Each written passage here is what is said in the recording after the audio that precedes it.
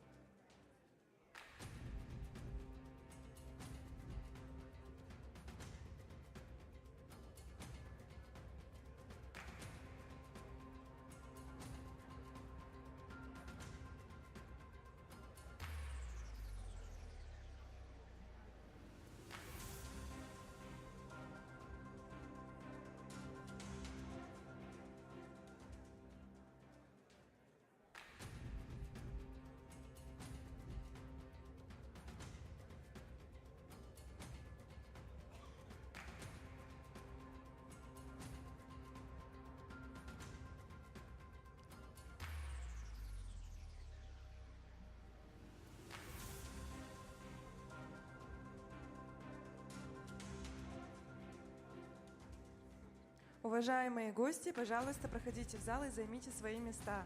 Құрметті қонақтар, орындарыңызға өтуіңізді сұраймыз. Dear guests, please take your seats.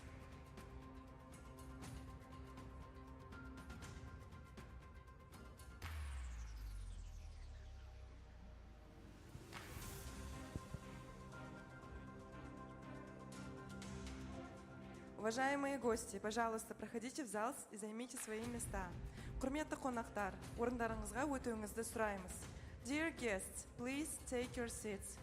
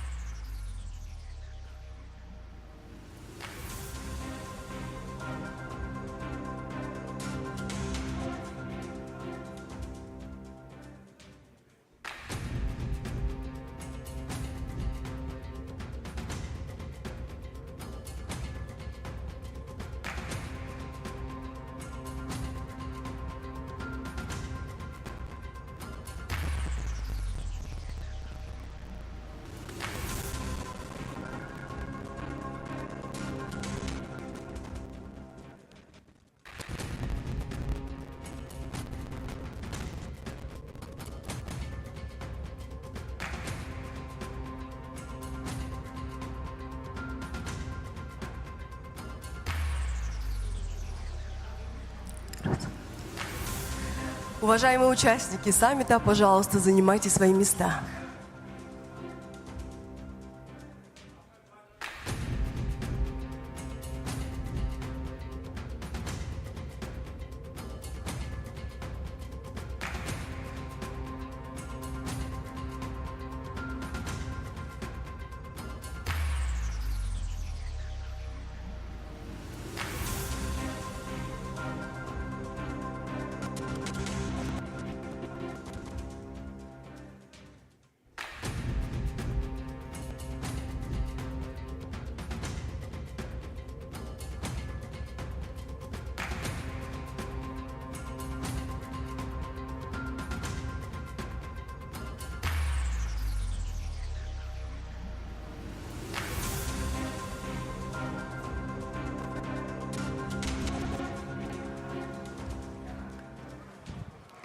Ханымдар мен мырзалар, орындарыңызды тауып отырыңыз.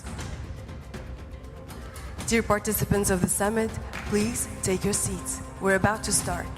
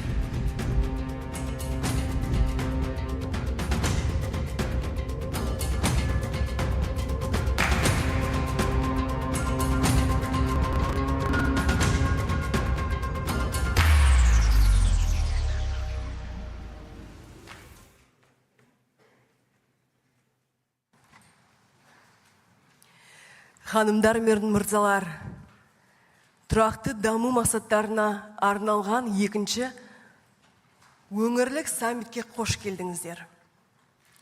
Уважаемые дамы и господа, добро пожаловать. Dear ladies and gentlemen, welcome to the second regional SDG Summit. What awaits the countries of Central Asia beyond the global pandemic? In how should the recovery be after the pandemic? Just recovery and effective, how to ensure economic growth without hurting the future generations, and how should the dialogue be between the governments in order to effectively resolve the international and national issues. For 2 days, the participants of the summit will discuss these issues and will try to find ways to solve the issue of just recovery and development. And I have the honor today to moderate the first session, the opening session of the summit, where we have our esteemed heads of the governments of our 5 Central Asian states and also the leadership of the UN and the EU. And for the welcoming of the summit participants, I'd like to pass the floor to the Prime Minister of Kazakhstan, Alikhan Ismailov.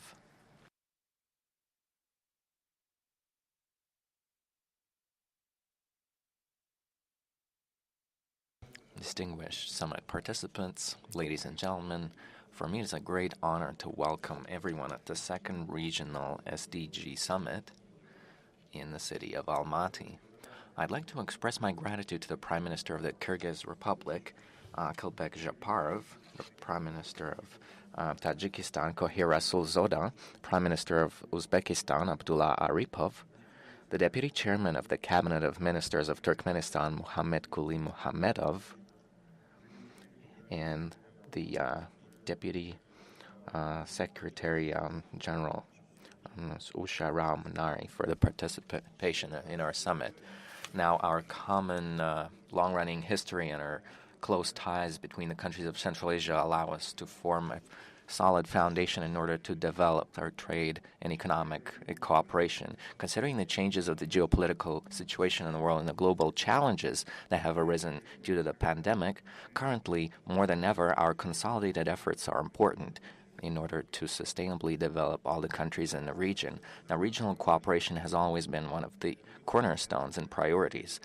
We are implementing common projects in agriculture and other fields, and according to international institutes, our goods turnover in Central Asia in the region is $6.5 billion, and the common trade is 9% share of our total goods turnover. And we have significant potential in order to scale this cooperation. We need to strengthen our joint measures to broaden our trade relationships between the countries. And Kazakhstan is devoted to achieving the 2030 UN agenda, which is proved by including the SDG indicators into our national strategies and programs of development. In order to implement these obligations, we have a coordination SDG Council. And in order to institutionally strengthen this work, this has been elevated to Prime Minister level this year. As you know, in 2019, the year of the first summit, Kazakhstan presented its first voluntary national review on SDGs in New York. And in July of this year, our country plans to present its second VNR.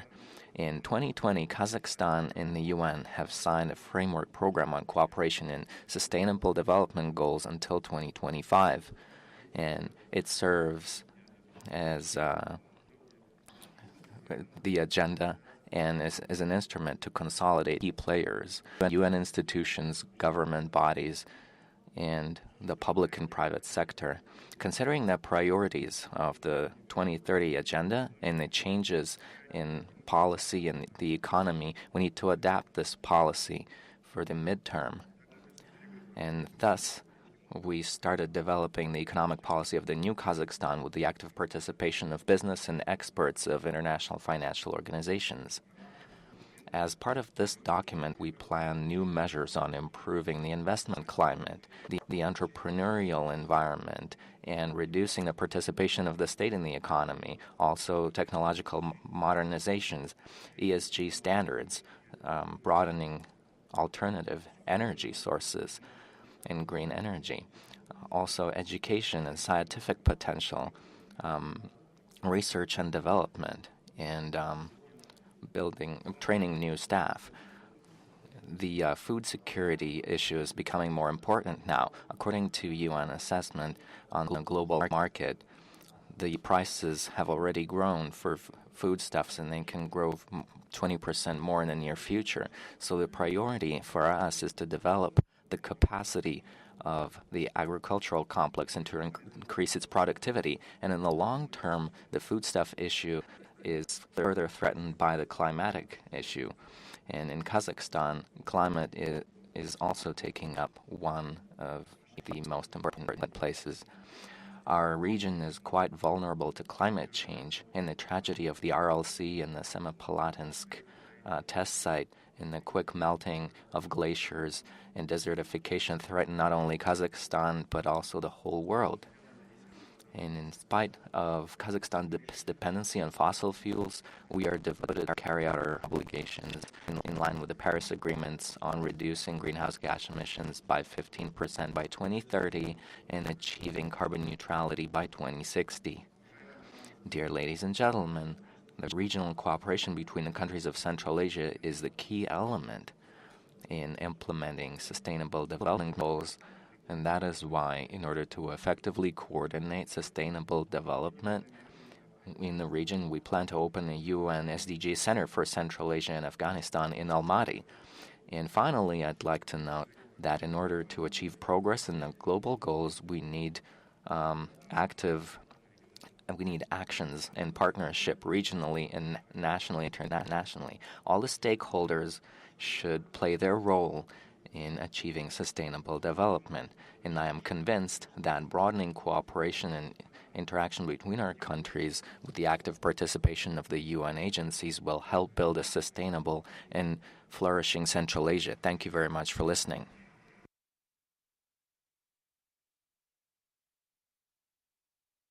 Thank you very much, Mr. Smailov.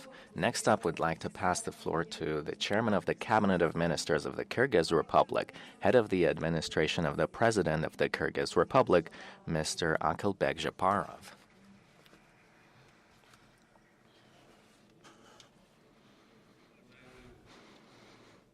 Dear Alikan Askhanovich, dear colleagues, dear participants of the summit, dear ladies and gentlemen, let me express my gratitude to the government of our brotherly Republic of Kazakhstan, the United Nations Development Program, and the European Union for organizing the summit and the opportunity to speak at its opening. The Kyrgyz Republic notes the timeliness of convening the regional forum to review the implementation of the Sustainable Development Goals. Obviously, due to the coronavirus pandemic and its negative social and economic impacts, we are behind the SDG implementation schedule. It is encouraging, though, that by common efforts, we have stopped the coronavirus threat with vaccination measures and are protecting the lives and health of our citizens. Now, our common goal is to collectively move forward in achieving the SDGs and to consolidate the results achieved. And dear participants of the summit, the Kyrgyz Republic is committed to the implementation of the International Sustainable Development Agenda and adheres to the global commitment to leave no one behind. The Sustainable Development Goals are taken into account in state policy measures and integrated into the National Development Strategy of Kyrgyzstan until 2040.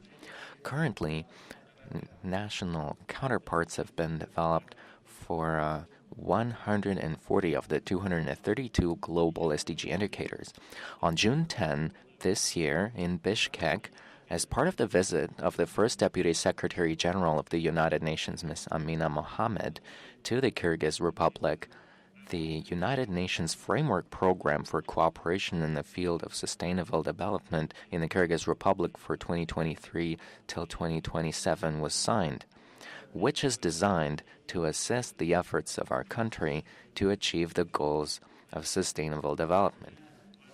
Now, realizing the importance of the implementation of the SDGs, the exchange of experience and best practices in this line, the Kyrgyz Republic submitted On July 16th of 2020, the voluntary national review on the implementation of the SDGs is part of the high-level political forum under the auspices of the UN Economic and Social Council. By 2020, Kyrgyzstan has reached 50% of those established by the UN, the SDG indicators. Now, determining national priorities and achieving the goals, the Kyrgyz Republic pays special attention to the negative impact of climate change on our unique mountain nature. Last year, at the general debate of the UN General Assembly, the 15th session of the Conference of the Parties of the UN Convention on Biodiversity in Kunming, and the Climate Summit in Glasgow, Kyrgyzstan informed the world community of the damaging effects of climate change on mountain glaciers and biodiversity. Being one of the countries most vulnerable to climate change in the world, the Kyrgyz Republic is aware of the importance of the global problem of climate change and is making every effort to successfully address it. In this regard, the Kyrgyz Republic has put forward a number of initiatives to promote international cooperation in the environmental sphere. In particular, on our initiative, the resolution of the 76th session of the UN General Assembly in the Year of Sustainable Mountain Development, and the resolution of the 41st session of the General Conference of UNESCO expanding monitoring and research of mountain glaciers were adopted.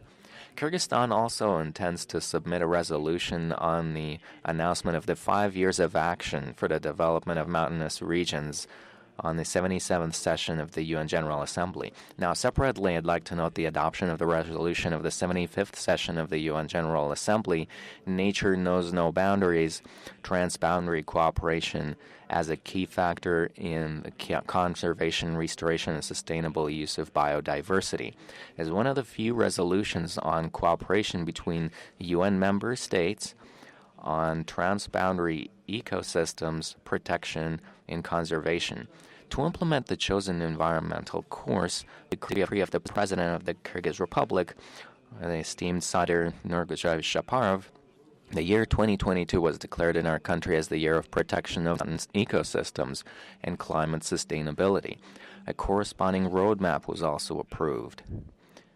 It launched the Green Heritage National Campaign to improve the country's climate resilience by increasing forest plantations by 5 to 6 million trees per year. The Kyrgyz Republic also advocates the development of a UN special program for the conservation of mountain forests. We invite international partners and organizations to take part in our campaign to promote these initiatives. Ladies and gentlemen, for a green recovery after the coronavirus pandemic, a low-carbon transformation of the country, and ensuring environmental security, Kyrgyzstan has set itself the goal of reducing greenhouse gas emissions by 2030 by 40% and reach carbon neutrality by 2050. In the conditions of melting glaciers, the reduction of water and energy resources, Kyrgyzstan intends to gradually move from carbon carriers to renewable energy sources, primarily hydropower, with the simultaneous introduction of resource-saving, environmentally friendly technology. At the same time, the construction of small and medium HPPs in Kyrgyzstan would contribute to ensuring water and energy security for the entire Central Asian region. Now, in this regard, we invite investors, international financial institutions, climate and corporation funds and corporations to mutually beneficial investment cooperation in the hydropower complex and in other areas of renewable energy sources, including on the principles of public-private partnership. Given the specifics of the problems of sustainable mountain development, we would like to appeal to international partners to support the efforts of Kyrgyzstan and mountainous countries to achieve sustainable development goals. We express the hope that this event will give the necessary impetus to develop cooperation and accelerate the achievement of sustainable development goals for the bright future of our countries and the peoples. And taking this opportunity, I'd like to wish all participants productive work today. Thank you very much. Большое спасибо, господин. Thank you so much, Mr. Japarov. And for the next presentation, let me give the floor to the Prime Minister of the Republic of Tajikistan, Mr. Kohir Rasulzada.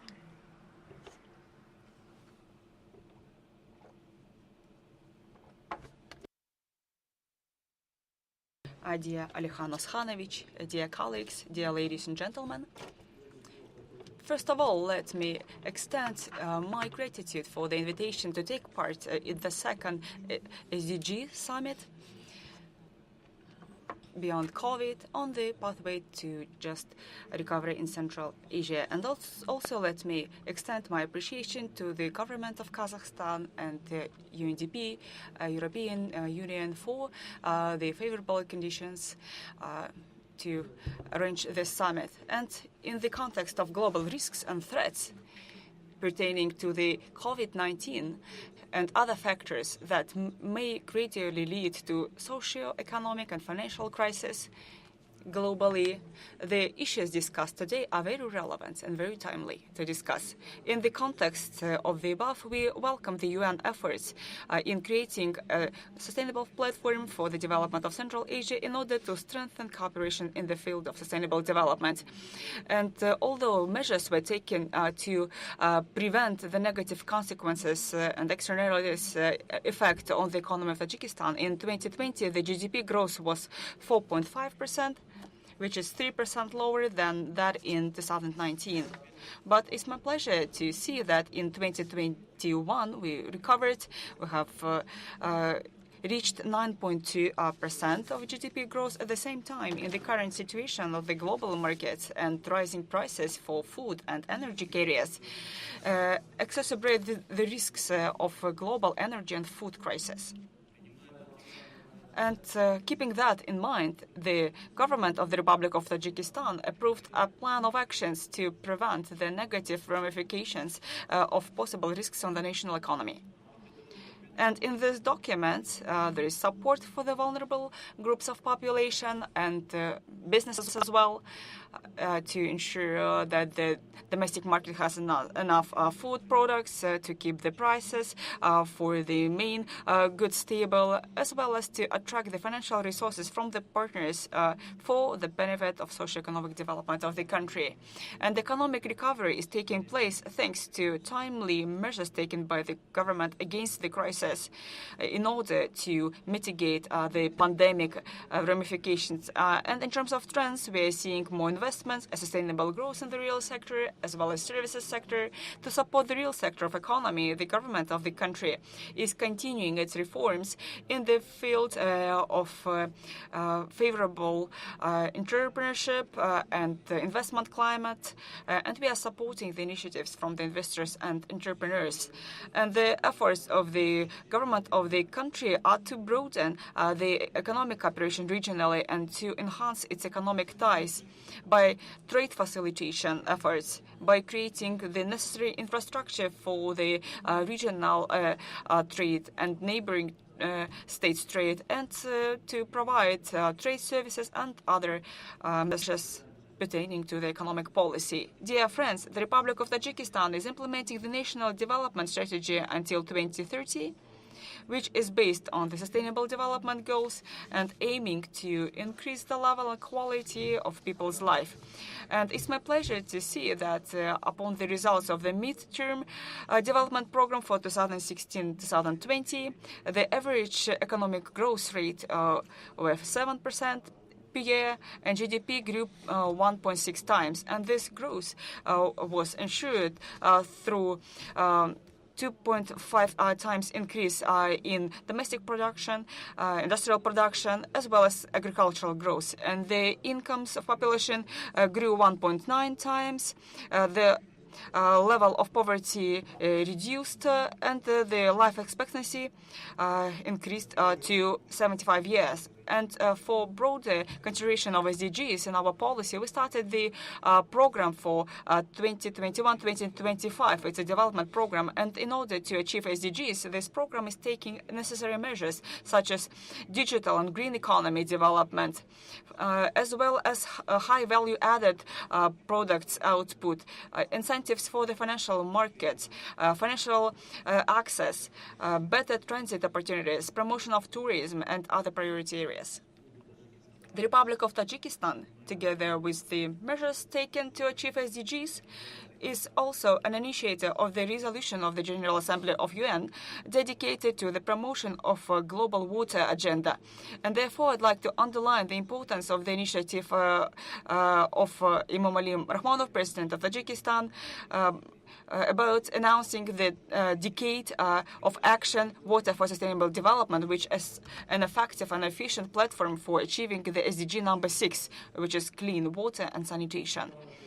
And the second international conference, a high-level conference under the Decade of Action, Water for Sustainable Development in Dushanbe, with wide participation of the UN member countries, international regional organizations, as well as the private sector, is a bright example of joint efforts in order to reach the sustainable development goals in the field of water and sanitation. And today's event is a good sign of close collaboration between the countries of Central Asia for the benefit of SDGs implementation, and broader cooperation and stronger cooperation with the partners helps to achieve SDGs in our countries. So here I'd like to highlight that we need to study the best practices of countries who have positive dynamic in achieving certain development goals. And international partners could facilitate the exchange such practices and experiences. And I offer to benefit from the resources of our countries for the sustainable development. And I'm sure that the sound use of the capacities available and mechanisms of cooperation in the field of sustainable development can help achieving those goals. And therefore, the countries of Central Asia need to strengthen their cooperation in the field of investments, as well as support for mutual trade, better conditions for the unimpeded transportation of the most important goods like food and medications, as well as wider use of green corridors. Also, we need to strengthen our cooperation on the matters of mitigation of risks pertaining to the diversification of economy. We have to promote digitalization and climate change adaptation. And naturally, it's very important when it comes to SDGs achievement, finance. Therefore, we have to engage more partners. We have to make sure that our international institutions and donor countries provide more resources for the sustainable development goals. And I'd like to thank the organizers of the summit, and I wish you success and very fruitful work. Thank you for your attention.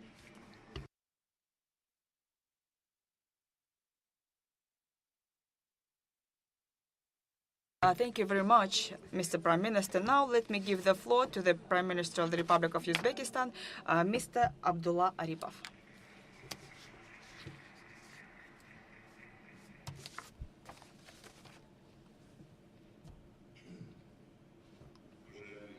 Dear participants of the summit, dear colleagues, ladies and gentlemen, first of all, I would like to thank the government of the Republic of Kazakhstan and Prime Minister Alikhan Smailov for the warm hospitality and excellent organization of this forum, which is of great importance for the Central Asian region.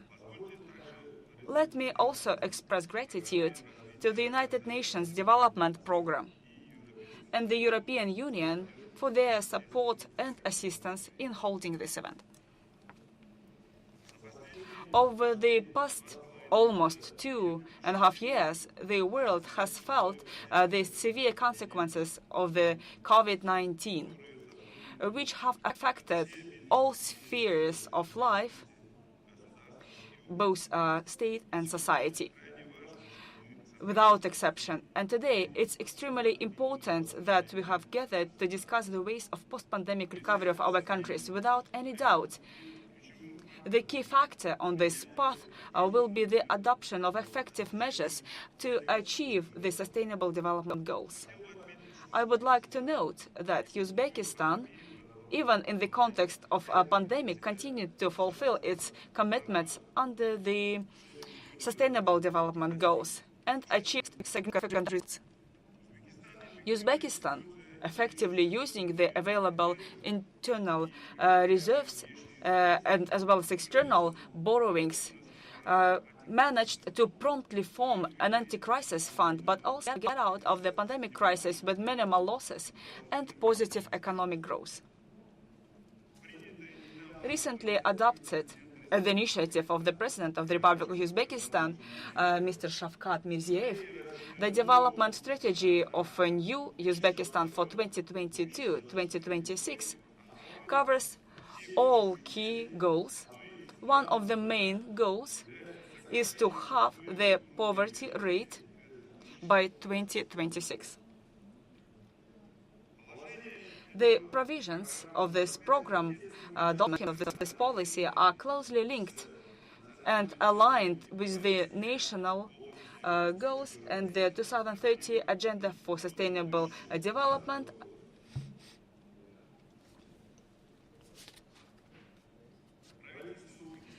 The government of Uzbekistan has set itself a very ambitious but quite achievable goal of joining the first group of countries with an upper middle income by 2030. To this end, we have to ensure GDP growth per capita by 2.5 times and the overall GDP growth annually on the level of 6 to 7%. At the same time, we intend to ensure the inclusiveness of improving the welfare of the population and development of human capital. And the implementation of these goals, first of all, will be ensured through the transformation of commercial banks, privatization of state-owned enterprises, reforms in the field of land relations, as well as liberalization of the energy market, agricultural sector modernization, and active promotion of green and digital technologies. I would like to emphasize that the basis for all reforms in Uzbekistan is the main principle called people's interests are above all. This priority fully reflects the key principle of the Sustainable Development Agenda of the UN, leaving no one behind. Dear participants, today the world is undergoing rapid changes, and we are seeing the crisis phenomena growing, which is a serious challenge for developing countries, requiring joint efforts to enhance resilience to external shocks. In these conditions, it is paramount to strengthen trust-based and open relations between the countries. Global crises must be overcome together, avoiding introduction of any trade barriers. By protecting vulnerable populations, paying special attention to the issues of food security. A solid foundation for further sustainable development is the continuation of structural reforms aimed at attracting private investment by ensuring macroeconomic stability and investment attractiveness. Having this opportunity, I would like to mention several suggestions on how to enhance the effectiveness and efficiency in SDGs achievement. First, we have to ensure the consistent reforms in the field of government role by reducing its participation in the economy. We have to improve the efficiency of the government agencies' performance, their accountability vis-à-vis citizens, to ensure transparency in decision-making, fight the corruption, and be more active in promoting the e-government. Secondly, to stimulate the growth of the private sector and to create sustainable and high-quality jobs, improve the mechanisms for the allocation of land, labor, and financial resources, to improve the legislative basis in this regard, paying attention to the protection of employees' rights. Third, to adopt joint proactive measures to resolve the issues of food security, to mitigate the negative effects of the rapid growth of global prices. And the realities of today need deeper cooperation in the field of co-production and co-processing of agricultural products, development of new approaches, keeping in mind the current potential of the countries. Fourth, to have joint efforts dedicated to the development of alternative transport corridors, create new value-added chains in such areas as manufacturing, production of textile, pharmaceuticals, machinery, building, and other areas. Fifth, we have to invest into the programs on human capital development by promoting large-scale reforms in the field of healthcare and education, to implement the national strategy on gender equality, and to deliver the state policy that incentivizes creation of decent jobs for the vulnerable populations. To enhance the efficiency of targeted social protection and to enhance the access to water supply and sanitation as much as possible. Six, to take very effective steps in the field of inclusive green transition, including exchange of knowledge and green investments. At the same time, the green transition must not create any shocks for the developing economies and vulnerable groups of population. It's important to channel efforts for the development of green energy, introduction of innovations and digital technologies, modernization of infrastructure. Uzbekistan intends to enhance by 2030 its share of renewable energy sources to 25% in the total electricity generation. And in the nearest years, we are planning to build solar power plants with the total capacity of 5 gigawatts and wind power plants with the total capacity of more than 3 gigawatts. Also, we have a task on transition by the end of this year of all government institutions and companies to renewable energy sources. We are implementing standards on mandatory integration of alternative energy sources and energy-saving technologies in construction of social infrastructure and residential facilities under the programs being implemented by the state. At the same time, we have to be more efficient in management of natural resources. We have to undertake measures on further reduction of greenhouse gas emissions. We have to improve the disaster risk management systems. Uzbekistan is really committed to achieve the goals set by the Paris Agreement.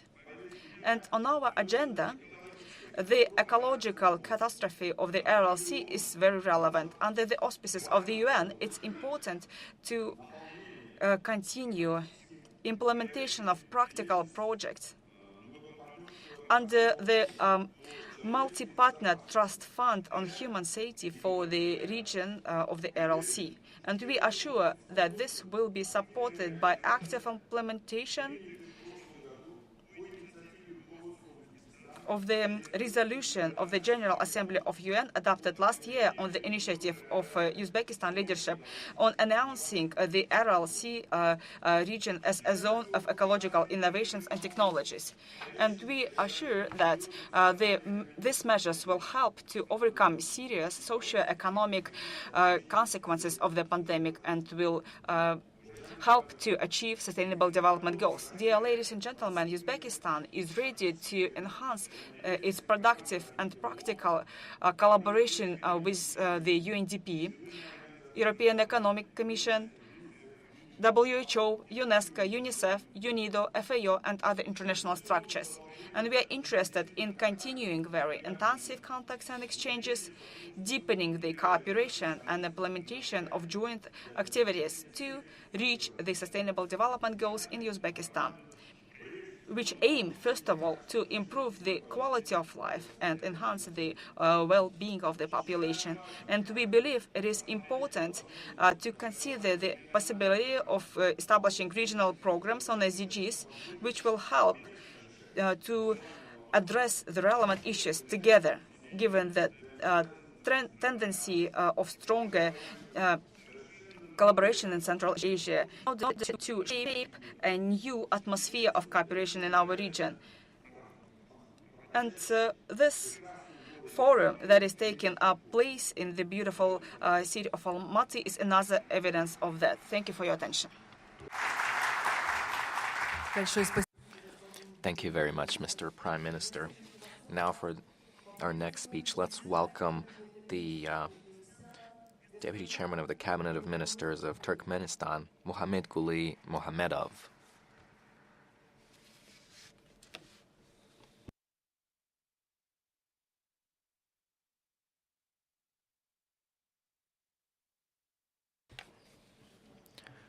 Mr. Ismailov, dear ladies and gentlemen, dear participants, firstly, allow me to express my appreciation to the government of Kazakhstan, the United Nations, the European Union, for the high level of organizing the second regional SDG Summit. I warmly welcome all the participants of the summit and wish everyone a fruitful discussion here at the platform today. The agenda of the summit is quite rich, and it includes priorities in economy, the environment, and the social sphere, which are really important for the implementation of the 2030 agenda. Turkmenistan is one of the first countries to support the SDGs, is actively implementing them in the national economy by including it into the National Development Plan, and also through creating measurement systems to assess the progress of the implementation of the SDGs. The coronavirus pandemic and the limitations across the world have significantly impacted the rate of economic development and the support of citizens in many regions of our country. And this has also taken a toll on the goal indicators of the SDGs and the deadline in its implementation. And that is why searching for a more effective mechanism of the sustainable recovery of the economies of Central Asian states is quite relevant, considering the striving of all countries in Central Asia to concentrate all our resources and efforts for the speedy recovery of trade, transport, and investment ties in our region. For our country, cooperation with all the countries in Central Asia is quite an important strategic priority in our economic activity.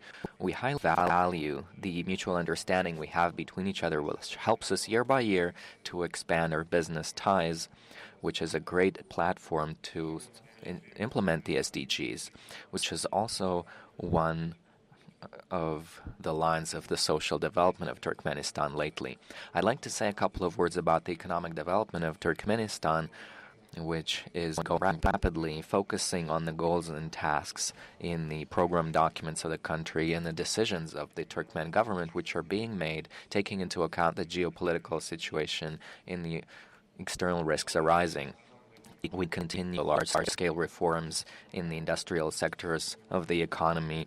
We do technical modernization of production, produce high-quality products, and we implement new technology and information systems to increase productivity and competitiveness. And we expand the internal market and the range and assortment of our products. Now, in the conditions of the pandemic, we were able to maintain the stability of economic development and to not halt the work of the main industries.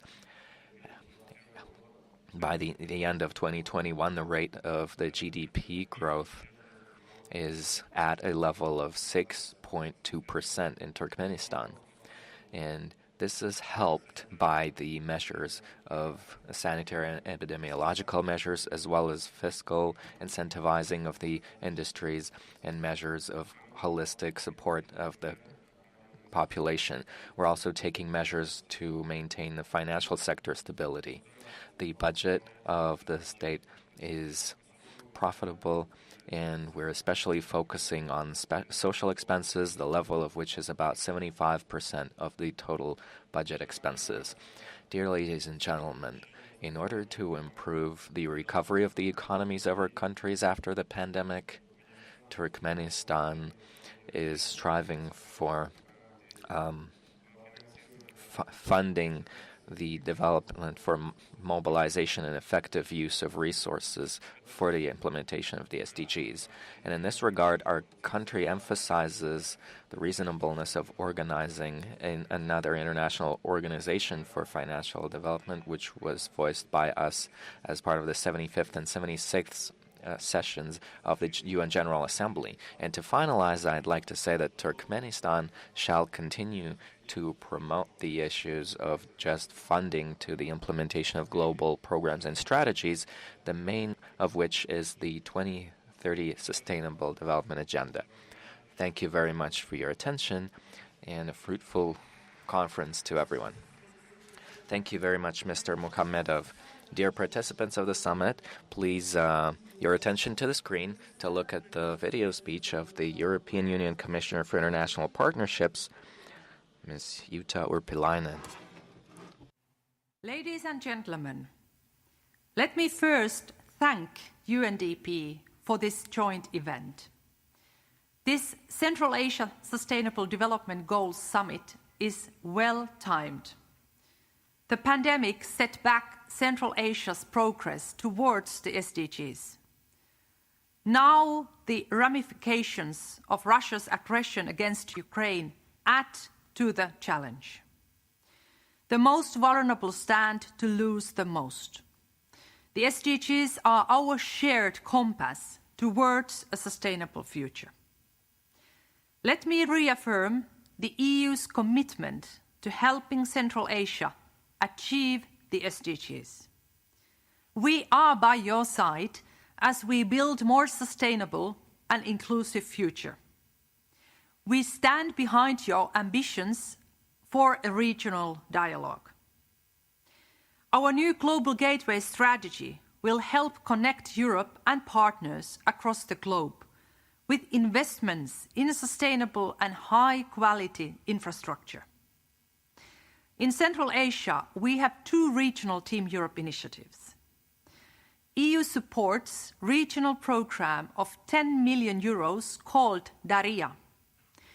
It boosts inclusive skills development for young people, including returning migrants. This comes on top of our support for vocational training to help diversify the region's economies. In addition, we are preparing projects helping migrant workers and their families. The focus is on the use of smart digital technology to foster remittance flows and new growth.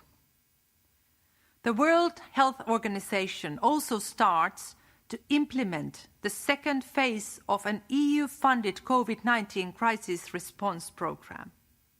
It will make immunization systems more resilient. Ladies and gentlemen, Central Asia stands at the crossroads of civilizations. It has connected Asia and Europe for centuries. Let's continue strengthening this connection to achieve sustainability, resilience, and prosperity for all.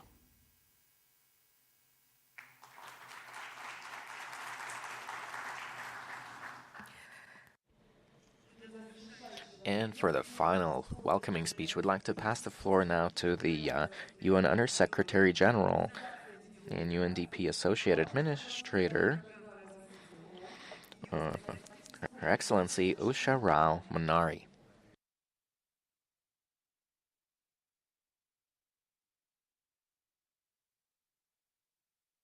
Smilov, Your Excellencies, dear EU partners, distinguished participants and representatives of academia, local authorities, civil society, and international organizations.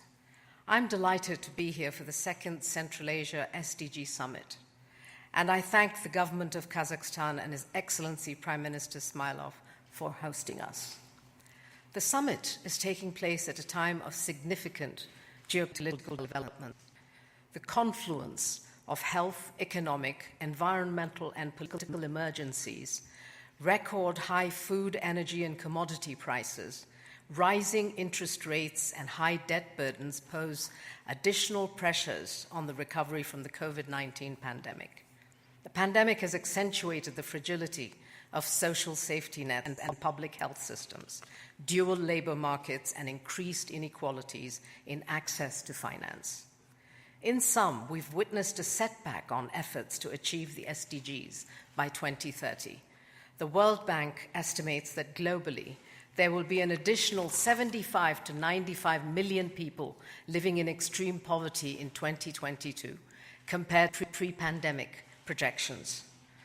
As in other regions, the pandemic exposed the vulnerabilities of the economies of Central Asia to external shocks. Trade disruptions, declines in consumption and investment, migrant remittances, and oil and mineral export revenues are impacting gross domestic product of all countries in the region. Small and medium-sized enterprises and the self-employed are particularly susceptible as the demand for their services has plummeted. The success of achieving the SDGs will require a fundamental shift in the development pathways. With only 8 years until 2030, a broader pursuit is required to put development back on track and build forward better. This will require investment in people, expansion of social protection, provision of quality education, creation of decent jobs, transition to renewable energy, and ensuring digitalization for all. Such bold action requires rethinking the system of SDG financing. In the new UNDP Strategic Plan 2022-25, we commit to achieve a target of lifting 100 million people out of poverty. Under the Global Accelerator on Job and Social Protection, supported in partnership with other UN agencies, UNDP is aiming at a significant expansion of social protection and creation of decent jobs in care, digital, and green economies. We pay particular attention to promoting sustainable financing and investing with development impact. We've set an ambitious target of promoting investment of over 1 trillion of public and private capital in the SDGs. Leveraging finance at scale calls for public-private partnerships that are driven by longer-term and transformative impact, and not by profit alone. The SDGs provide the required framework for making informed investment decisions. In this respect, I'm very pleased to note that the SDGs have been embraced by all countries of Central Asia.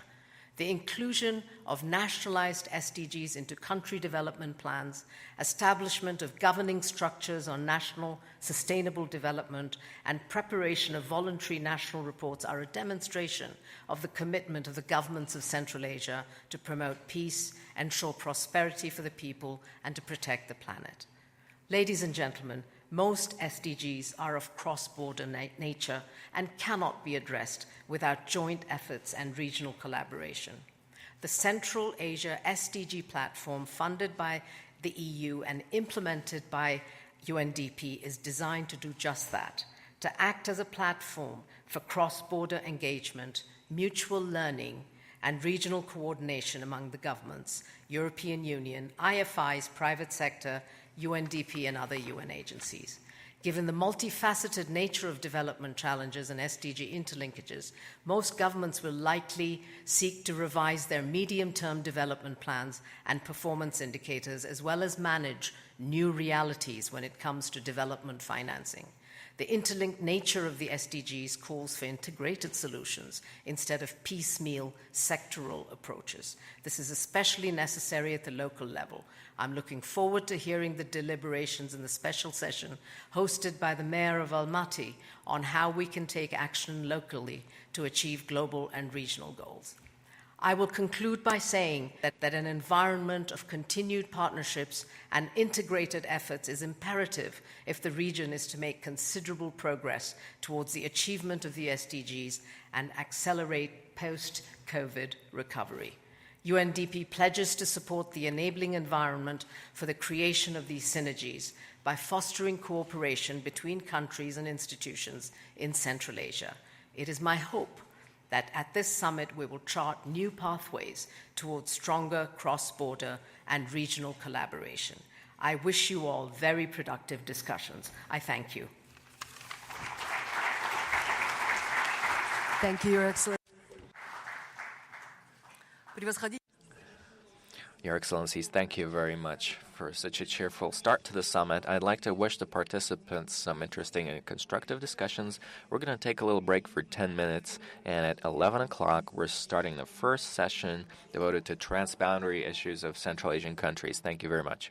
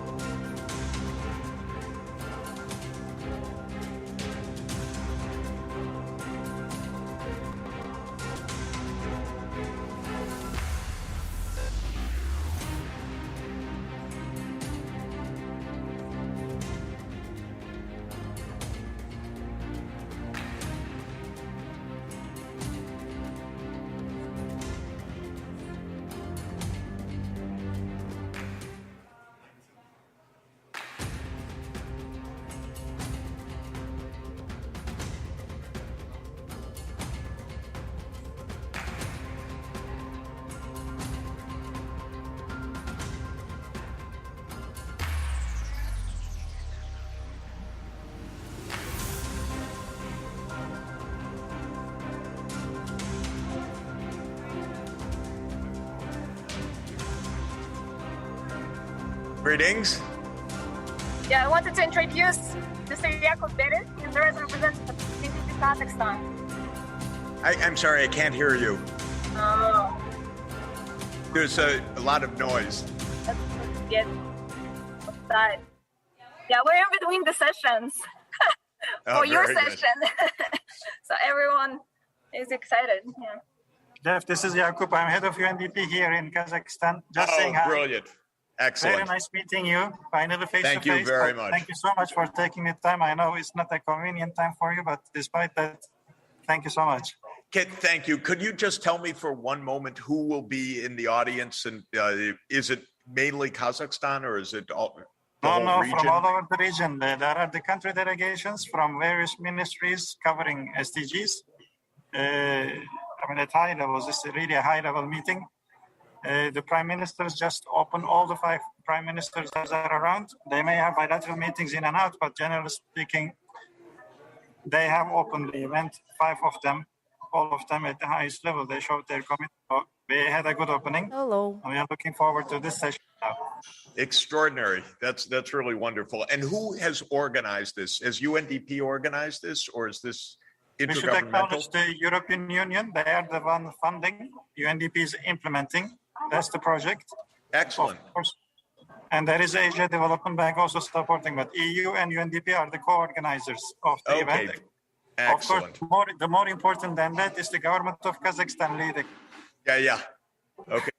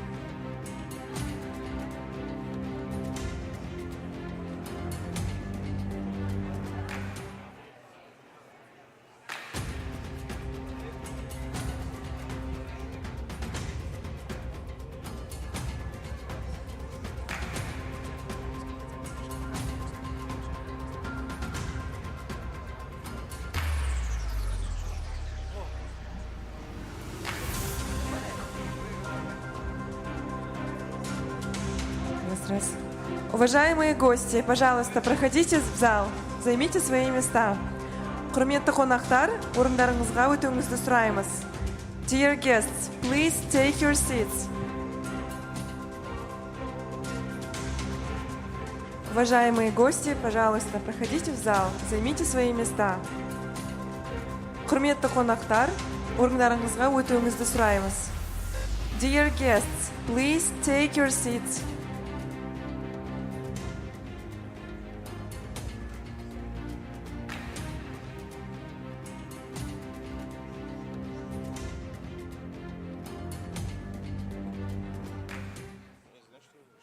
Уважаемые гости, пожалуйста, проходите в зал и займите свои места. Құрметті қонақтар, орындарыңызға өтуіңізді сұраймыз. Dear guests, please take your seats.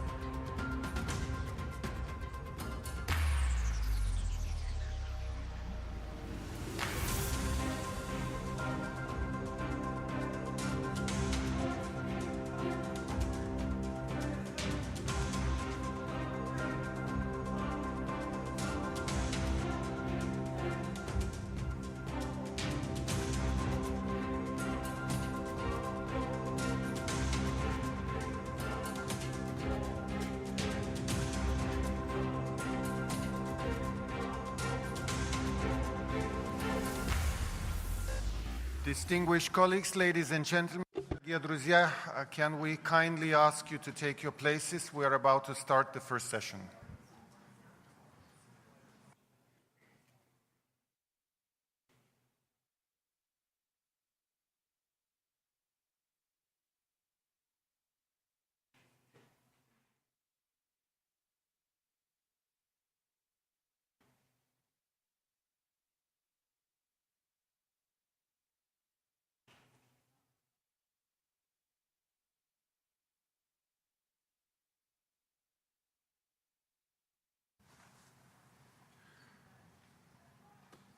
Good morning. Доброе утро. Good morning once again to those of you who did not leave this room. Thank you for being here. Welcome, distinguished participants of this first session. Dear colleagues, ladies and gentlemen, it's a pleasure welcoming you to the first working session. We just heard from our leaders, heard them outlining the strategies towards implementing sustainable development goals and aligning them with the national strategies. Their and your presence here today signifies the commitment towards sustainable development and towards working together. Now, this session will be about implementation, about cross-border cooperation, and about addressing challenges together. Let me briefly mention that we are here today because of a project that European Union and UNDP are implementing together in all the countries of Central Asia.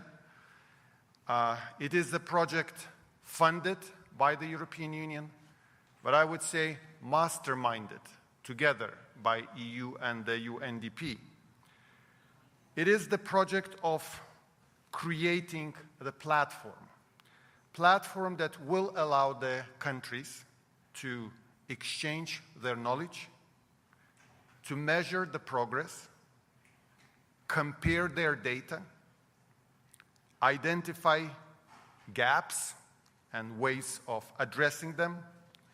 Last but not least, it would allow us, the partners, EU and the UN, to see whether our programs are helping and how useful they are, how targeted they are. Speaking of the programs, I just would like to mention that European Union sees Central Asia as a strategic region, as our partners, and at the moment alone, we have 60 various programs running. And we are spending through these 60 programs around 300 million euros across the board in the variety of areas. Now, we heard the prime ministers today speaking of raising prices, of the disrupted supply chains. We recovered from COVID, but we all are facing new challenges. And challenges of today are also provoked by the Russian aggression, the Russian war against Ukraine. How to address those global challenges? To start that discussion, I would like kindly pass the floor on screen to Professor Jeffrey Sachs, who has been advisor to several Secretary Generals of the United Nations, who is a professor at Columbia University, and I would say very briefly, probably the architect of the sustainable development. Dear Professor Sachs, the floor is yours. I would kindly ask you maybe to make your introductory remarks limiting to around 50 minutes, and then we would ask our participants to speak for about 5 minutes to allow a few questions and answers.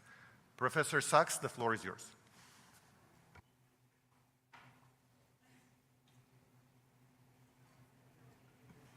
Many friends and colleagues in the room and also listening. So let me pass my very warm greetings.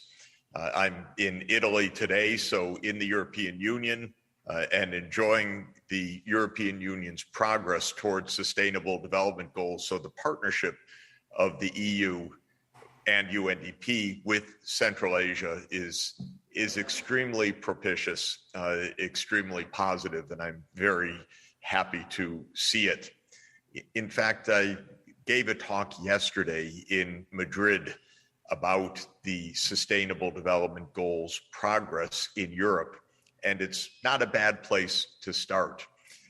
I pointed out that in our annual rankings of progress towards the SDGs, that the network that I lead for the UN Sustainable Development Solutions Network, makes every year, amazingly, the top 18 countries out of 160 that we rank, the top 18 are all in Europe, and the top 24 of 25 countries are European.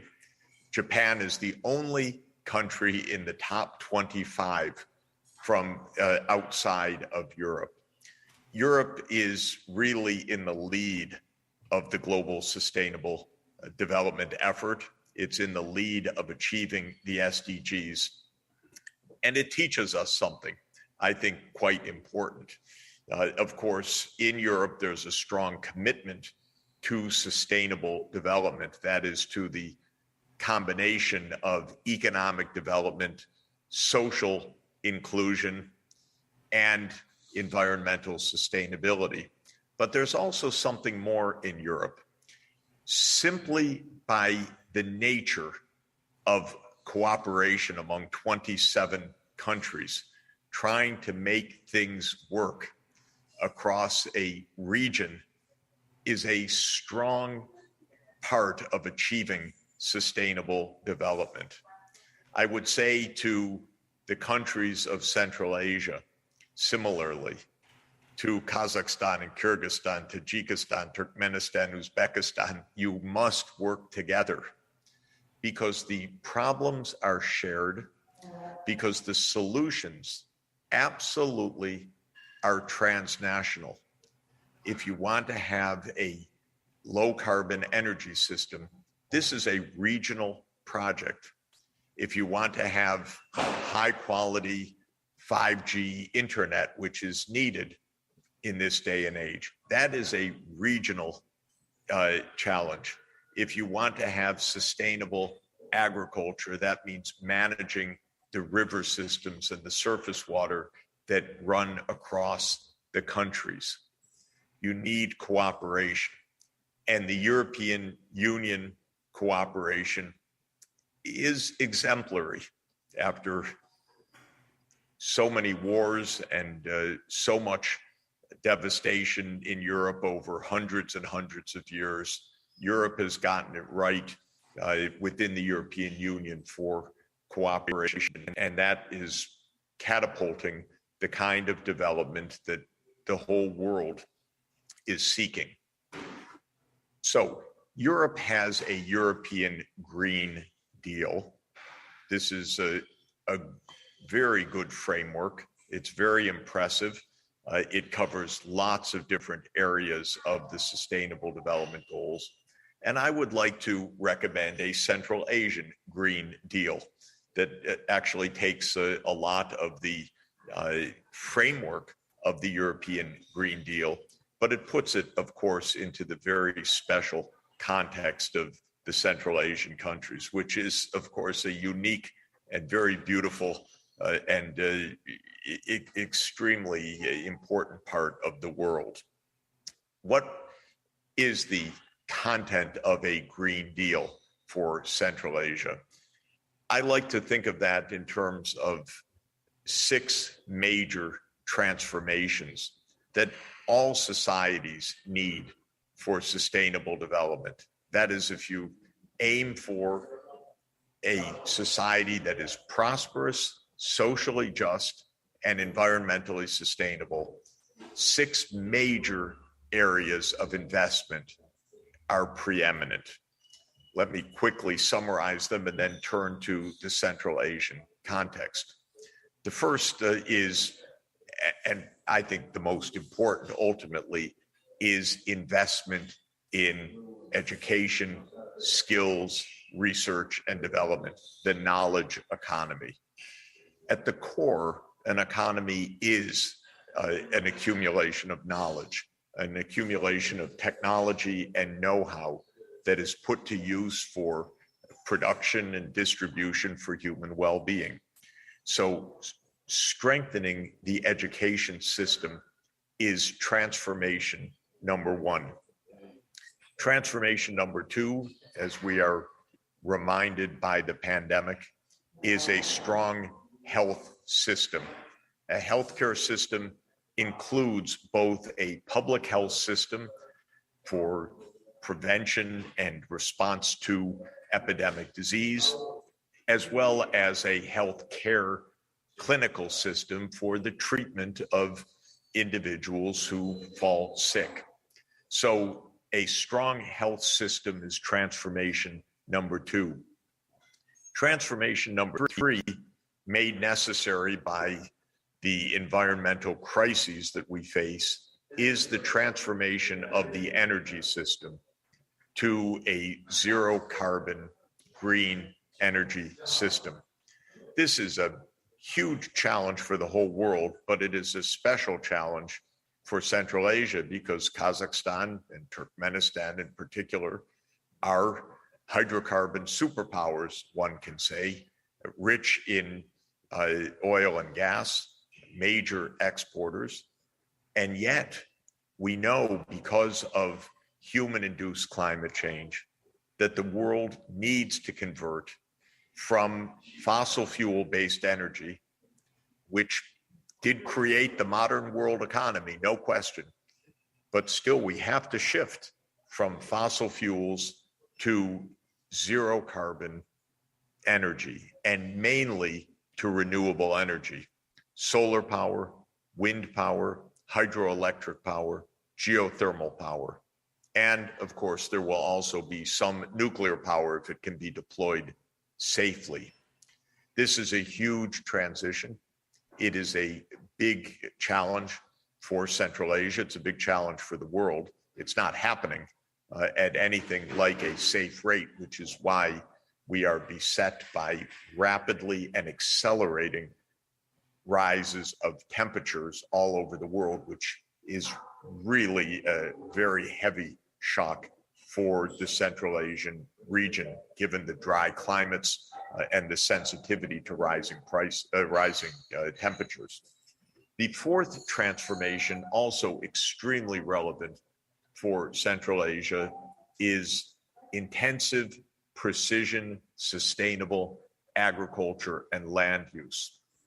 Central Asia is a region of beautiful and unique ecosystems, but they are under threat of warming, under threat of drying of surface waters, under threat of the drying of river systems. And so the implications of sustainability of agriculture are extremely strong in Central Asia. This is a matter of absolute basic human security. Grain yields are relatively low in much of the region. Water stress is high and rising in much of the region. Temperatures are rising, putting at risk wheat crops and other crops. And so this requires compensatory actions of investments in agriculture. And this has long been a challenge for Central Asian countries, but it is now becoming an even more central challenge. The fifth transformation is sustainable infrastructure. And here, I think the special features of Central Asia being in the middle of Eurasia is absolutely pertinent. We need in any economy sustainable and now high-speed transport. We need 5G telecommunications. We need power grids that are not only national, but are regional and even international, I believe stretching Eurasia wide in the long term.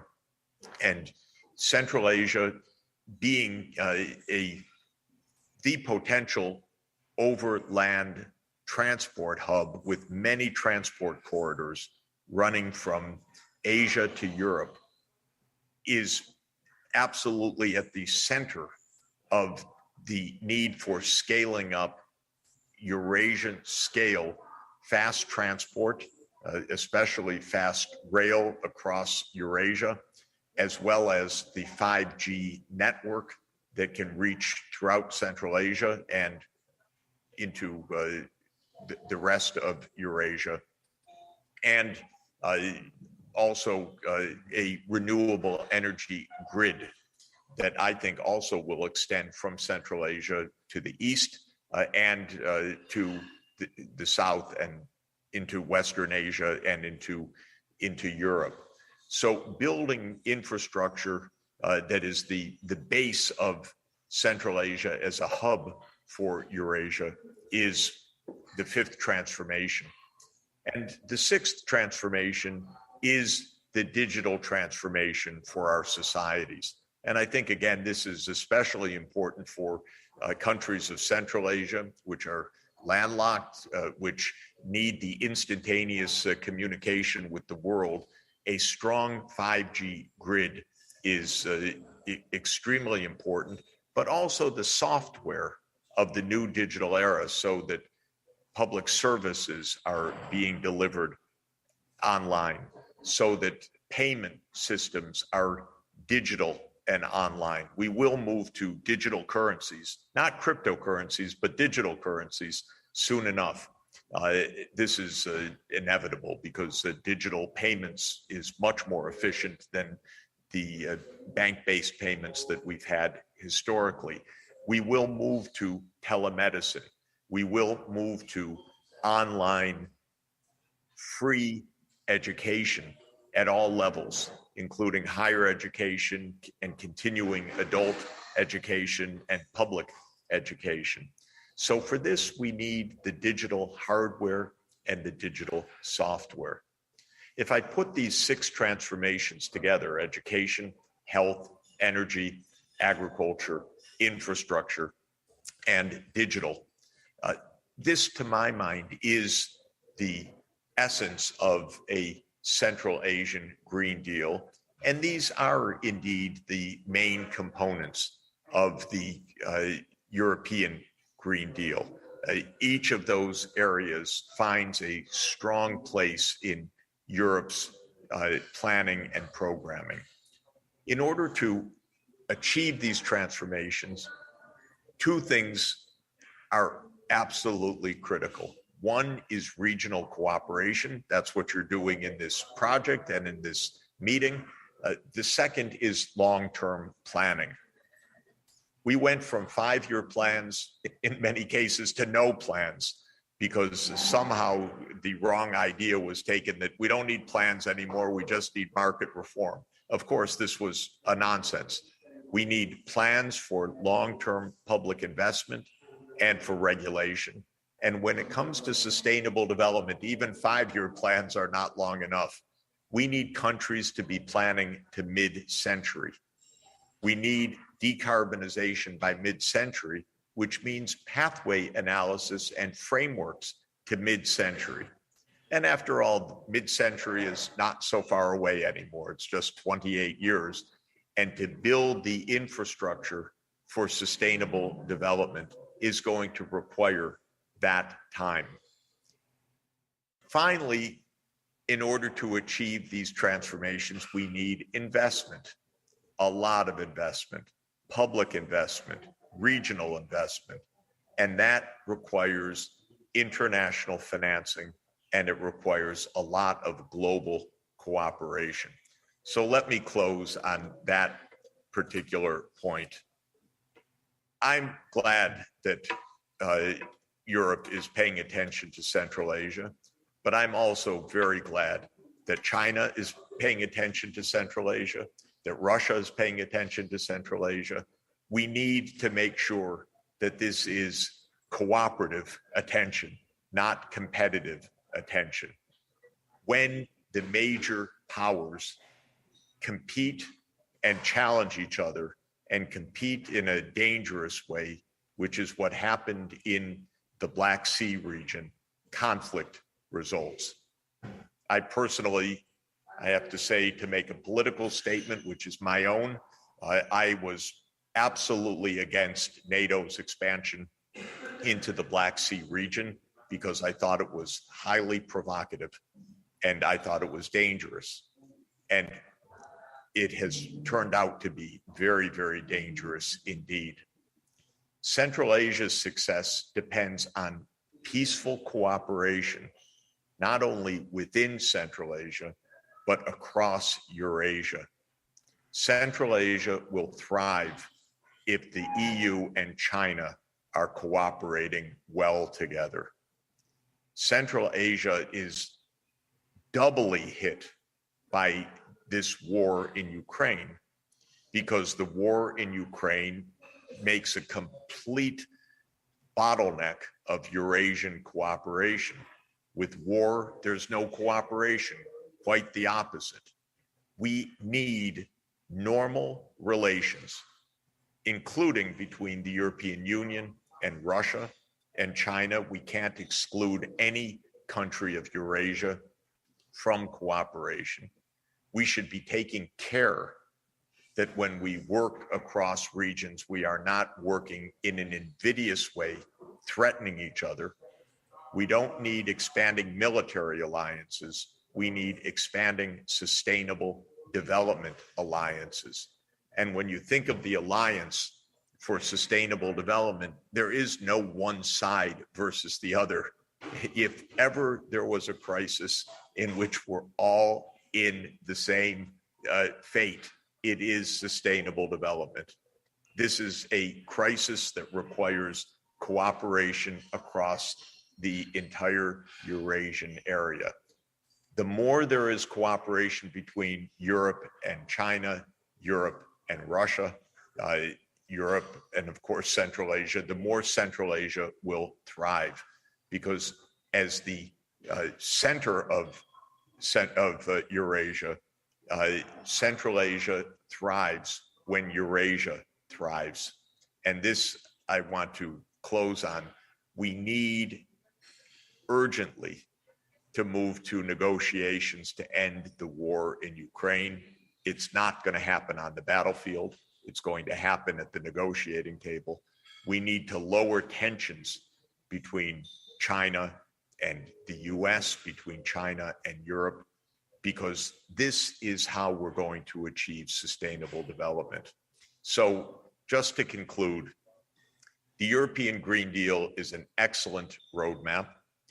It needs to be adapted with the 6 transformations to the Central Asian context. Today's meeting is a powerful demonstration of the commitment of the 5 countries of Central Asia to cooperation to achieve the SDGs. With UNDP's expertise, please make roadmaps to mid-century in all of these critical areas. Most importantly, raise the skills and education of your children, because that's where the real future of any country lies. And crucially, let us all work towards peace and cooperation across all of Eurasia. Eurasia is a miraculous part of the world, home to 70% of humanity, home to the great hopes for humanity. Let's do it peacefully and cooperate peacefully for sustainable development. Thank you very much for enabling me to be with you. I'm afraid I'm going to have to leave at this point because I have another engagement, but I am so grateful to have had the chance to be at this important summit. Thank you very much.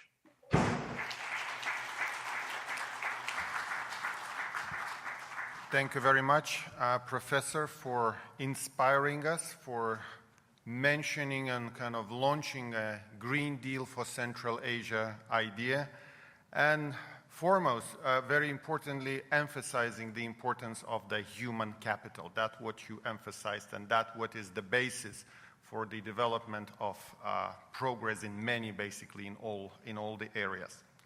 Now, turning to the practitioners of the region, let me thank, first of all, again, Kazakhstan, Almaty, for hosting us here today.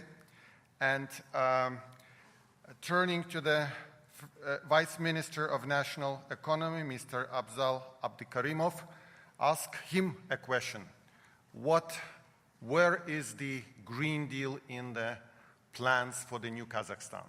What is being done, and where you need maybe more cooperation, more support from your regional partners? The floor is yours.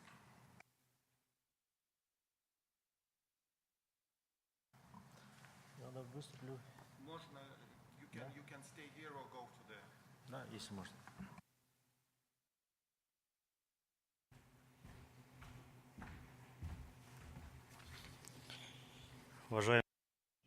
Distinguished summit participants, allow me to welcome everyone today at the 2nd Regional SDG Summit.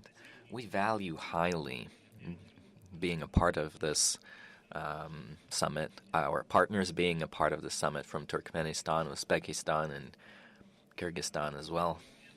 Now, the interconnectedness of the countries in several aspects helps create universal solutions. So we expect from the SDG platform to become a kind of a hub that generates the most cutting-edge knowledge and the practical approaches to overcome the regional barriers. In the year 2020, the government of Kazakhstan and the UN have mobilized a grant to the amount of $1 million to implement a joint program to fund the SDGs and nationalize the SDGs. The joint program is focused on 3 issues: developing the funding strategy for the SDGs, integrating and coordinating planning systems, budgeting, taking into account the SDGs, improving the national system of funding the SDGs.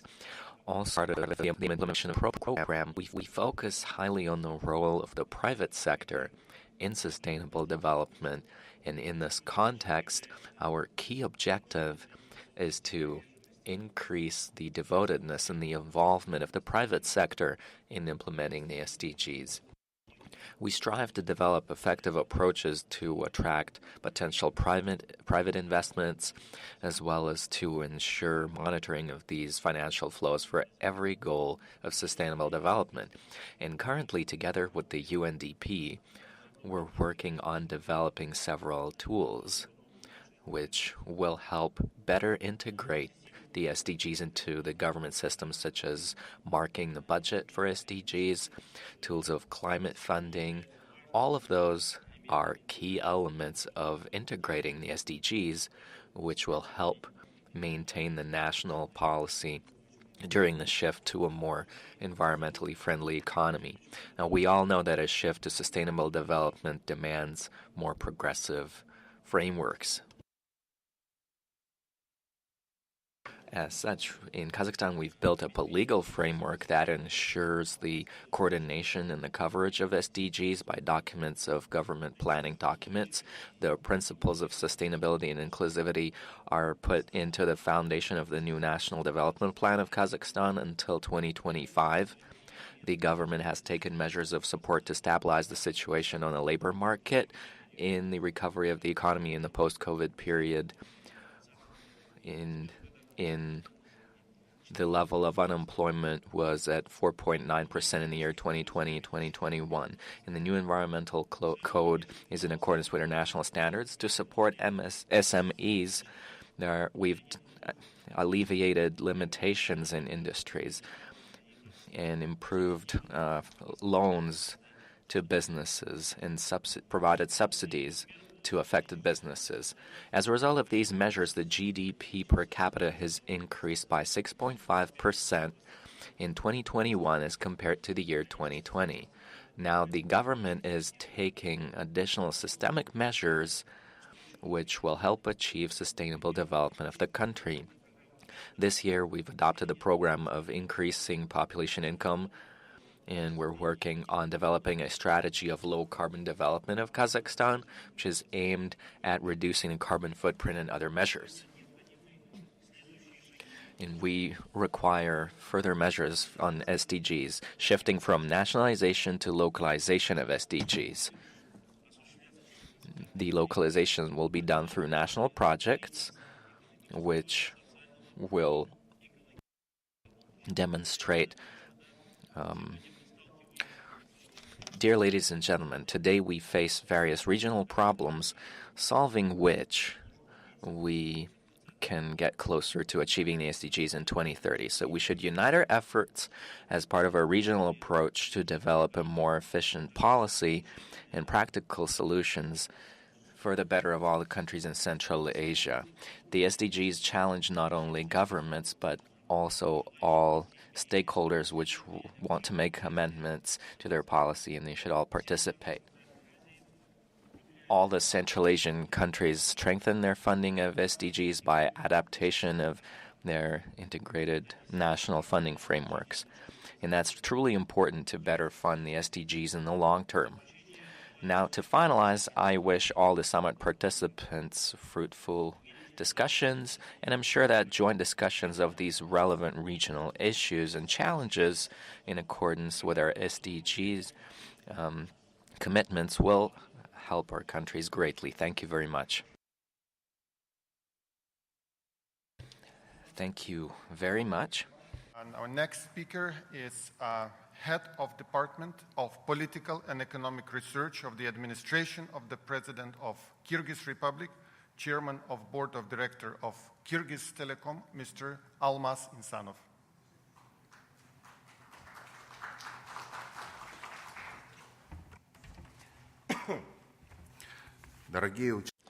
Distinguished participants of today's conference.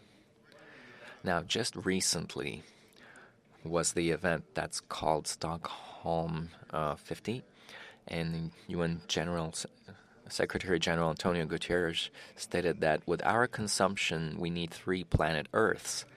And the triple crisis that we're seeing today demands from us a new approach to the very life of humanity. In Kyrgyzstan, as a responsible guardian of glaciers, is developing programs where we're finding the ties between the forests at the foothills and preserving glaciers. We've started building the largest hydropower stations, and in that regard, we're beginning to understand that nature knows no boundaries. Moreover, currently, we have more and more understanding that the environment should not come after the economy. The economy should be there for the environment. And we're beginning to scale up the development not only of countries but of regions. And today's challenges call upon the think tanks of the region to cooperate more closely. We should come to a period of bilateral trade relations, responsible water use, joint energy generation. Only in this way can we achieve sustainable development. Kyrgyzstan sees SDGs as a development tool because the development concept has always been seen unilaterally from one standpoint. And today we have a great tool to measure development as a multi-factor phenomenon. We can today come to unique phenomena of integration of various disciplines. In preserving biodiversity of mountainous ecosystems is part of the strategy of national development of the Kyrgyz Republic until the year 2026. And I think it's time to go from beautiful words to action. Thank you very much. Thank you very much for this brief but very clear statement and a suggestion that our development should be measured not only in the goods turnover, but mostly in SDGs and implementing green technology. Now, allow me to call on the our next speaker, Mr. Ashurboy Salesada, the First Deputy Minister of Economic Development and Trade of the Republic of Tajikistan. Thank you very much. I have prepared some slides, if we can put those up on the screen. Now, firstly, I'd like to thank the organizers of today's wonderful summit, the second regional SDG summit, which is quite timely and relevant. I have prepared my slides in English, and I will briefly, I'll try to stick within the time frame. Now, the Republic of Tajikistan, in its implementation of the Millennium Goals, the Millennium Development Goals, that started in 2015, which, could you put on the slides, please? The next one. From the National Development Strategy until 2030, and that until 2015, and that strategy was in part reducing poverty, and another strategy on improving the quality of life of the population by 2015. And the key document currently, which is being implemented in the country, and which is the key to integrating the SDGs into the national strategic documents, is the National Development Strategy of Tajikistan until the year 2030, which is being implemented during 3 stages by employing midterm programs 2016 through 2020, 21 through 25, and 26 through 2030. Let's go to the next slide, please.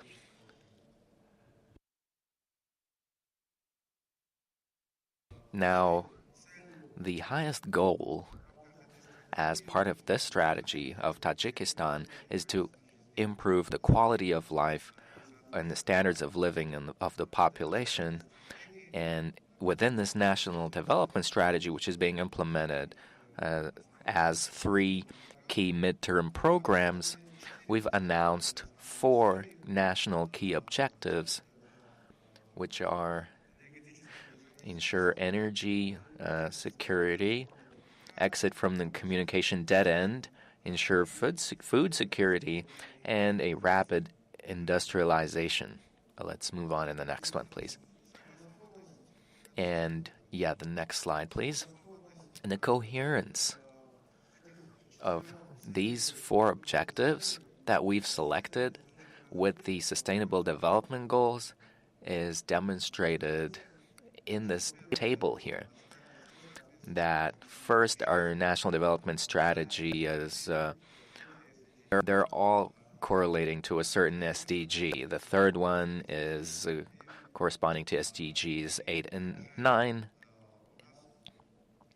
And also we have an intersectoral goal of developing human capital, which is in line with SDG 1. Let's go to the next one.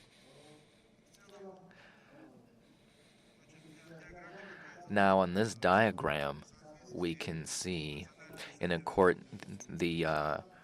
how our national strategies are in line with the Sustainable Development Goals. And you can see that for many Sustainable Development Goals, the Republic of Tajikistan has nationalized the SDGs in their national strategic development programs. And the analysis of the implementation of the national development strategy and the process of monitoring and assessment has demonstrated that within this document, in 2017, an assessment was done, and the Sustainable Development Goals are in line. It's in line with the SDGs to 70%. So that level of integration is 78%, quite high. Now, to speed up the implementation of achieving these goals, the Republic of Tajikistan has adopted a series of other programs, such as the Medium-Term Digital Economic Development Program in Tajikistan, also the Export Development Program, and also we're currently considering in the government the strategy for the development of green economy in the Republic of Tajikistan, as well as other documents. Now, in order to localize the SDGs, at this point in the Republic of Tajikistan, we have 6 local development programs that have been developed, are already in line with the SDGs. The next slide, please.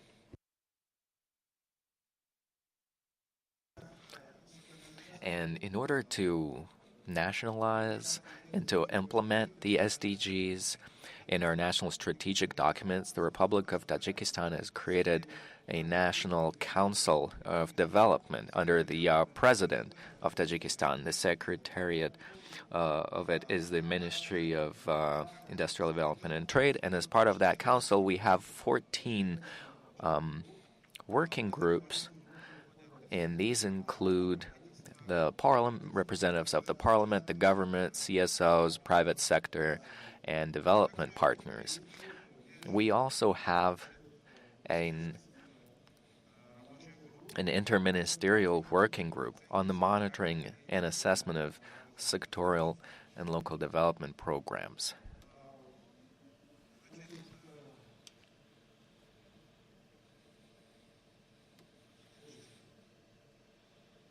The next one, please. In order to institutionalize the Sustainable Development Goals,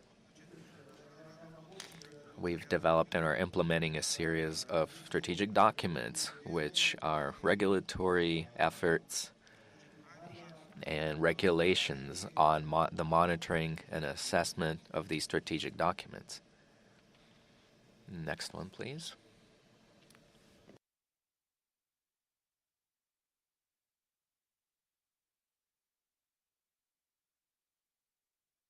Now, as part of these 14 working groups, we're conducting an analysis of these sectoral programs, and we're analyzing the SDG indicators. Also, we're conducting a consideration annually of monitoring and assessment of the midterm development programs and making suggestions to this development secretariat. And once a year, the meeting of this development committee takes place under the President of Tajikistan, where decisions are made on improving the strategic documents of Tajikistan, and the next meeting is planned for September of this year. Now, these are the names of the 14 working groups. I'm not going to go into reading all of them out loud. So for all of the Sustainable Development Goals, we have a working group created that meet twice a year with the support currently of the UNDP Representative Office in Tajikistan.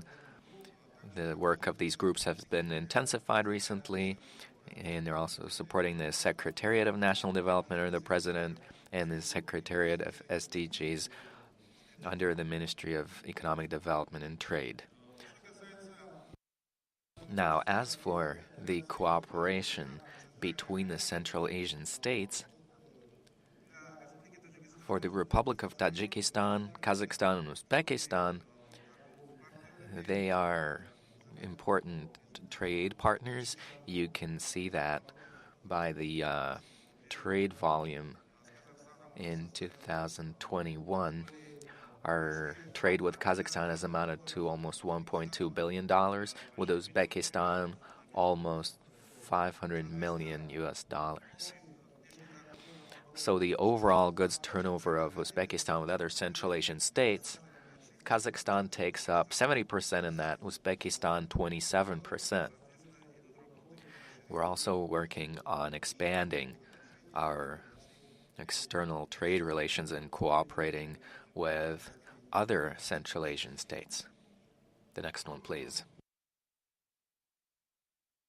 In order to facilitate the trade procedures in Tajikistan, we've created a coordination committee. After becoming a part of the WTO, we strive to improve the conditions to facilitate international trade. And as part of this coordination committee, there has already been some work done to facilitate trade with Central Asian countries. And let's go to the next one, please. There are certain issues that are listed here, some challenges.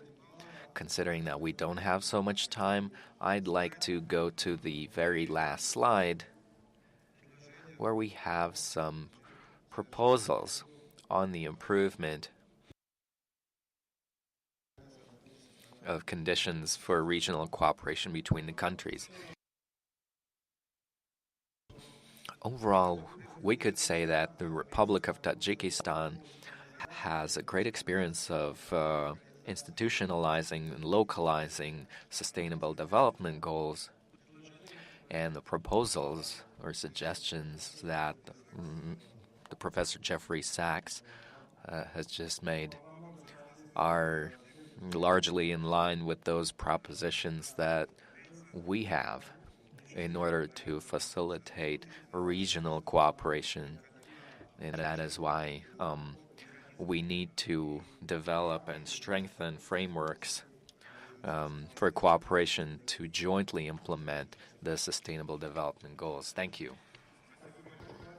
Thank you much for very detailed information, and we are running late. Dear panel discussion participants, try to be brief, and let me give the floor to representative of Turkmenistan, Mr. Atajan Ataev, head of the Strategic and Sustainable Development Department of the Ministry of Finance and Economy.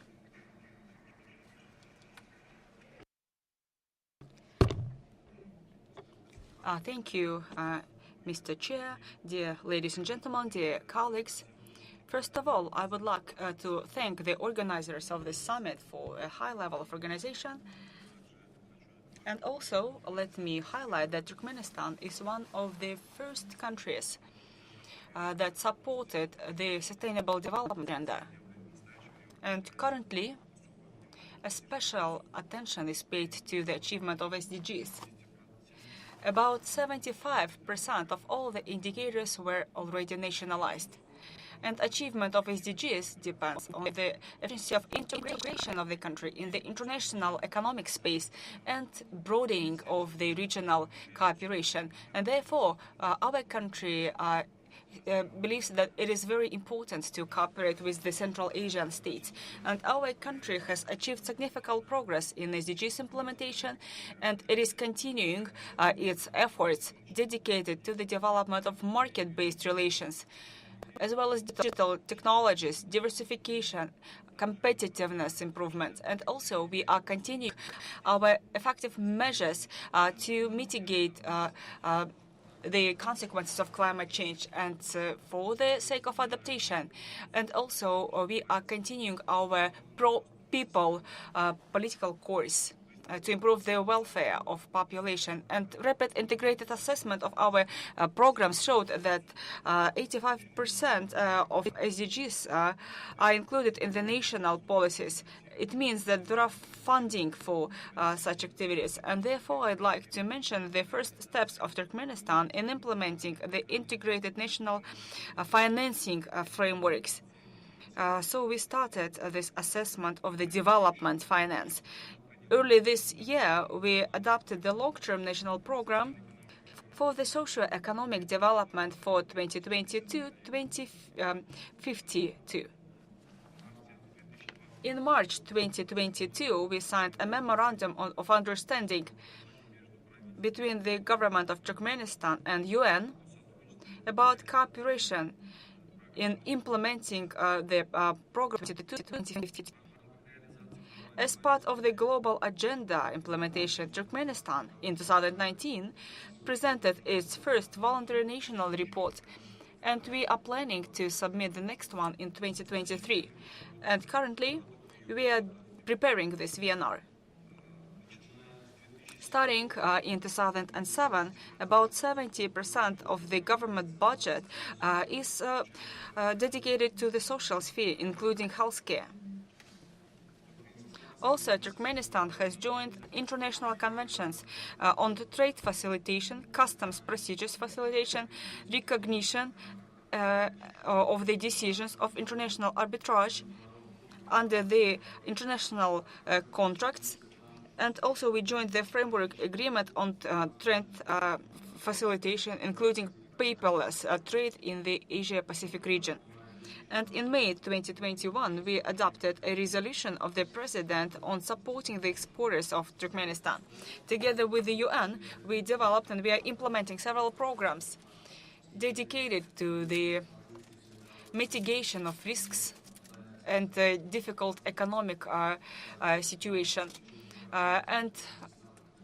In order to respond to acute diseases, and we have the plan of socio-economic activities against the pandemic and the framework program of cooperation for sustainable development between Turkmenistan and UN for 2021-2025. And all these activities helped to maintain the sustainable growth rates in many sectors of economy. In 2021, GDP, in comparison with the last year, increased 6.2%. And finally, I'd like to reiterate that the states of our region have to join the efforts and continue various mechanisms of sub-regional cooperation in order to overcome the challenges caused by the global COVID pandemic and other challenges, and by 2030 to implement the Sustainable Development Agenda. Thank you. Thank you so much. Our dear representative from Uzbekistan, thank you for making it back. Let me invite to the podium Mr. Ilhom Norkulov, First Deputy Minister of Economic Development and Poverty Reduction of Uzbekistan. Thank you. Kauskas, and I also want to use this opportunity to thank our colleagues, government of Kazakhstan, for organizing this event, but also want to thank UNDP and EU for making this event to happen.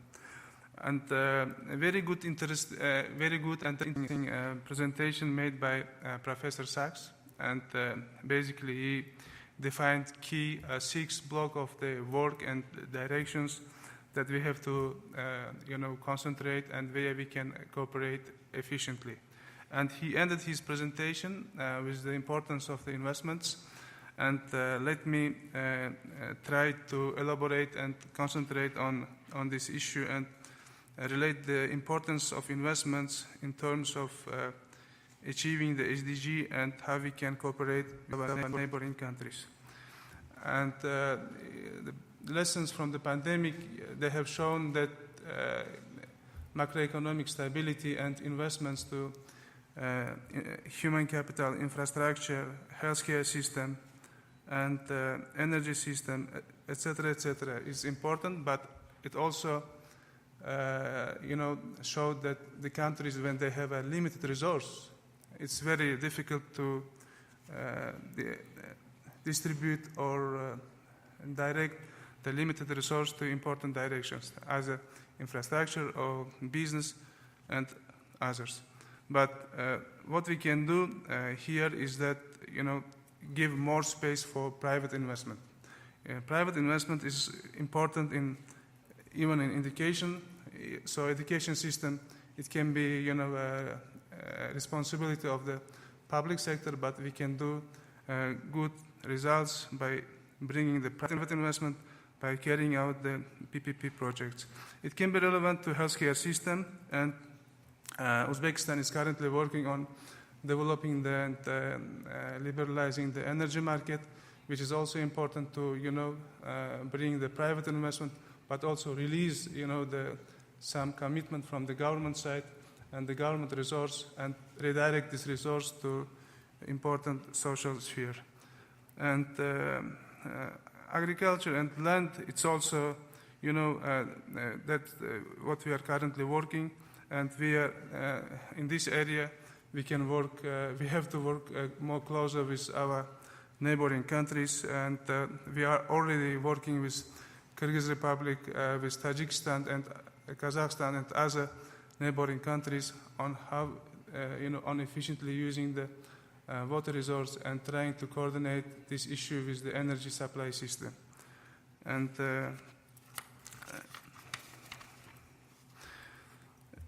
many things, there were many opinions and the views they were shared today regarding the food security and increasing the price, and how this inflation can impact the vulnerable part of the population. And this is one area I think we have to also work and have to concentrate our cooperation. First of all, I want to mention that recently Uzbekistan moved to the direction of liberalizing the cross-border trade by neighboring countries. And we already see, how the trade between our neighboring countries, they increased substantially. But at the same time, during the pandemic and recent geopolitical situation is kind of making many countries, to move towards the protecting their own domestic markets. That's something that, from one side is challenging, but from the other side, can impact negatively for important two factors. First is trust, and another is predictability for international trade. So international trade is built on trust and predictability, and when you lose this trust or predictability, you start to move to alternative markets. This is something that we have to work, and we have to think and approach this issue from this perspective. Another thing, going back to the importance of investments, the countries of the region, they have to compete. They have to compete for private investment. And this is important. And the attractiveness of one country may not be well enough for increasing the attractiveness of the region as a whole. So we have to understand it, and we have to approach this issue as a normal and, a healthy way of doing the business together. I will stop here, and thank you very much. Thank you very much. I think healthy competition is always welcome, and what I heard from all of you today is your readiness, and that's much appreciated. Your readiness to work improving conditions and competing in a positive way, and that's how you help each other, and that's how you strengthen all of this region together. So first message summing up, very briefly, that's very welcome that you are ready to work together, and all of us together, and that includes us in the European Union and the UNDP and the UN system. I have two important messages. One, I think, is that we should not leave the problems of today for the future generations, and that is mainly about the Green Deal. We need to do things today, and not to leave our problems that we went a little bit over time, and not to leave that for the chairman of the next session, dear colleague Jean-François from the World Bank. Can I invite him and the participants of the next session to start immediately? Those of you who need coffee, please go out, grab it, and come back. We should start immediately to be on time for lunch. Thank you very much to our participants.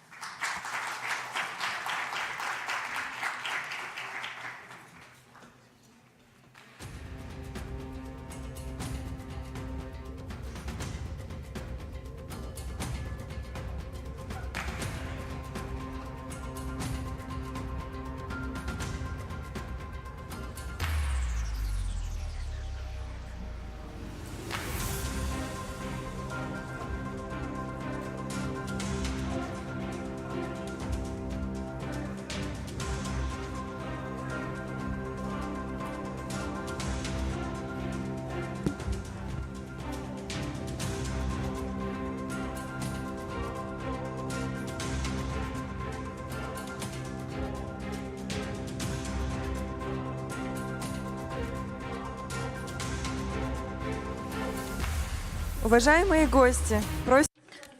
Dear guests, please stay on your seats. The next session will start immediately. Dear guests, please remain seated. Next session is to start now.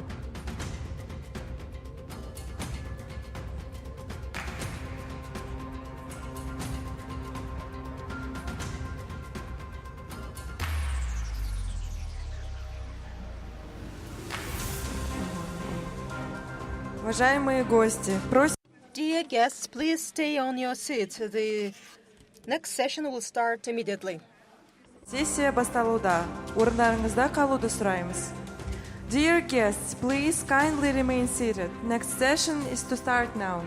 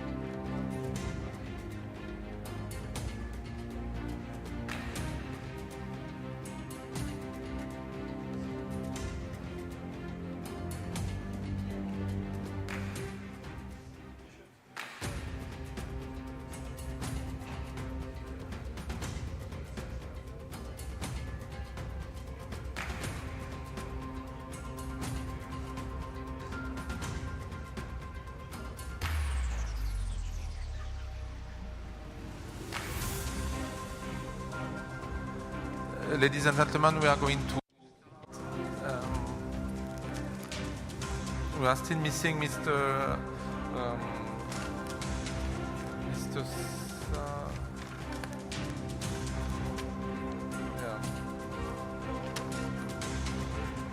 We are still missing Mr. Sakharov if he can come.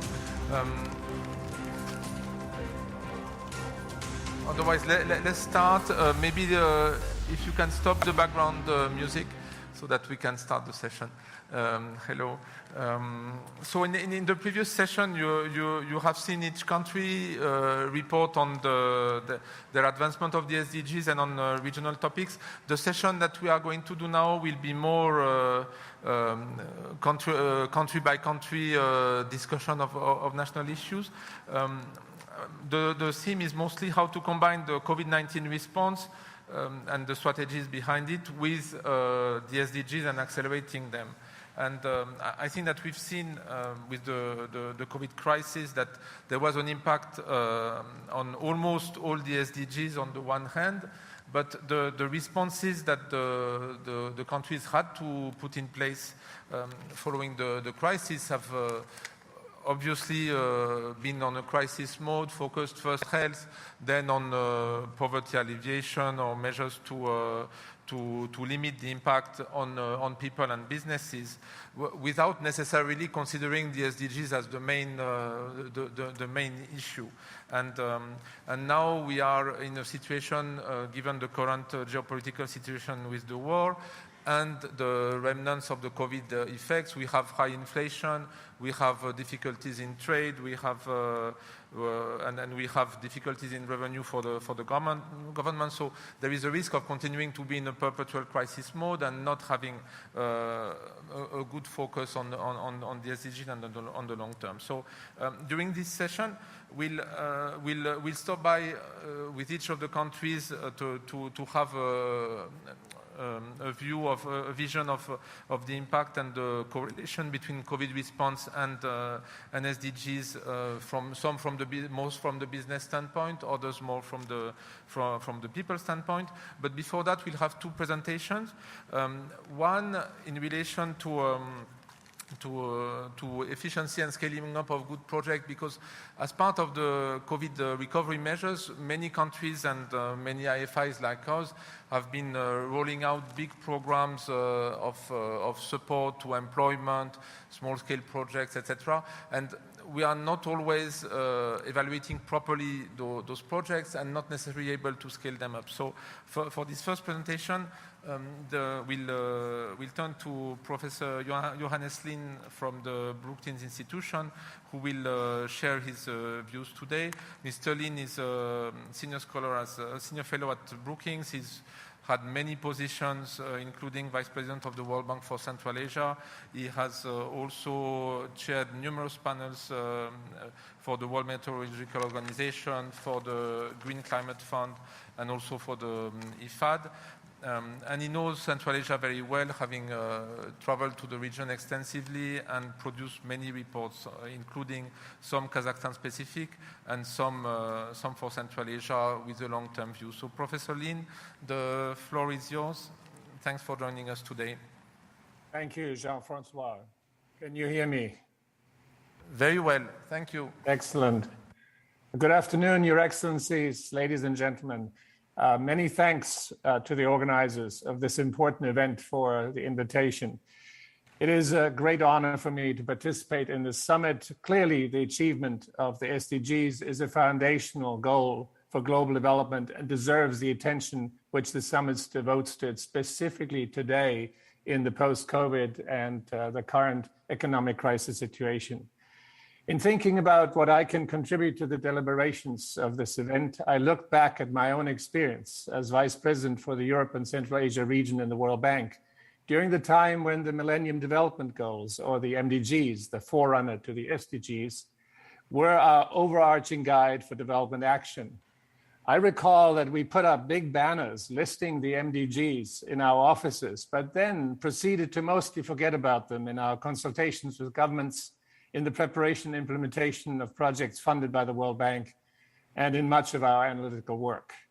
Now, you might say, well, that's just the World Bank, or that those were the bad old days. But from working with many development organizations and from my interactions with governments and private sector actors since I left the World Bank, my impression is that there remains a glaring gap between the high-level declarations of support for the SDGs and the development programs and projects that are being implemented on the ground. They rarely, in my experience, explicitly focus on the project goals effectively on the SDGs. Now, this is in contrast to the intensive attention which the SDGs have been given in terms of what I would call the top-down approach. That is, developing national SDG goals, integrating an SDG perspective into policy reform agendas, and tracking progress towards SDGs at the national level.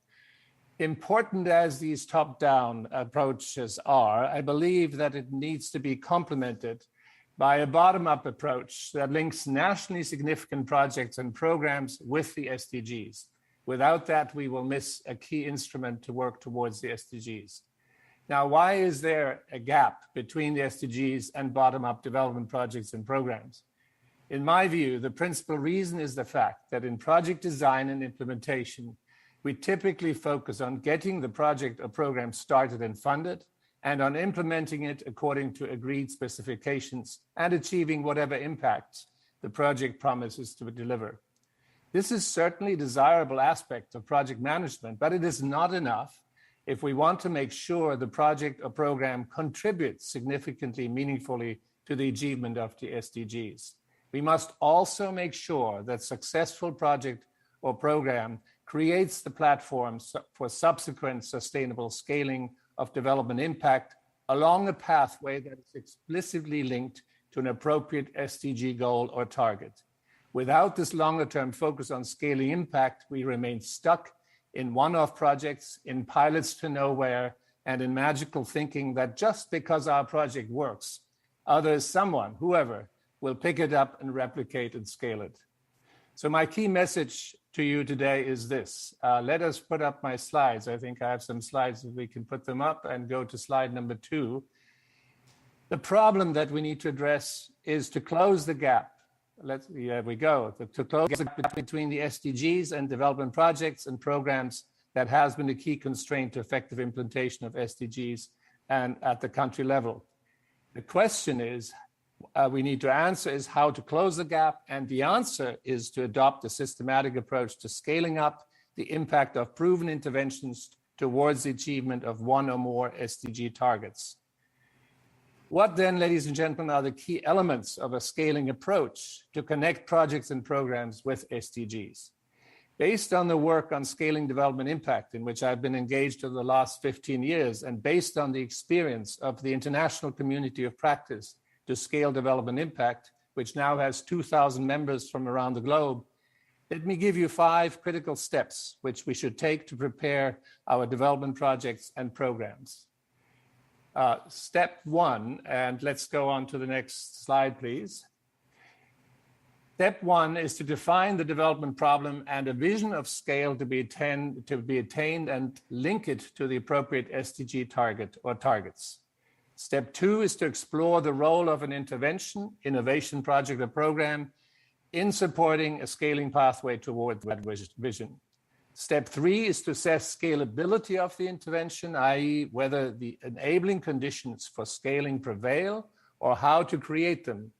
Key enabling conditions or constraints that have to be removed include, first of all, the drivers of scaling, such as champions, demand, incentives, donor engagement, and second, the spaces to be created or constraints to be removed to allow scaling, including political support, policy reform, creation of institutional capacity, ensuring adequate fiscal and financial resources to meet costs, and formation of partnerships.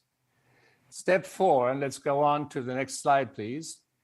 Do pay attention to sequencing. Now, this involves assuring proper piloting and proof of concept, working towards continuity and effective transitions, for example, from one project to the next along the scaling pathway, combining replication, that's horizontal scaling, with policy and institutional reform, or what's called vertical scaling, in an appropriate sequence, and adopting appropriate sequencing of financing instruments Often it's appropriate to start with grants early, but then move on to loans and equity, user charges, and so on later in the scaling pathway. Finally, step 5 is to monitor and evaluate progress along the pathway and adapt the interventions as needed. And special attention should be paid to scaling beyond project end at midterm reviews of projects and programs. Now, you might say that's all fine and good by way of theory, but what in terms of actual practice?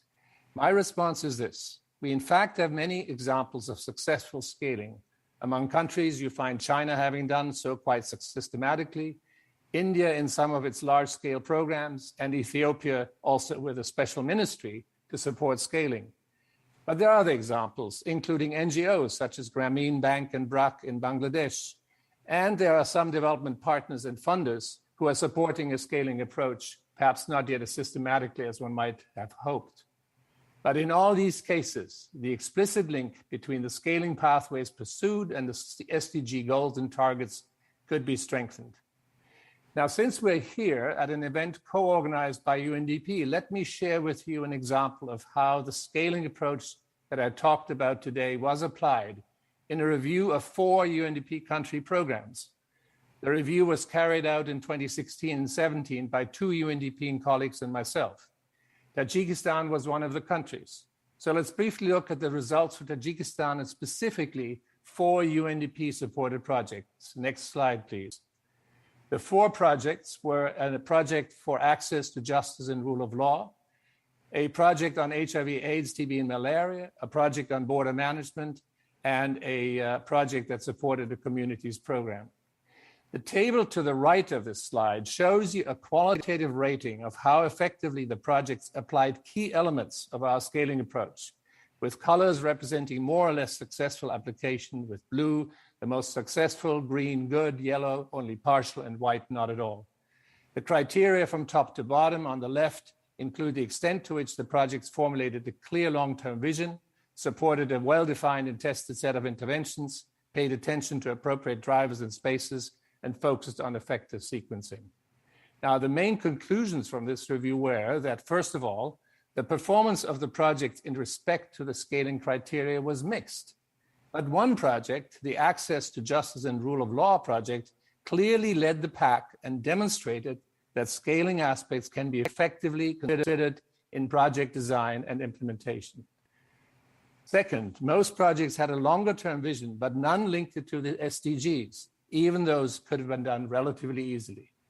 Third, among the weakest scaling aspects was insufficient consideration of political factors, of demand for the intervention, of incentives, and of financing, which are all critical aspects of successful scaling.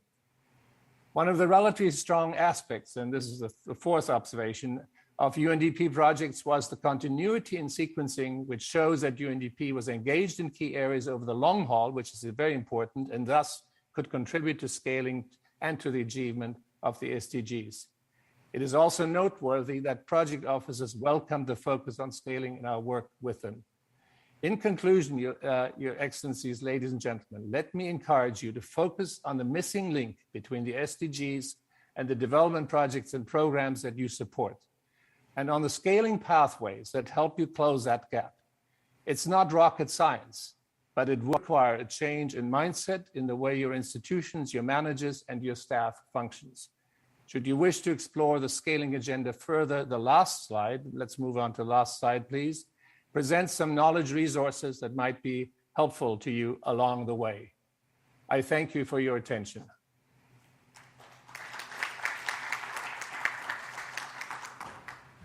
Thank you very much, Dr. Lin, for this very interesting approach and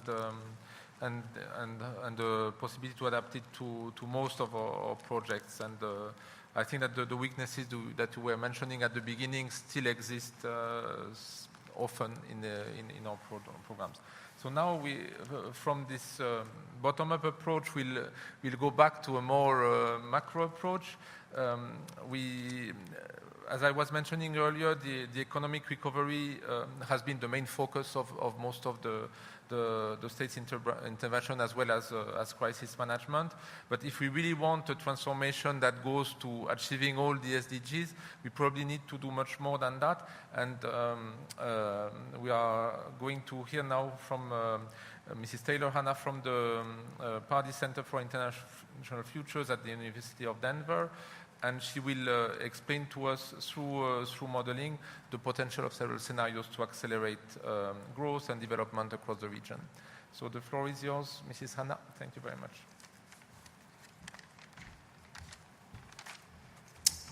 Thank you. Hi, my name is Taylor Hanna. I am a senior research associate at the Frederick S. Pardee Center for International Futures. I do believe I have a slideshow presentation, so I'll give that just a second. Great. So about a year and a half, 2 years ago, we started talking with UNDP about a project that would focus on Central Asia that would try to answer two questions. One, how has COVID-19 affected development in the region? And two, how can response strategies be designed to accelerate development beyond recovery? Now, the recent, pandemic, current crisis situations have really revealed how vulnerable many countries are to crisis. But it also offers us an opportunity to rethink our development strategies in order to improve lives and build that resilience. I'm going to try to, I'm not sure if this is on, so maybe we can go to the next slide. Thanks. So I won't spend very long on methodology, but we do use a model called the International Futures Tool, or IFS for short. IFS is a long-term integrated assessment modeling platform, basically a large computer simulation that integrates relationships across 12 core systems, those shown here. It is open source, free to use and download, so I do encourage you to visit our website to check it out, to learn more. But one of the important things is having all of these interlinked relationships and long-term forecasting allow us to really ask a lot of what-if questions about the future. And we'll go to the next slide, please. So, with that thought, we developed several scenarios for this project. We'll focus on 4 for this presentation. The first scenario is a current path, and that's really our most likely course of development. We have a no-COVID scenario, and that is a counterfactual. So what if the pandemic had not happened? Where would countries likely be? The economic response scenario models a recovery following traditional economic development principles. And then on top of that, we add measures about improving governance, human development, for an integrated recovery approach. Next slide, please. So we'll start by asking what was the effect of COVID? And I will start out by saying that there is a ton of uncertainty in these future projections. Even especially as of this year with sort of geopolitical crisis we've seen recently with COVID, there's so much uncertainty in the future. This type of modeling can really help us deal with that by helping us develop frameworks and understanding how different variables interact in different scenarios. So here you see this is a GDP historically until through this year and then forecast through 2030. We see that GDP fell in 2020 across the region as a result of the pandemic. But then it did rebound. However, we see even with that growth, the region is behind where it would have been. Through 2021, that gap, that cumulative GDP loss, exceeds 50 billion. And without transformative change, it's likely to reach 500 billion by 2030. That gap continues to add up, even in a scenario of continued growth. That's $500 billion of lost potential. And that potential, that's not just the economy, right? We don't just focus on GDP because it's the end-all, be-all of development, but it has real human implications. So if you'll go to the next slide, we see that poverty is affected by this slowdown in, or this gap in growth. Even in the future, we do expect it will decline, but it will do so slower than before. By 2030, this is likely to lead to more than 300,000 additional people living on less than $1.90 a day. That's the extreme poverty threshold. And nearly 2 million people, additional people living on less than $5.50 a day, which is the general upper middle income poverty threshold.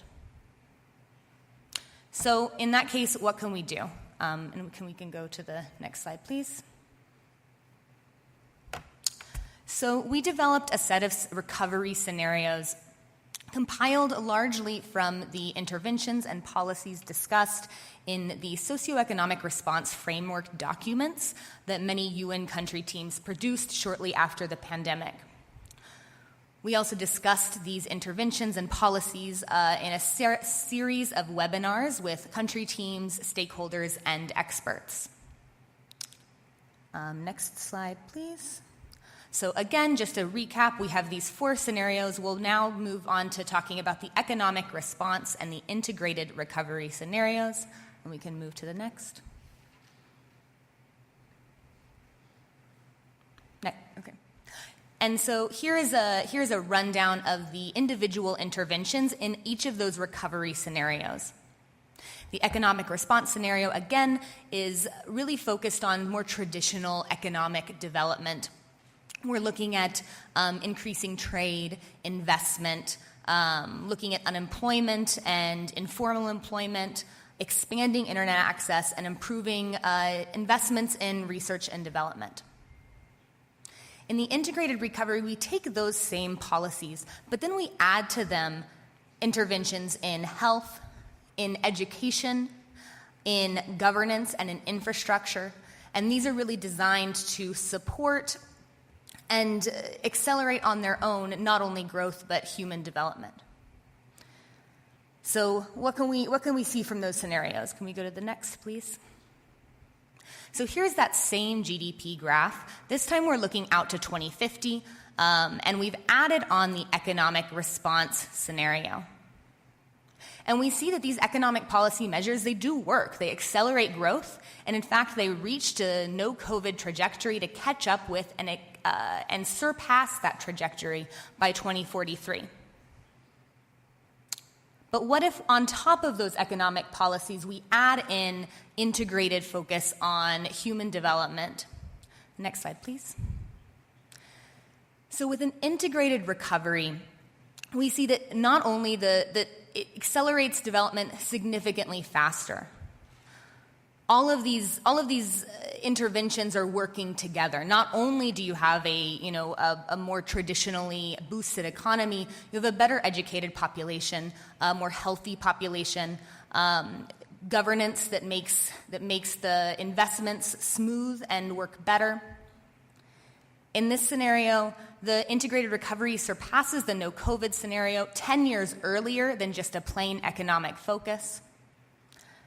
And by mid-century, it results in a cumulative $4.5 trillion in GDP gains. And again, we can't just focus on GDP. Let's go to the next slide, please. So this growth not only leads to GDP gains, it also, of course, pulls millions of people out of poverty. At a regional level, it achieves the SDG 1 goal of eradicating extreme poverty by 2030, as well as extreme hunger. By 2050, GDP per capita is 25% above where it would have been in the current path. And governments on the whole have a total of $185 billion more each year in revenue.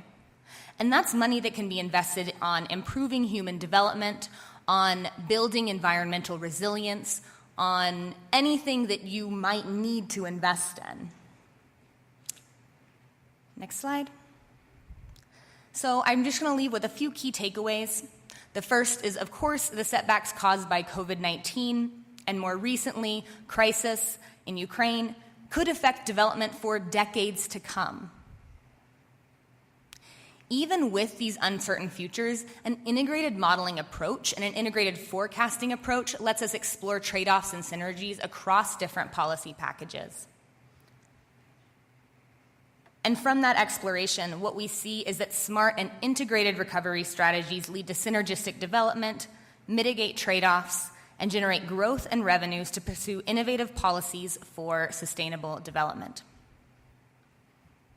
And thank you. I'll turn it back over to you.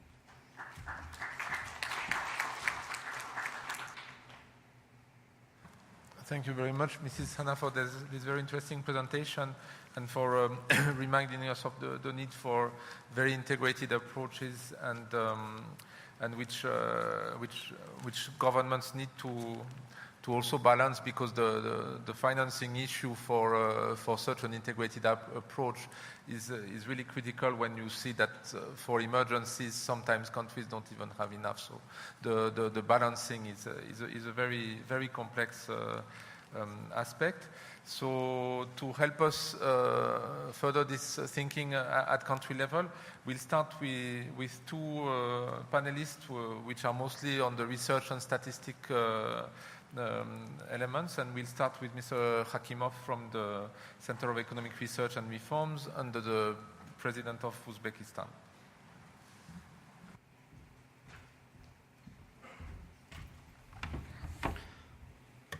Assalamu alaikum. Good morning, dear participants of this distinguished event. It is an honor for me to speak in front of such a distinguished guests. And can you please turn off my presentation, please? So today I will talk about, SDGs in Uzbekistan and how the effective reforms turned these, SDGs achievable. So according to the World Bank, thank you. According to the World Bank report, so that the key policy measures included the liberalization prices, trade tariffs, and exchange rates, opening the economy to the private initiative and international trade, reducing the rates and the direct taxes on the businesses and the household, reducing the role of the government, significantly changed the economic situation in Uzbekistan since 2017. As you can see that in 2018, Uzbekistan embarked at, the SDG goals, and Uzbekistan adopted 16 national goals and the 125, the parameters and the targets, and we have 206 indicators to monitor how we achieve this, the SDG goals. So the first time in Uzbekistan, we developed, the Intergovernmental Coordination Council, which, they includes 21 governmental organizations, and they always, monitor the progress of Uzbekistan in how we're achieving the sustainable development goals.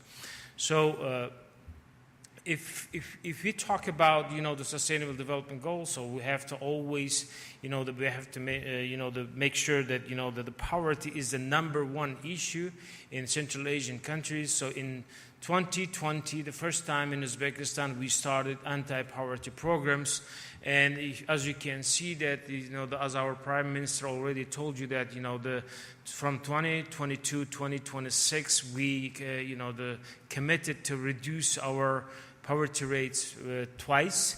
So right now we are developing the new poverty reduction strategy, and it includes the several areas like the improving system of the social assistance, improving the the efficiency of our educational system, the healthcare system, and development of entrepreneurship and the small business, and the improving significantly business climate, and providing the employment of the poor, and the poverty reduction through the balanced regional development, and the poverty reduction through the infrastructure development, and achieving environmental stability. So as you can see that our the new poverty reduction strategy will include all these parts.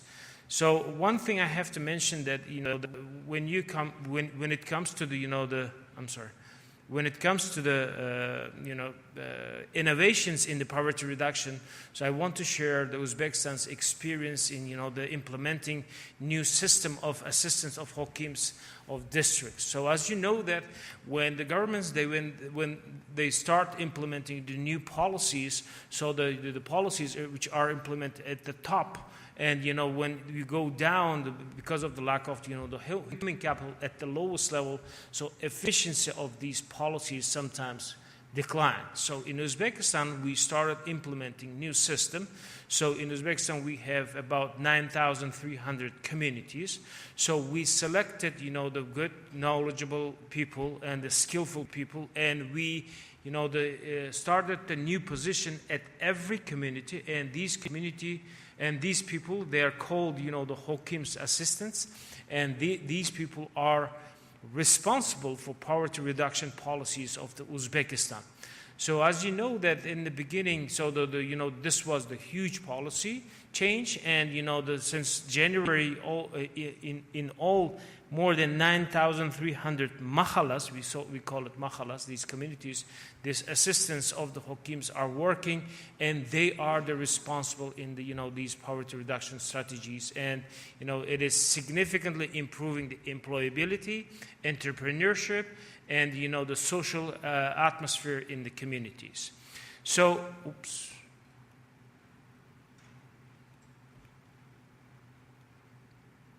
why this is so fast.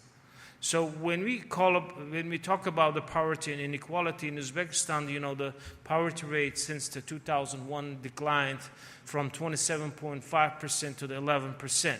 So due to COVID time, 1.3% of the population, they had the very high risk, the falling under the poverty. So this is about 450,000 people.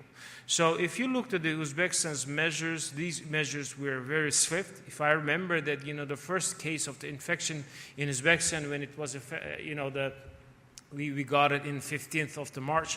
First part, the measures of the government measures, it was adopted after a couple of days. So if you look to the package of these measures, that we can see that the first part was kind of directed to the. I'm sorry, this presentation is changing all the time. First part was directed, the slowing down the spread of the infection. Second part was, the improving and the strengthening the social protection system. And the third part was, the supporting the business and entrepreneurship. And the fourth part was, the supporting the infrastructure and, the working condition of industries of the Uzbekistan. So if you look, am I doing something wrong here?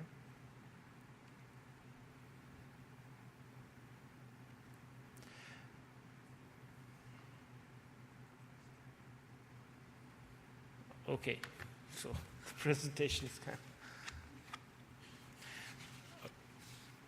Okay, so the second goal I would like to talk about, our SDGs, this is, the zero hunger. So in Uzbekistan, we adopted 2020-2030 our agricultural development strategy. So as one part of this agricultural strategy, we adopted that, the Uzbekistan should improve the food security in Uzbekistan. So according to the Global Food Security Index by Analytical Agency of the Economic Intelligence Unit, Uzbekistan's increased by 9 position in the Food Security Index in 2019. So today in Uzbekistan's situation with a decrease in the prevalence of the malnutrition is one of the best in the region. So according to the FAO in 2020, so the prevalence of the malnutrition, if you compare to the 2004 and 2006, it decreased from 14.9% in 2019, it was 2.6%. So as you can see that this was a significant increase. So according to our recent, the analysis, the population who is living under, the 2,200 kilocalories, it's well below the 2% point. So, for comparisons, this indicator in Kazakhstan, it was 2.5%. In Kyrgyzstan, it was 6.4%. And in Turkmenistan, it was 4%. So it's noteworthy that the prevalence of the wasting the children under the 5 years of in Uzbekistan is only about 1.8%.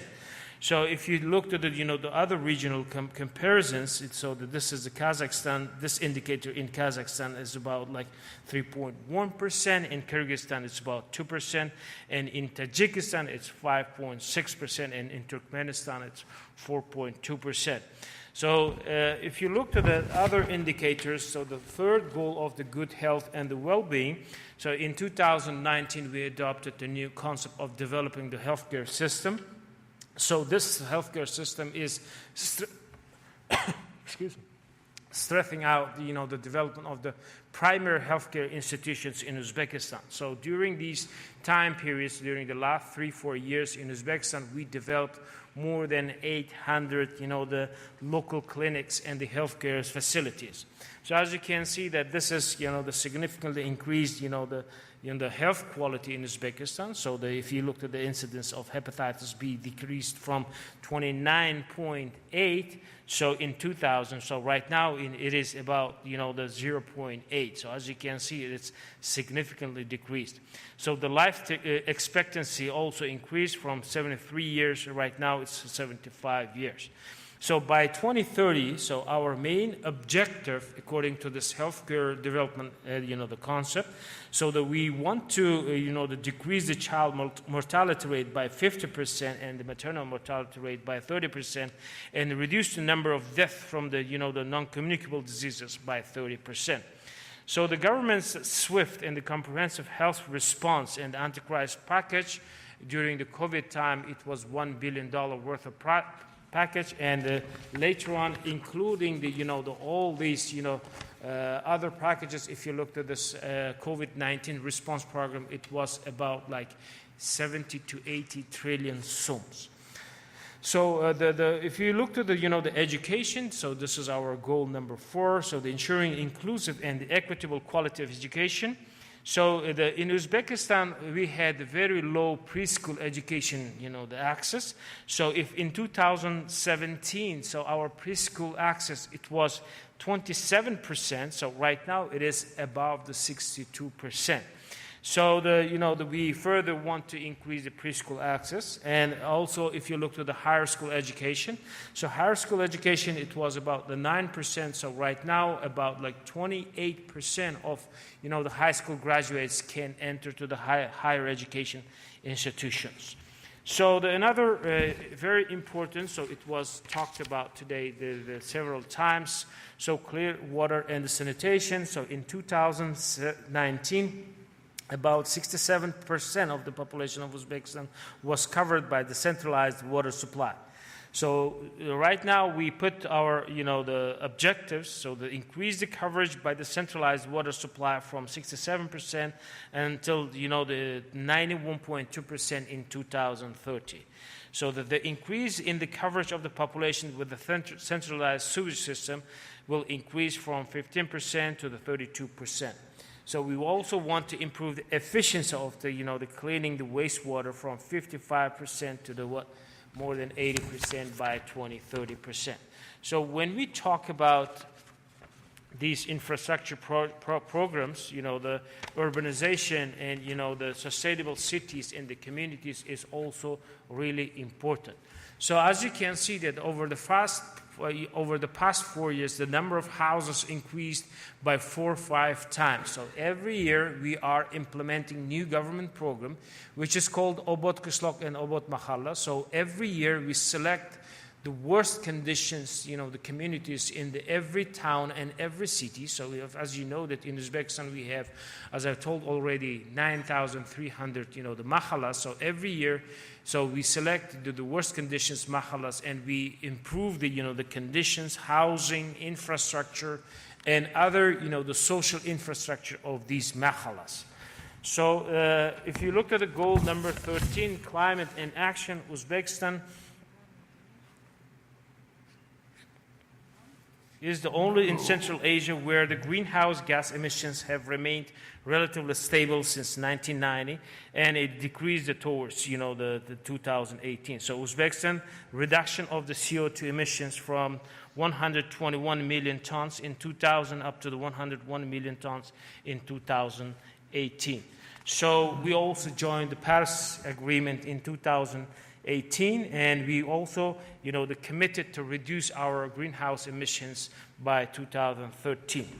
So, I will ask you to conclude because otherwise no one is going to talk. My conclusions will be that, yes, we are kind of improving our reforms and the infrastructures, but, as any other developing countries in the Central Asia, so there will be huge demand, there will be huge deficit for infrastructure projects, and, the efficiency of these reforms and efficiency of the well-being of the people will depend on these infrastructure projects.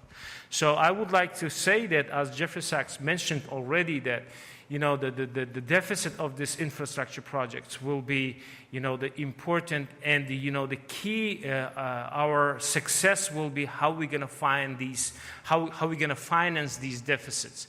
So one thing that in Uzbekistan, so right now we are working on that.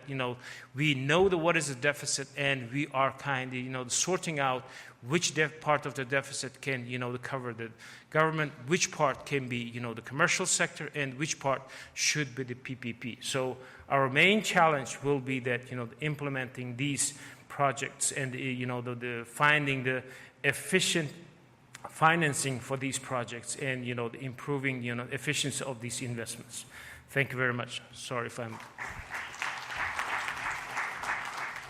Thank you. I'll give the floor immediately to Mrs. Guljemila Ananyazova from Turkmenistan, where she's the Deputy Chairman of the State Statistics Committee.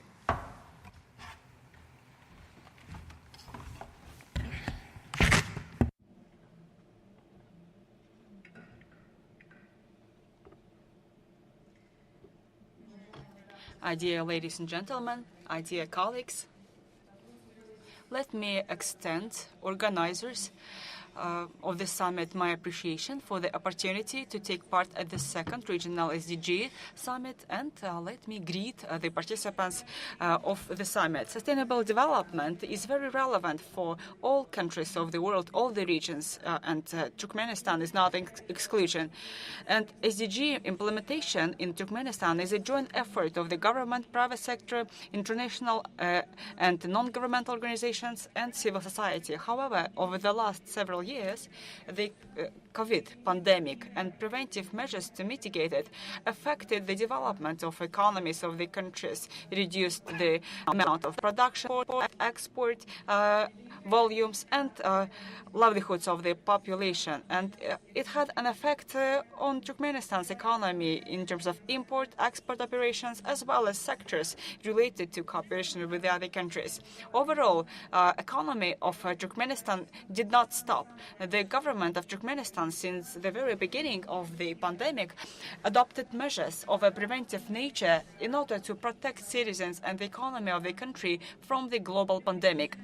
We increased the expenditures for the medical devices, medical equipment, vaccines, and medications. The government of Turkmenistan has undertaken measures, and still it is looking at other possibilities to mitigate the consequences of a global pandemic on the production sector of economy, to keep the jobs untouched, and to protect the vulnerable populations. The economic policy targets just development via diversification of economy and making it more competitive while maintaining the macroeconomic stability. In order to implement preventive measures together with the UN, we developed and we are implementing several programs. The national program on mitigation of the economic challenges on the economy of the country and sustainable development of economy for 2020-2021. Also, they plan to prepare Turkmenistan to counteract the acute communicable diseases with fast response opportunities, as well as a plan of socio-economic activities against the pandemics of acute communicable diseases, and a program to reduce the damage to the economy caused by the pandemic for 2022. Besides that, since last year, we are implementing the framework program of cooperation in the field of sustainable development between Turkmenistan and UN for 2021-2025. And these programs and action plans among others, they are aiming at supporting the sustainable growth of the economy, wide implementation of digital technologies, state support for small and medium businesses, active engagement of foreign investments, as well as better social safety nets for the population. Also, in order to implement the plan of the socio-economic activities in Turkmenistan to withstand the pandemic of acute communicable diseases in February last year, the survey was done in Turkmenistan to see the effects of the global pandemic on socio-economic status of households. For the survey, we used the module developed in accordance with the recommendations of International Labour Organization. The survey has shown that the restrictive measures of Turkmenistan to prevent the pandemic spread across the country did not have a significant effect on the socio-economic status of households who have additional incomes, which is the extensive part of it. So the model of the income flows remains the same. The survey has shown that preventive measures did not lead to the loss of jobs, and just 2% of citizens reported the change of jobs. This could be changed because of the changing part of the sector of economy and change of employment. And the policy of the state wanted to keep the jobs safe during the restrictive measures. So in the extensive part, the crisis did not have any significant effect. Also, this survey confirmed the increase of incomes of households regardless of the source of livelihoods. And it means that in intensive part, the restrictive measures did not have a negative impact on the financial status of households. Also, as part of the plan of socio-economic activities in Turkmenistan to prevent the pandemic of acute infectious diseases, this survey was conducted about the status of children and adults with disabilities and their coverage with safety nets. The purpose was to analyze and assess the communications with people with disabilities who are covered by the safety nets. And the information obtained from the survey will use to analyze barriers and bottlenecks in high-quality provision of inclusive services for people with disabilities. And it, in order to prevent any limited access of those people according to the biosocial model of their disability. In the country, we have the integrated system to fight the pandemic of COVID, which includes the organizational, legal, economic, sanitary, epidemiological, medical, and quarantine measures. And the measures undertaken facilitate the economy to work normally. In order to keep the financial and social stability intact.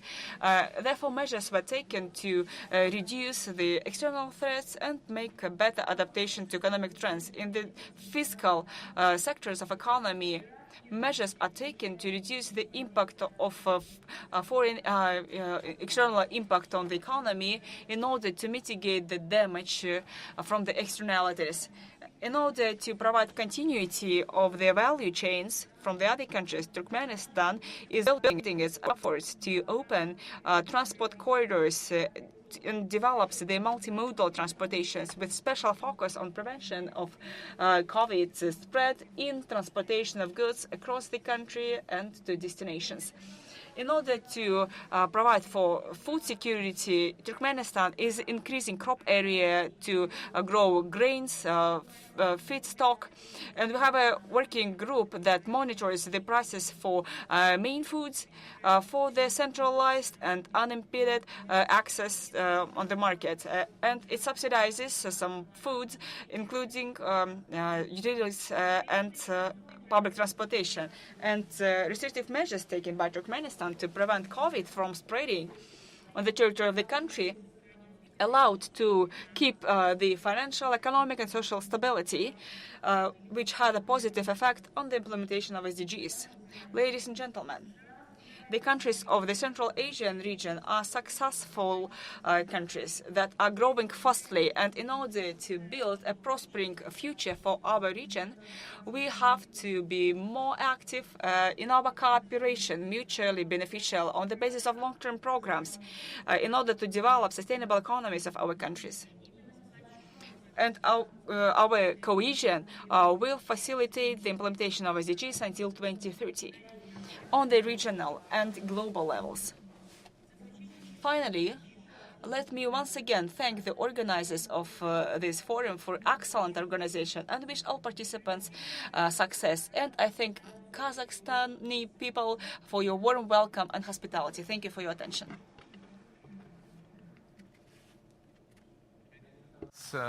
Mrs. Anna Nyasova. The floor now will go to a representative of businesses from Kazakhstan, the National Chamber of Commerce Atamiken, Mr. Sakrov, who will focus more on the impact on SMEs, I think. Thank you.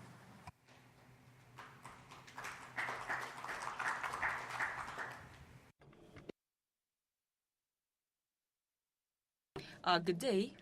First of all, thank you for inviting me, dear organizers of the forum, and I'm greeting all the participants of the summit, and I'd like to briefly tell you about the Atamiken Chamber, our objectives, and why it is important for SDGs, how they are linked. Of course, the pandemic was a serious challenge for the local businesses, and of course, the Atamiken Chamber, being a partner for the government, of course, during the pandemic, Atamiken provided assistance and was a point of contact between government and businesses. Atamiken is a national chamber uniting all businesses. We have more than 1,400,000 businesses, including individual entrepreneurs, sole proprietors.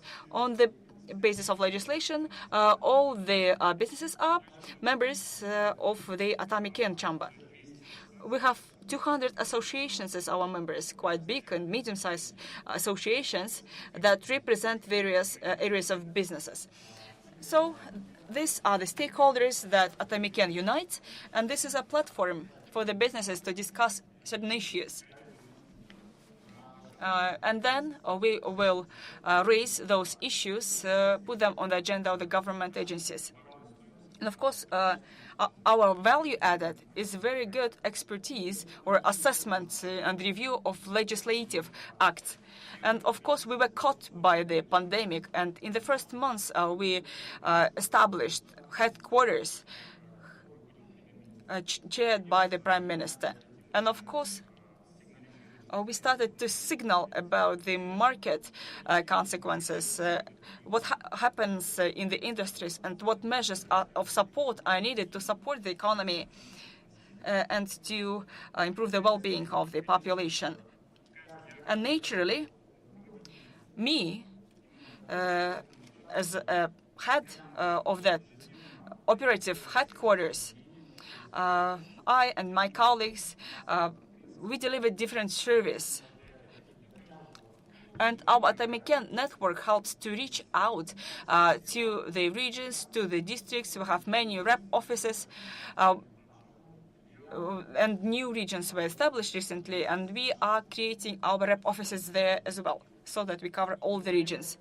And thanks to this fast response, we signaled about the problems, and together with the government, we designed approaches to overcome them. And this headquarters helped us to do it very quickly. And we have to recognize the role of the government. Really, it provided unprecedented measures of support for the businesses. If I remember it correctly, I think that the overall package of measures, not just for business, for economy, in general, was about 9% of GDP in 2020. So, for the businesses, according to governmental data, about 1 trillion tenge was provided.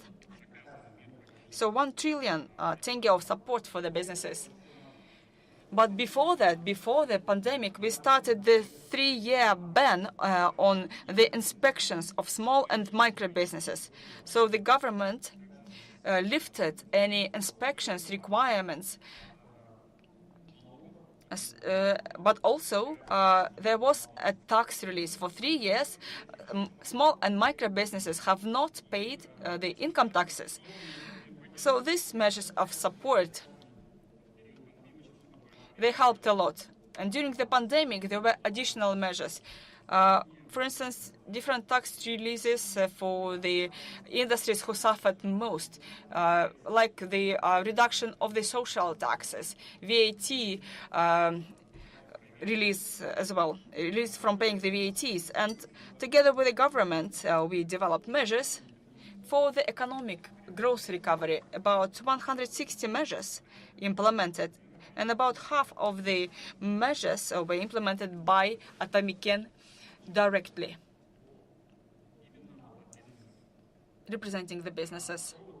So the second contribution during the pandemic, there was a big project called Ashik. You know this project that sought to minimize the consequences of the infection on the businesses. There was a QR code, Ashik, to determine the status of a visitor. It was integrated with the PCR database, and it helped to find a balance between the restrictions and freedom to operate. So these were the projects together with the government. These are big things that I wanted to share briefly. What are our plans? You know that starting this year, especially after January events, we are seeing huge transformation, political and economic ones. And the head of state said that we have to create a new economic policy. There was a task given. We have the Agency for the Strategic Reforms, ASPIR. And they are developing a big document. It's a doctrine. And our chamber takes an active part there. So what are we offering?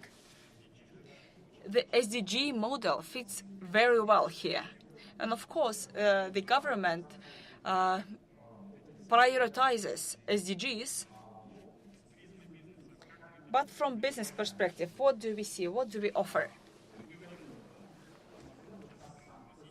Let's name a very classical example that everyone knows about, being the consumers. So deficit of sugar. Why did it happen? And what did the government do in order to provide some minimum reserves of sugar in Kazakhstan? We are looking back into their previous programs. The programs of the Ministry of Agriculture, and we are seeing some indicators. There were about 10 programs of different nature, strategic, operational programs that sought to reduce the sugar import dependence. And there were indicators on the local sugar production in the Ministry of Agriculture. By the way, every time those indicators went up and down, but now those indicators have not been reached. Why? We understand that those intersectoral measures were insufficient because in some year they put a certain target without consideration of the amount of irrigated lands. They did not consider some investments possibilities. So those indicators were set, which were not aligned with the other strategies and policies. And therefore, the deficit happened. And Atomic Eng says, let's start with the indicators. What does the government want? Approximately, if they'd like to have some minimum reserves of something, whatever it is, sugar or meat, or maybe domestic transportation, if they want certain indicators to be achieved, so let's have an integrated indicator, clear indicator that you and businesses would understand. And we call it sectorial business plan. So we offer the government to have sectorial business plans. And we say that if the government has a certain indicator, the businesses would say what is needed to be done to reach that, and then you'd be able to reach those. But of course, we have to consider economic indicators, but not only. Of course, also social and environmental indicators. We need a balance between those three pillars. And the model of SDG fits very well here, and ASPIR and other agencies agree with that. Because if we have a dashboard of indicators for an industry, of course, it will be then translated to the national level, and these approaches are not new. But it's clear businesses. Businesses see that such indicators are set. And in order to reach those indicators, the government offers certain measures. And they must be not fixed. They can be flexible in a way, but the trend should be the same. Then it will give a good signal to the businessman. So the rules of the game will be clear. They will understand, businesses will understand how to go about those key policies and strategies. Therefore, we'd like to really agree on something.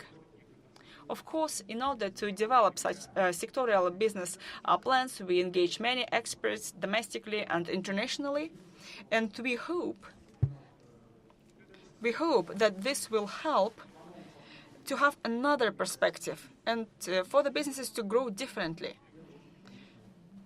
and to consider the international agenda such as SDG. Thank you very much. Our last speaker for today is Mr. Mahmad Zoda from the International Department of the State Institution for Formation and Development of Entrepreneurship of the Republic of Tajikistan. Thank you so much. Здравствуйте, уважаемые.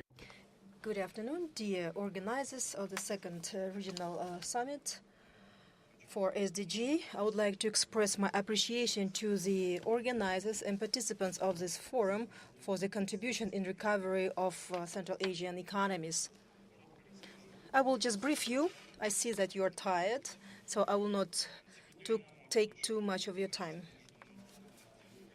My name is Shohrukh Muhammadzada. I'm a head of International Department of the State Institution for Formation and Development of Entrepreneurship, Republic of Tajikistan. I'll be talking about the COVID influence on the SMEs and digital adaptation and private sector recovery. Next slide, please. Well, some key numbers and dates on the pandemic in Tajikistan. On the 31st of December 2019, the incidence of virus was for the first time recorded in Wuhan.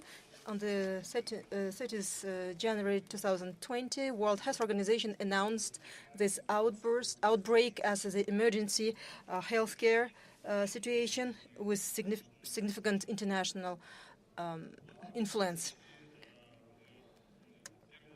On the 1st of April 2020, more than 80% of countries closed their borders. On the 10th of August 2020, partially borders were reopened. And let me highlight that on the 10th of February 2022, more than 55% of population of the world were vaccinated. In February and March, the majority of restrictions related to COVID-19 were lifted globally. Next slide.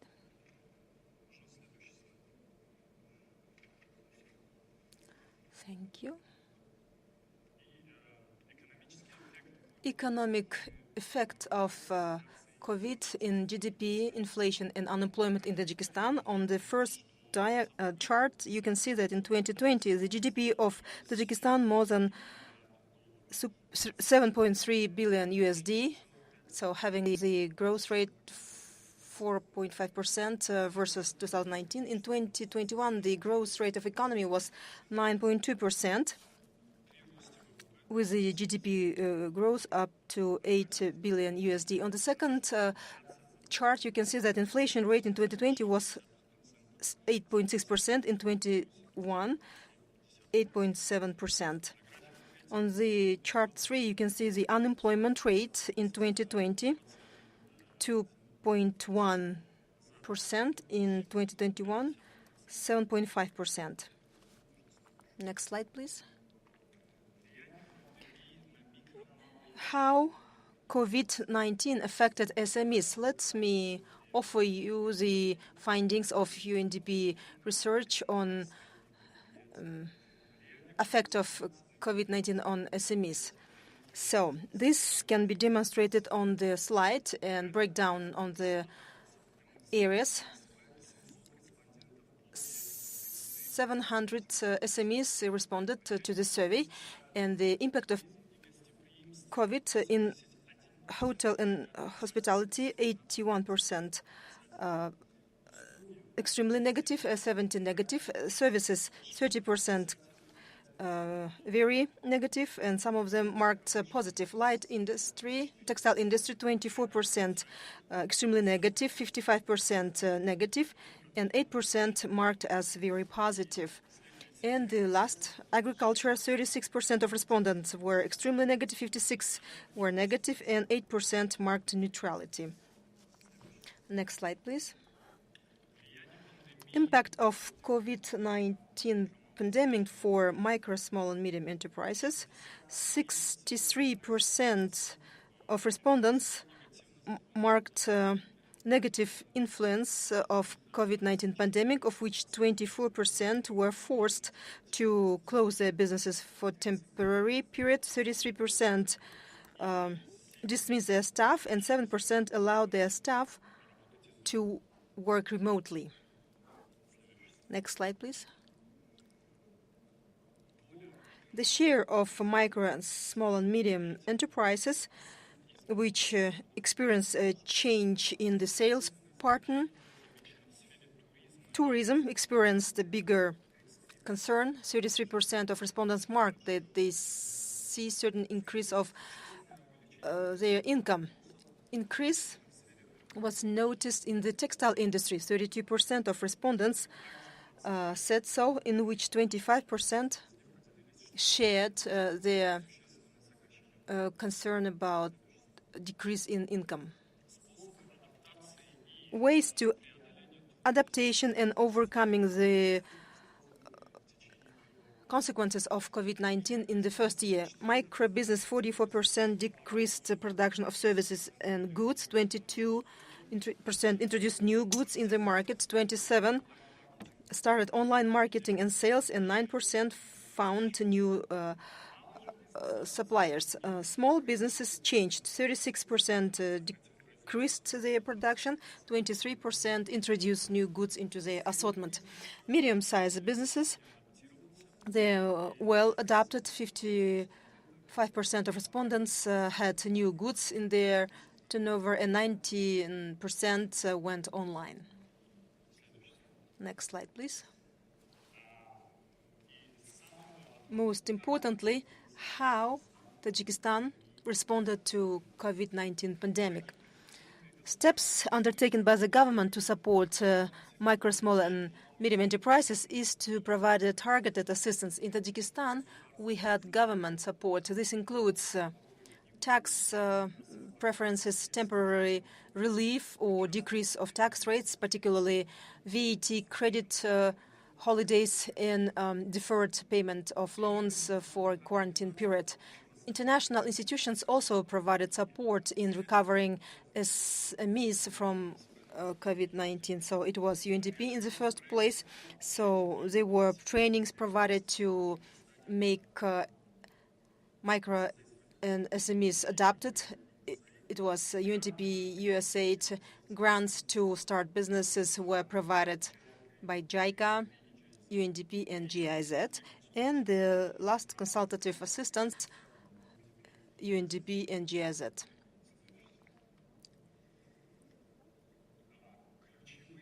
The key actors of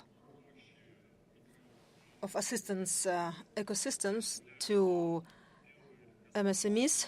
First, State Business Incubator, and the State Institution Business Incubator of Tajikistan was created by the resolution of the government in 2018 in order to support and develop entrepreneurship across the country.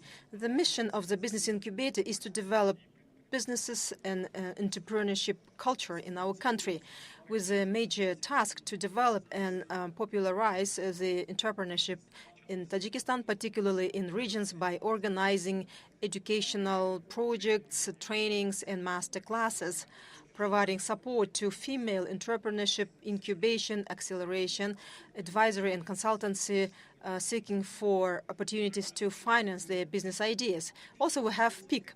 This is supported by UK Aid, Government of United Kingdom, to support more diversified and inclusive private sector in Kyrgyzstan and Tajikistan. The PIC is aiming to develop startups and incentivize sustainable development of micro, small, and medium enterprises in supporting business consultancy services. And recently, we had Accelerate Prosperity in Tajikistan. Accelerate Prosperity is an initiative by Aga Khan in Central and South Asia, aiming to develop sustainable and resilient enterprises by investing to ensure social, economic, and environmental growth and providing high return of capital. The objective of this organization is to support business ideas, incubate startups, accelerate investments, and post-investment technical assistance. Move to the next slide, please. The State Business Incubator and the role in countering consequences of COVID-19. So we have programs and projects to support MSME and build new startups. We held a number of activities, trainings, masterclasses, and roundtables, among other things, to support MSMEs. And you can see the numbers on the slide that 96 trainings were offered every week. On Friday, we have startup talks with some public figures, media figures who share their success stories. Move to the next slide, please. Last slide. Our success in numbers. So 379 activities in total, with a total number of participants 10,370, including more than 3,000 female participation, youth and students 6,000, small and medium enterprises 4,017 people. Thank you very much for your attention.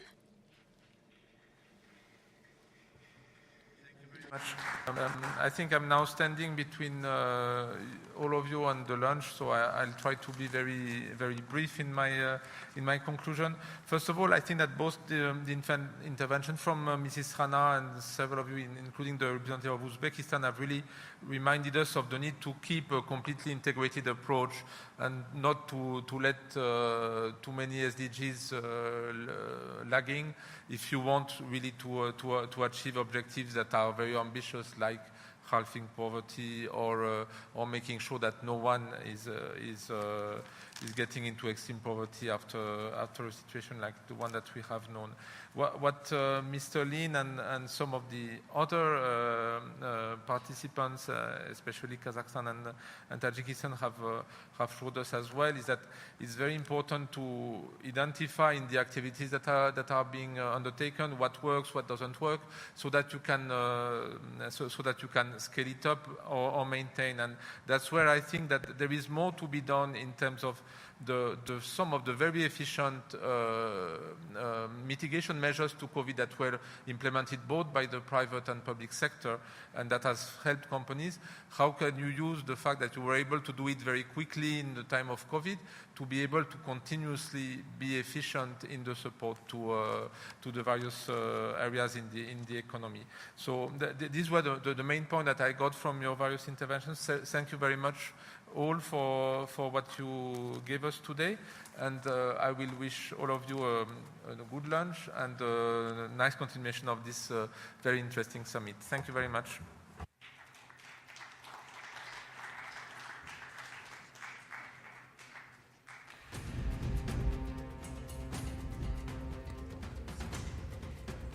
Dear delegates, the lunch is on the 30th floor in the Vista restaurant. The lunch by invitations in envelope is on the 28th floor. Құрметті қонақтар, түскі ас 30-шы қабатта. Шақыру билеті бойынша түскі ас 28-шы қабатта. Уважаемые гости, обед на 30-м этаже в ресторане Vista. Обед по приглашениям в конверте на 28-м этаже. Dear delegates, the lunch is on the 30th floor in the Vista restaurant. The lunch by invitations in envelope is on the 28th floor. Құрметті қонақтар, түскі ас 30-шы қабатта. Шақыру билеті бойынша түскі ас 28-шы қабатта. Уважаемые гости, обед на 30-м этаже в ресторане Vista. Обед по приглашениям в конверте на 28-м этаже.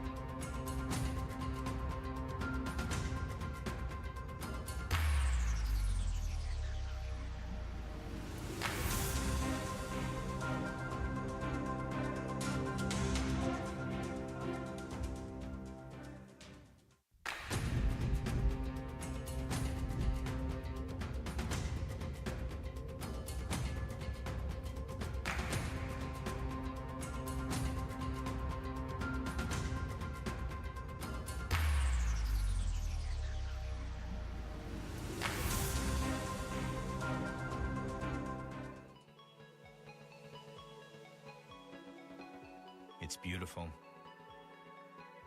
It's majestic.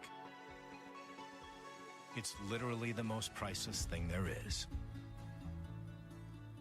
Protecting what's priceless is a job that belongs to each and every one of us. At MasterCard, we're tackling the challenge of climate change head-on and creating opportunities for our 3 billion cardholders to make a difference now.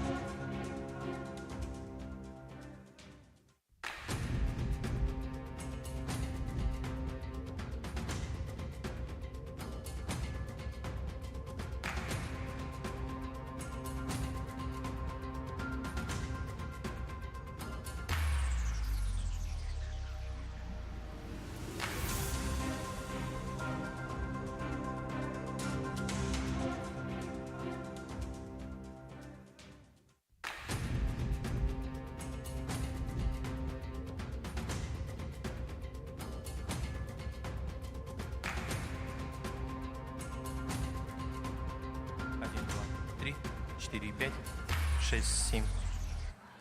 1, 2, 3. Следующий говорит.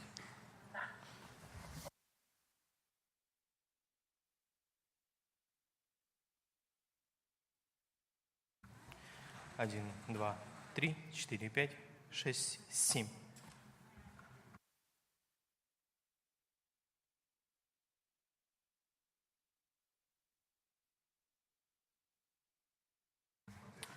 Один, два, три, 6, 7.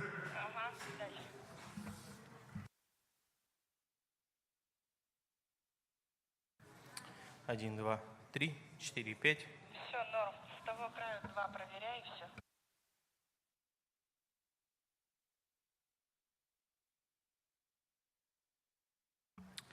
Один, два, три.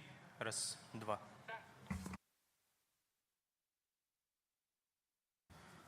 6, 7, 8, 9, 10.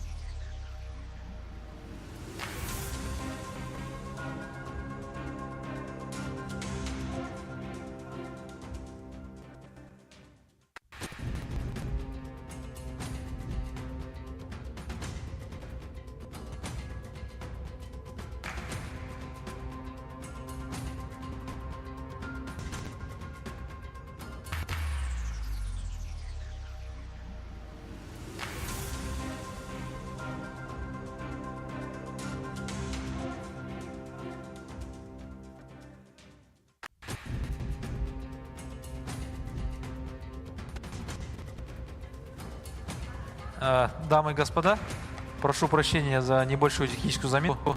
Нам нужно пару минут, чтобы установить трибуну для удобства спикеров. И мы, я думаю, начнем в течение 3 минут максимум. Спасибо.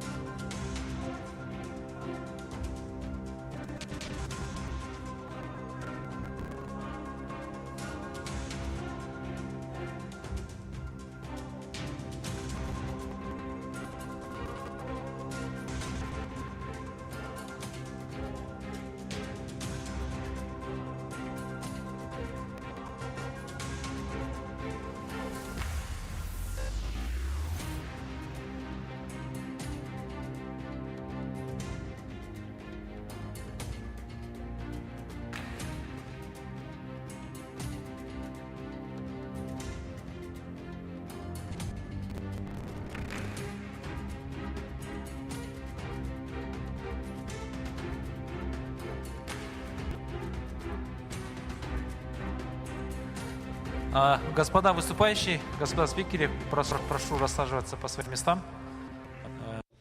Please, everybody, go ahead and take your seats while we're installing the tribune.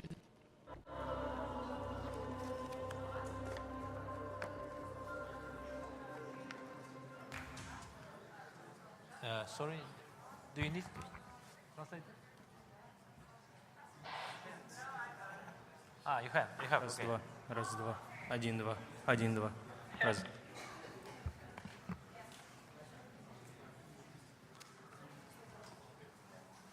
Трибуну установили,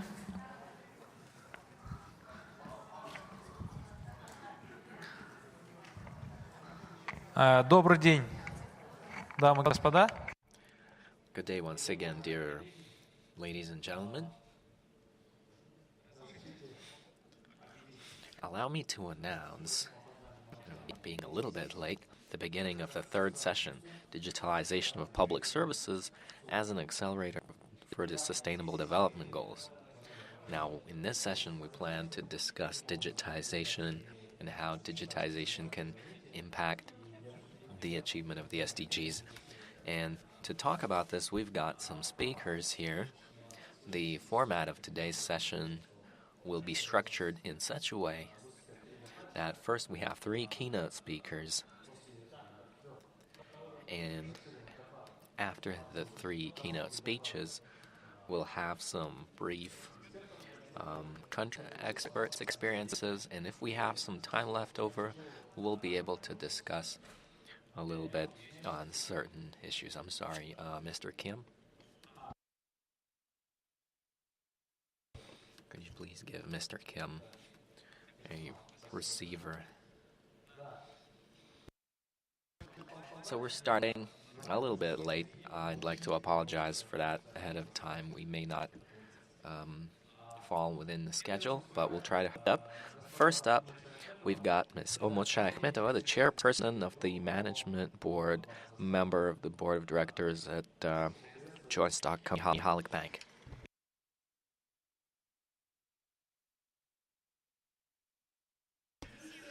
Good day, everyone.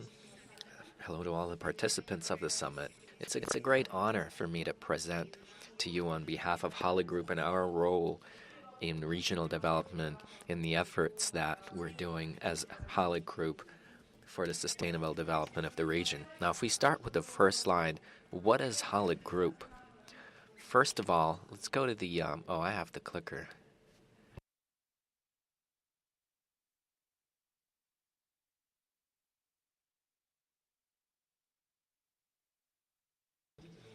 Could we get the clicker, please, and replace Mr. Kim's headphones?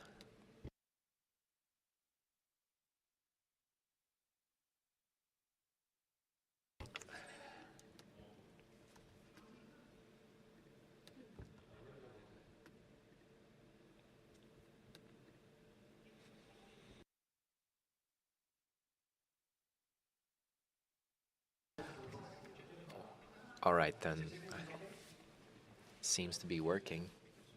All the speakers can hear everything, so I'd like to talk a little bit about Halyk Group, especially given the fact that we have some speakers here who may not be really acquainted with it. That's the largest bank and the largest financial group in Kazakhstan. We're number one by assets in Kazakhstan and more than 33% of the market share. Third place amongst all CIS banks with no government participation by assets. We have 15 subsidiaries, including our subsidiary banks in 5 countries, and we have a joint venture with Citigroup China. It's Alton Bank working here in Kazakhstan, where we have a 40% share. In our group, we have 18,000 employees, and we are a company that since 2006 has been on the London Stock Exchange. We've done our IPO. It's the oldest Kazakh company to have done an IPO and be listed on the London Stock Exchange. Over 33% of our shares are traded on the free market. We have more than 9 million active customers in retail, and about 80% of all the largest companies in Kazakhstan are customers of Halyk Bank. The overall assets are $32 billion US dollars. Now, we're the only financial group in Kazakhstan that works in all 6 Central Asian countries: Russia, Georgia, Uzbekistan, Kazakhstan, Kyrgyzstan, and Tajikistan. We have subsidiary banks there, and we work in all the segments, in all the fields. We provide loans on these markets. We're on the securities market as well. And we actively develop our digital services by providing various services, refinancing, and others. But I'll talk about that later. If we count our total investments, then we have about $1 billion invested in other markets apart from Kazakhstan. That is through the equity of our subsidiary banks, but also through funding the economy. Currently, we possibly have the largest portfolio, more than $500 million that we invested in Uzbekistan, because we're seeing that the market and the country is now in the age of major reforms, economic and banking reforms, and we see a great potential for development there.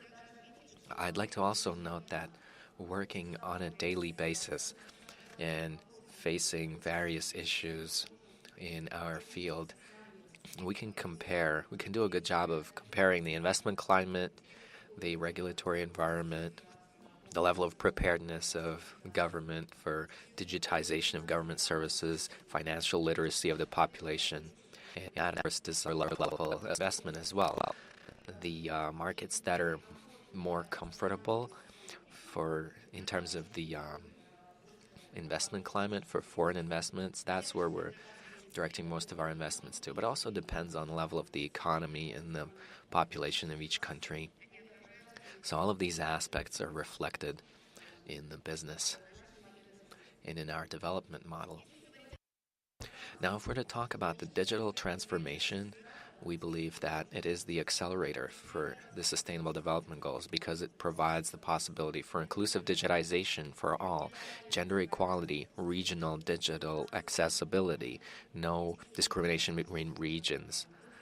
And if there's access to broadband internet, and if you have the infrastructure in the regions in the same way, through developing digitization, we provide the possibility to ease access for banking services for disabled persons as well. So you don't have to go to the branch office, no need to work with the manager. All you have to do is use our digital ecosystem, our digital services, and it's easy to open an account and take out a loan. What HALAC has done over the past 3 years is we're moving actively into becoming an ecosystem, so we provide non-banking services too. If we're to talk about banking services, the standard ones are refinancing loans, payments, QR codes, deposit accounts, and such. Now, if we're talking about ecosystem development, what we're trying to build for our customers, we're building a marketplace, HALAC Market, HALAC Travel, by providing access to travel services and purchasing. I'm sorry, you have 2 minutes left. Oh, sorry. Then probably the next slide, I'll just say what we're doing here in Kazakhstan in terms of providing access to government services through digitization. These are family services, getting your birth certificate, registering at your place of residence. Just a minute now. All right. Registering at place of residence, which also provides the opportunity to do it through HALAC Bank. 2.2 million people have already used their services. Re-registering your car, looking at the history of your car. The latest service we launched is digital documents, where we've got 18 types of digital documents, which is your ID card, the driver's license, the PCR test is very much in demand, the vaccination passport. And we're seeing that since the beginning of the year, more than 15 million times already people have used these services. Next slide. Overall, we're seeing that this service is very much in demand. And I'd just like to note once again that through the digitization of government services, there's a possibility of equal access of all the population. Regardless, you've got inclusivity. So what we're doing in terms of ESG, HALAC Bank is the only bank that has done the audit, the international audit, and we have ratings from an international agency that we're in line with ESG standards. This year, our ratings were increased up to BB. Now, if we're to mention what we're seeing working in these 6 countries of the post-Soviet space, the 6 countries of the region, that agenda, right, in terms of that agenda that we have today, we have the same type of culture and thinking, and we have a joint history in terms of the Soviet Union, even before it. Let me just finish. And we need to improve the quality of life. We have an unstable economy. The regulatory environment still needs some work to develop. The tax legislation needs more transparency and a better investment climate. Now, the challenges in our work is that the internet infrastructure is not as developed outside the large cities, and it's It's also a big thing for the government that they need to develop. And that goes for all the countries in the region. And what we should strive for as countries in the region is, I guess, what we can recommend, right? Being a foreign investor in all these countries, working in Kazakhstan too, what we can recommend is that we need to do digital integration of government services between countries. We need to develop joint standards of providing digital services and improve the accessibility of government databases. But it's very important that we have common requirements for data security. And we need to work on improving the investment climate in protecting the rights of foreign investors. Unfortunately, in some countries, we're seeing not always very clear or friendly actions, but I'm thinking that these issues will be worked on in the future. We could also come up with common standards in education and medicine, and harmonizing banking and also risk management is something that we face as an issue working in different countries. That's what would move us in one direction as a region. Improving the financial literacy of the public, and that goes for Kazakhstan and for all the other countries in the region as well. Improving internet accessibility in building digital infrastructure, reducing the cash turnover and increasing cashless payments. That's also a big thing that needs to be done. And Kazakhstan has done a big leap forward in that. And we're seeing that similar changes are taking place in other countries. The growth of providing loans to inner local production in the countries. These are the main kind of points that I would talk about at this summit today. Thank you very much.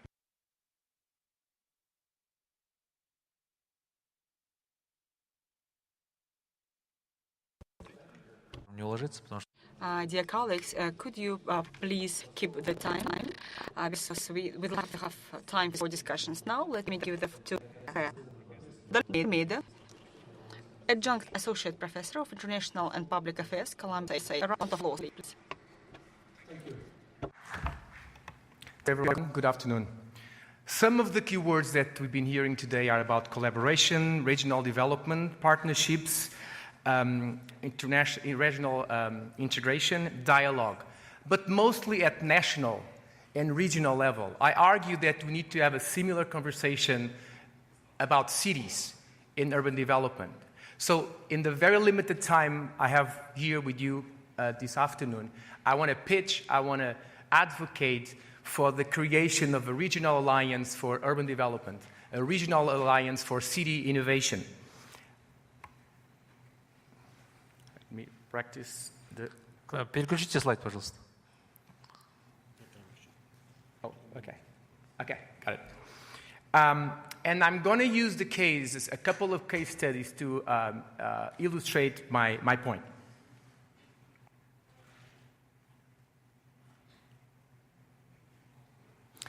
I want to start with a story. This is Silicon Valley, 2017. And even though I want to feature the idea of collaboration at urban level as an accelerator for innovation in SDGs localization, I want to start by what may hinder that innovation process. So in the Silicon Valley conference in 2017 about smart cities, during the lunchtime, I was looking for a place to place my plate and have my meal. This was a standing dinner, standing lunch, forgive me. And there I saw a place, small table with two gentlemen already in the table. I walked to the table, and as I approached the table, this representing mid-sized cities in the US, without me saying anything, they say to me, "We are not smart yet." I was totally caught by surprise. I just wanted to find a place for my plate and have a nice conversation and meal with these two gentlemen that represented two different mid-sized cities in the US. And slowly I understood that I had my Columbia University badge, so perhaps they assumed that I could perhaps be smart. But so that their point was that they did not feel comfortable having a conversation about innovation if the conversation was only about tech and data. if the conversation was only about digitalization, if innovation is framed only around the next $1 million, $5 million, $50 million to ignite innovation, when most of the cities around the world are bankrupt or in dire financial situation. So what we need to understand, and this is of course nothing against the idea of digitalization, tech and data plays a very important role, is that we need to understand innovation in a much larger, broader sense. And this has very practical implications that I want to share with you. Those letters there represent tech, and D are tech and data. O is about organizational structure, institutions, networks. And this was really mind-blowing for me in 2017. We are so happy and so excited about talking about tech and data. So several cities around the world may be able to engage in these very large $1 million endeavors. But there's so much we can do by building incrementally on what exists. So by studying innovation in New York City, this is the work that is featured in the book of 2018 about innovation in New York.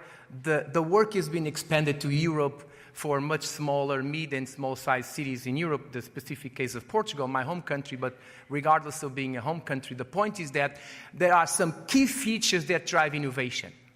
And this is how we studied 12 case studies, and these are beyond the fact that innovation happens across phases. The point that I want to highlight here today is that there's more drivers than tech and data playing a role here.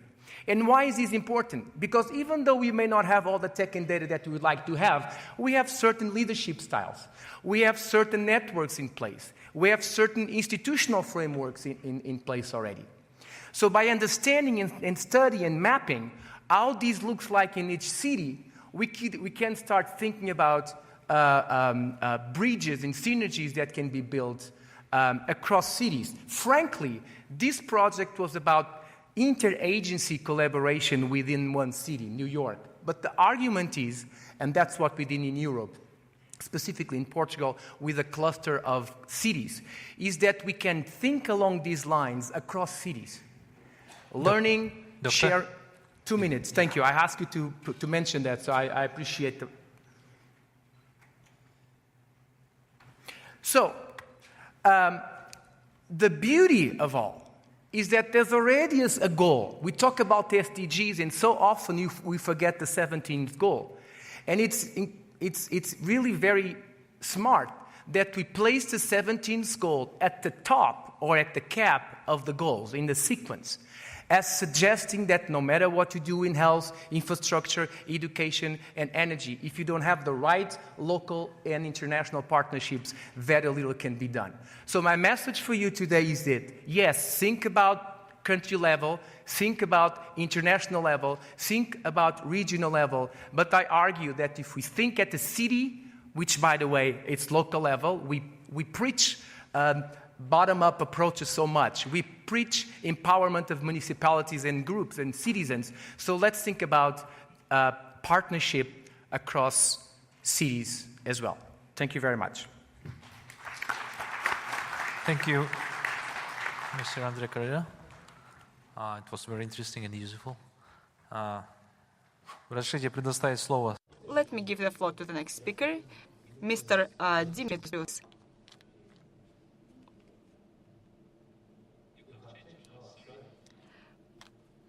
Порядок поменялся.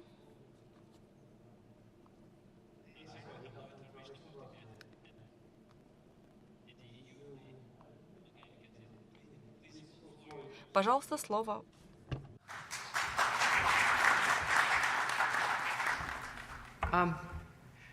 Distinguished guests, it's great to be here and good afternoon. Actually, I would like to start with a video to show our vision for the topic. So I don't know how to start the video, but can we start the video? Here. It's beautiful. It's majestic. It's literally the most priceless thing there is.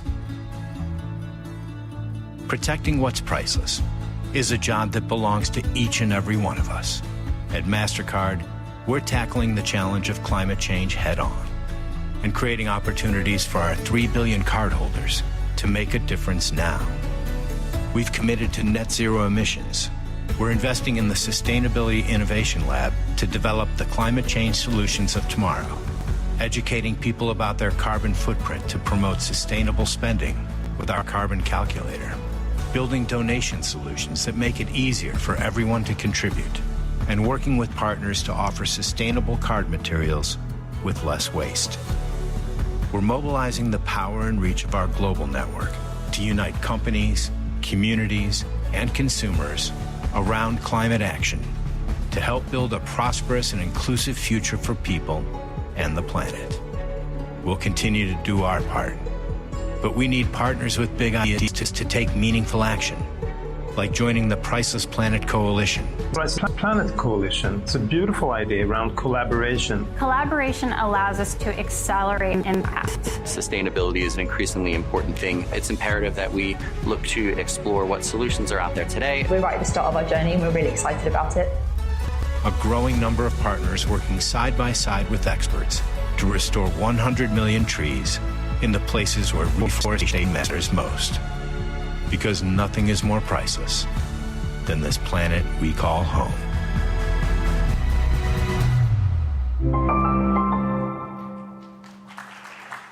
Because for MasterCard, building a sustainable and inclusive economy where every person and every business can benefit is crucial. This is priceless for us. As a global technology company, we are in a unique position to connect and power an inclusive digital economy. Through our work, MasterCard has helped the financial system accessible to more than 300 million people previously excluded. We are committed to reach 1 billion and including 50 million small businesses by 2025.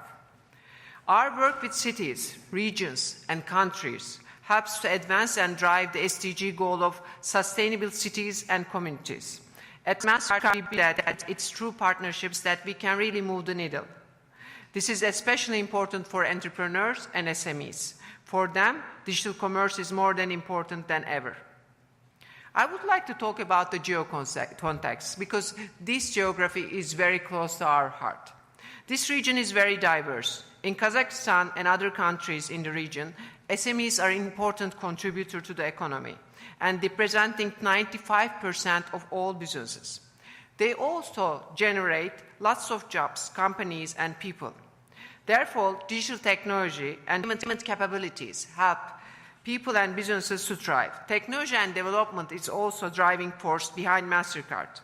In Central Asia, this has manifested as a concerted effort to provide the three critical elements for sustainable growth. And I would like to talk briefly about education, investment, and access. Start from education. For Smart Dukhan and e-commerce school, we partnered with Kazakhstan's Ministry of Trade and Integration to ignite digital literacy and enable more small businesses to get into e-commerce sales. Fintechs can also help us to accelerate many solutions. Here, together with Astana International Finance Center, we also held the first country Fintech Accelerator Program. This initiative generated applications from startups in 11 countries, especially from this region, demonstrating the value of the fintech communities. We will continue the Fintech Acceleration Program at Astana Finance Days this year as well. And also, youth is very important for all of us. During the pandemic, they were all locked in houses. So we are educating them about technology and courses like digital, online security, cryptology. Let's talk about the investment. We are driven by the philosophy to use tech for good. And inclusion has always been a part of our DNA at MasterCard. This is the very reason why we established the MasterCard Center for Inclusive Growth to help advance sustainable economic growth and financial inclusion around the world. Last year, the center did launch another activity, Strive Community, which also includes Kazakhstan and Uzbekistan. This global initiative will help 5 million micro and small businesses to access the tools they need to digitize, use financial services, and plug into markets. And it will serve as a pilot model to deploy it through the Central Asia. And let's talk about the access. So the CEO of Halix, they'll talk about access. We call it democratization of payments. So access is very important. Ensuring that people and organizations have access to the networks, tools and solutions that can help them achieve financial security. So to help this access, we deployed online services and enhanced user experience via a platform called MasterPass. We launched a program for Simplify Commerce, and we have another POS solution where you can tap on phone solution to be accessible to everywhere and accepted. So as a conclusion, we have many examples of the public-private partnerships. This can unlock the growth. What is clear is that none of us, this could not be possible without partnerships. At MasterCard, we are committed to continue our part in building all-inclusive and sustainable digital economy. As we say in MasterCard, there are things money can't buy. For everything else, there's MasterCard. Thank you very much. Thank you for your speech. Дамы и господа, следующий. Ladies and gentlemen, another guest, Oleg Pekos, First Deputy Minister for the Development of Information Technologies and Communications of the Republic of Uzbekistan for Digital Economy and E-Government. Please, over to you. 5 minutes for your speech. And the lady in the first row will show you the sign of 2 minutes. Good day, dear Arman Askarovich, dear ladies and gentlemen, dear guests at today's event. Could you please put my short presentation on the screen? First of all, let me thank you for participation in today's event. It will allow us to discuss the relevant issues of digital technology development, the implementation in governance, as well as e-government project and sustainable development goals achieved, and the effect on our life. And digitalization of economy, digital data and smart technologies are key driver for the economic growth and improvement of well-being of the population. Under the e-government development and digital economy development of Uzbekistan, we do large-scale work. Let me talk about the main stages of e-government development in Uzbekistan. We have the integrated system of identification under e-government. We have a protected network for data transmission. Also, we developed and launched the integrated billing services for government services, which allowed us to have the integrated portal of public services, which automated the interagency electronic document exchange. We have the open data portal and the portal for the legislation. In order to ensure competitive participation, we have a portal of the president where people can make their applications, and we have a portal for public hearings. In 2019, we launched the virtual office of the Prime Minister to consider the applications from the entrepreneurs. Digitalization is one of the priorities of Uzbekistan. And we have the program called Digital Uzbekistan 2030. Under this strategy, we implemented more than 200 projects in the government agencies and more than 1,200 on digitalization of the regions. Another important role is played by the current architecture e-government that was drastically improved. The uniform integrated portal of public services and its mobile application help all the users to use the services. And also we have the Center for Public Services where you can come personally to get certain services, websites of the authorities and agencies. E-participation is one of the integral parts of the e-government for the direct dialogue with the population to make sure that the virtual reception office of Prime Minister functions well. More than 6.6 applications were considered. Lately, in the judicial system of Uzbekistan, we did large-scale work on implementation of modern technologies in courts. We are implementing the systems for the recording of the court hearings, also automated preparation of decisions and automatic distribution of the case documents. And we are increasing the range of interactive services provided by courts to entrepreneurs and people. At all instances, the courts have the information system for the court proceedings. Also, let me briefly tell you about the work that we've done in the field of digital economy in the Republic of Uzbekistan. Along with Visa and MasterCard, we have one processing center, Puskar, that is used by most people. We have Face ID system.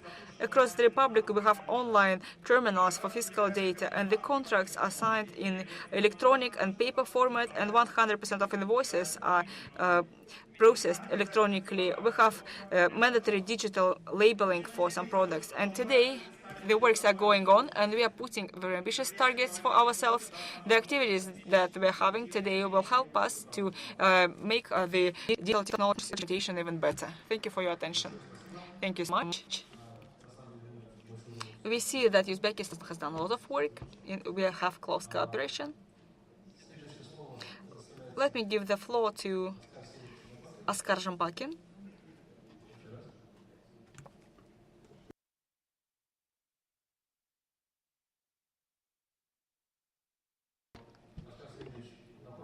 Askar Serikevich Zhambakin, being the hosting party, could you please be very brief to give more time to our guests, if it is possible? Покажите, да, когда 2 минуты останется? Just show me 2 minutes already. Thank you so much for the invitation. Well, indeed, digital technology is the toolkit that enables us both to automate public services or functions and is a game changer in addressing global challenges to achieve SDGs. I wouldn't waste too much of your time explaining the attainments of the e-government because Ms. Umit has said a lot before me in terms of collaboration with the banks, issuance of electronic documents and digital services. This is how we make close relationship with the community. We have one register of public services, and we try to move the majority of public services in the online format. This is why we review our public services register, and this would be supplemented with the sub-types in live situations,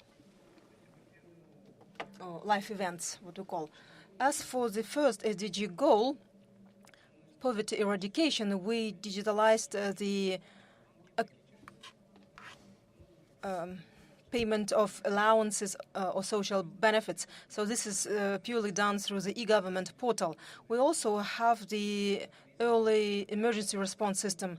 We have what we call digital family profile, and we have around 64 parameters to identify these families and distribute them along 5 groups, starting from the most needy and the most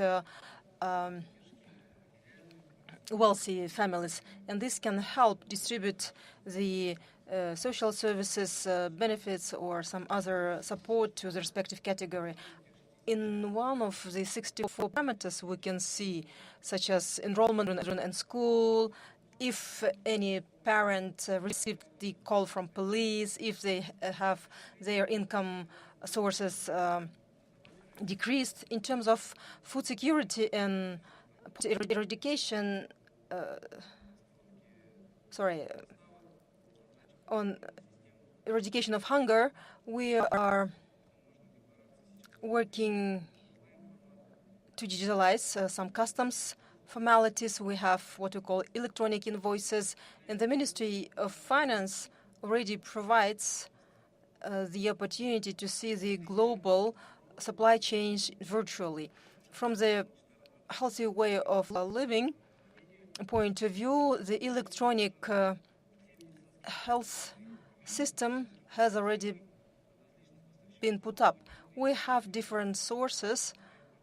However, there was no single integration to ensure one patient profile. And by the end of the year, all the health systems will be connected to see a clear picture well, not only information systems of the outpatients, but also for different laboratories. And this is how we can manage risks, not to fight the consequences and then treat, but rather take actions proactively, like on the prevention stage, and understand the key risks.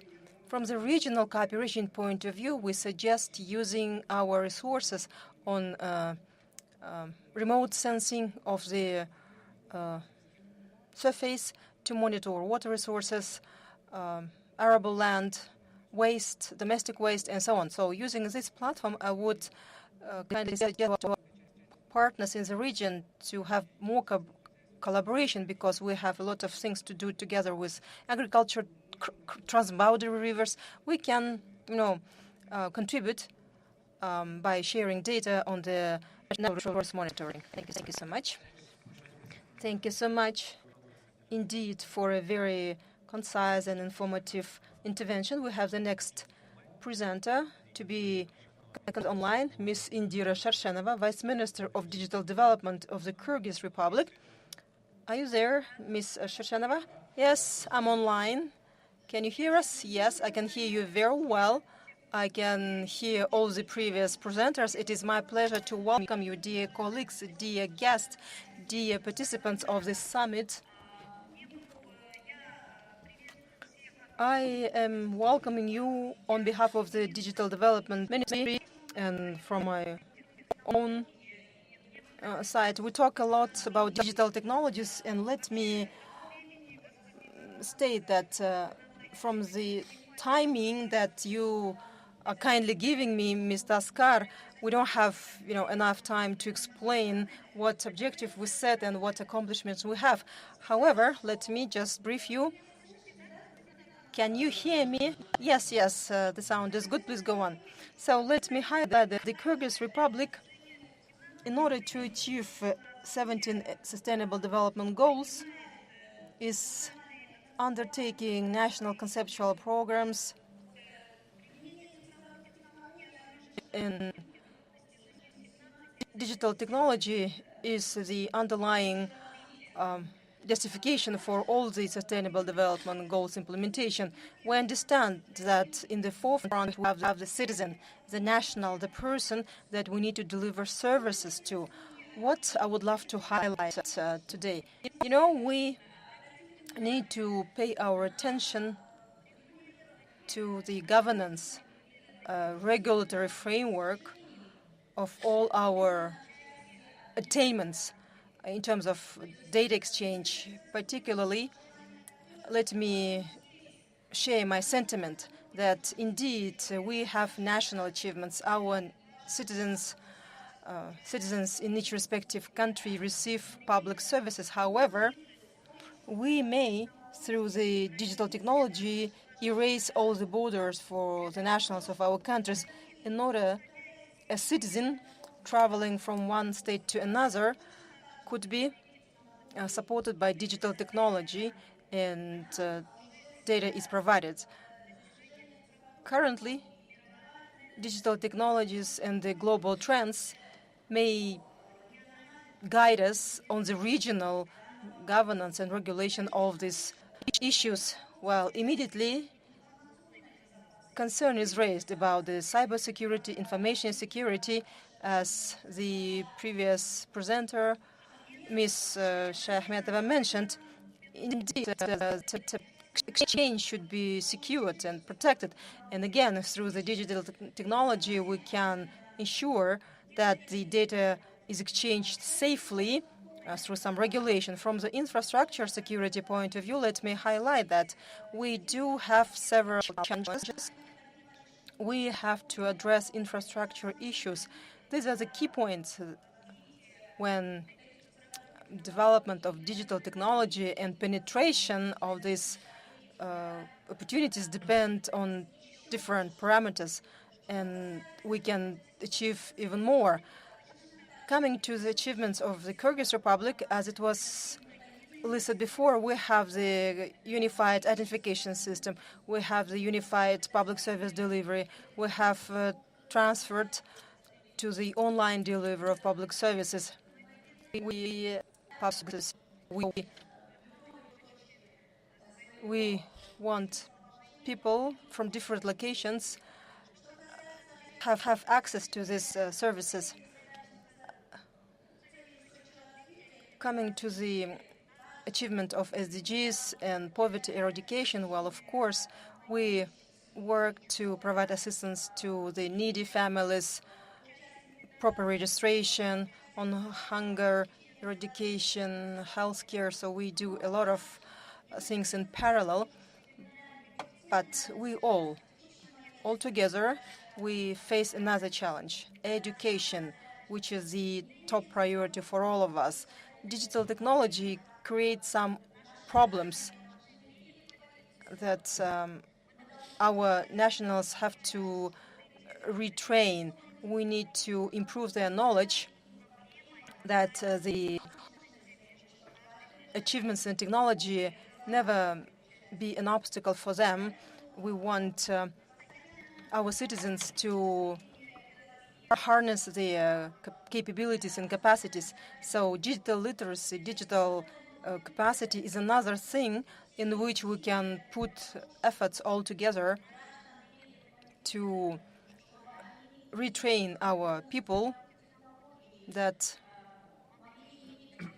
we enable them to benefit from digital technology.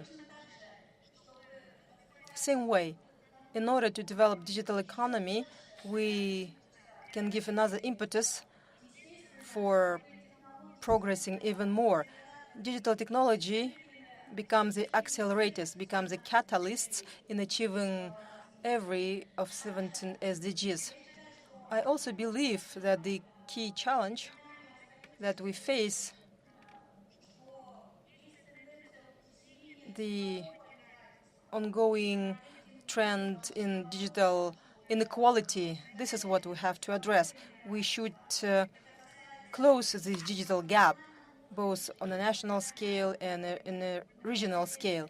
We have to close this gap and help our citizens to stay in touch with each other and travel within the common area.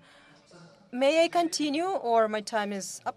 Ms. Shashanova, unfortunately, I have to stop. However, we are going quite well on the agenda, and we would love to have more time for discussion in the very end. Please stay online to join the question and answer sessions. Okay, Mr. Askar Armanovich, you know, for the highlighted bullet points, let me make the last intervention that we need to work together. We need to put efforts all together. And every country, every government has their own experience that could be shared, and this is what we should do. Thank you so much. Thank you so much. Best of luck for the day. Thank you. I hope you stay online.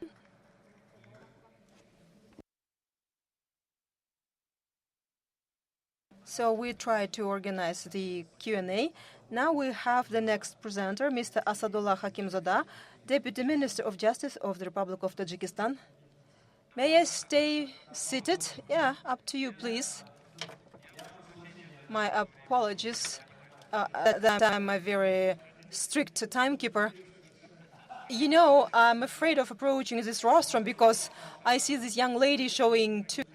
Okay, dear colleagues, dear friends, well, honestly, it is my pleasure to make interventions during this summit, and I express my sincere appreciation for having this opportunity to share experience and knowledge about digitalization of public services as an accelerator for the Sustainable Development Goals.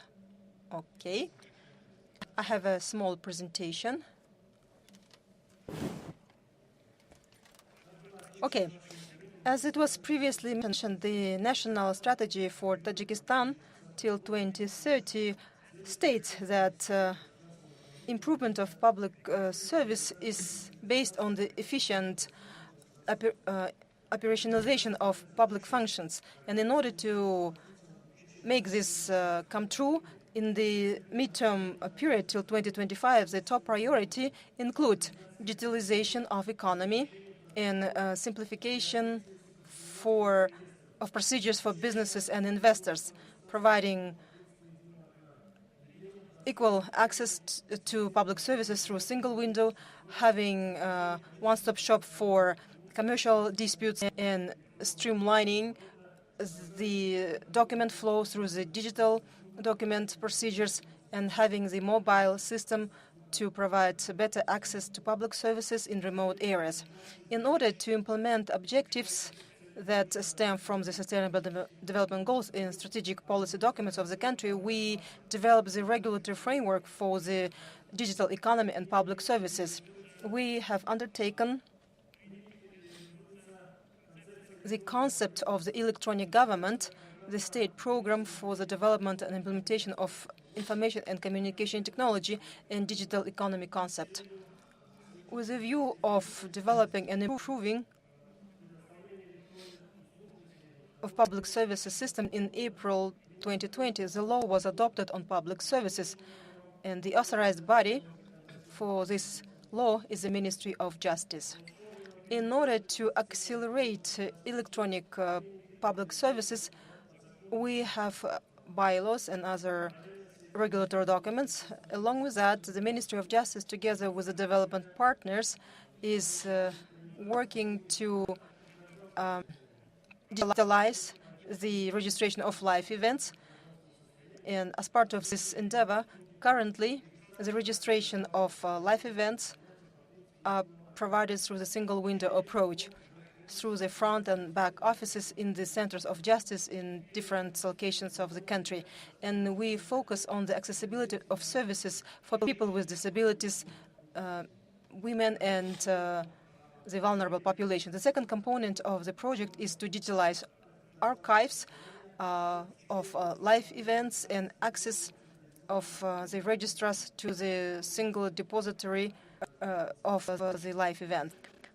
Due to the accelerated transition to digitalization of economy, we consider integration of registration of live events system into the unified public services system. In order to implement the concept regulatory impact assessment, the Ministry of Justice has established an internet portal in which we post draft laws and other bylaws which may influence the economic environment and business community. The Ministry of Justice has created the regulatory system to ensure public access to the laws and regulations in electronic format.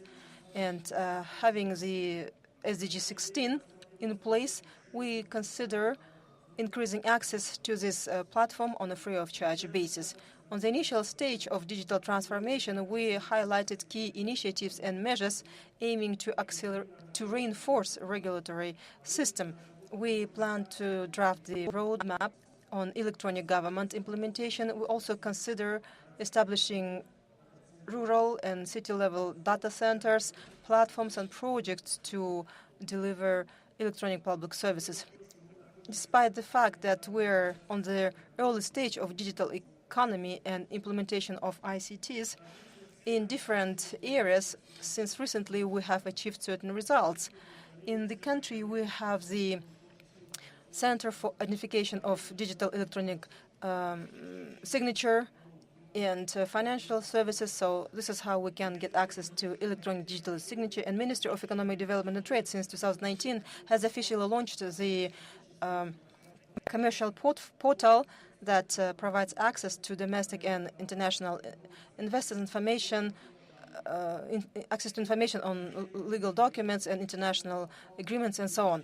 Also, we launched a portal for visas for foreign nationals. Currently in Dushanbe, we have the Safe City system to control the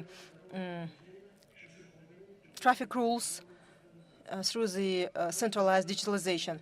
The number plates could be also purchased through the electronic auction, and we also have what we call the plastic biometric passports for foreign nationals with digital data. We also have a project on electronic billing and metering of the electric power supply to our citizens. This is a pilot in Dushanbe. So your time is up. Yeah. Okay, then you can see slides. So I'll keep it as is for you to read at your time. Thank you so much. Thank you for being on time. A very content-rich presentation. I hope we will have some time for Q&A in the very end, and we definitely will have questions to you. Now the floor goes to the next presenter, Ms. Ekaterina Kardava, Director of the Civil Service Bureau of Georgia. Please, over to you, Ms. Kardava.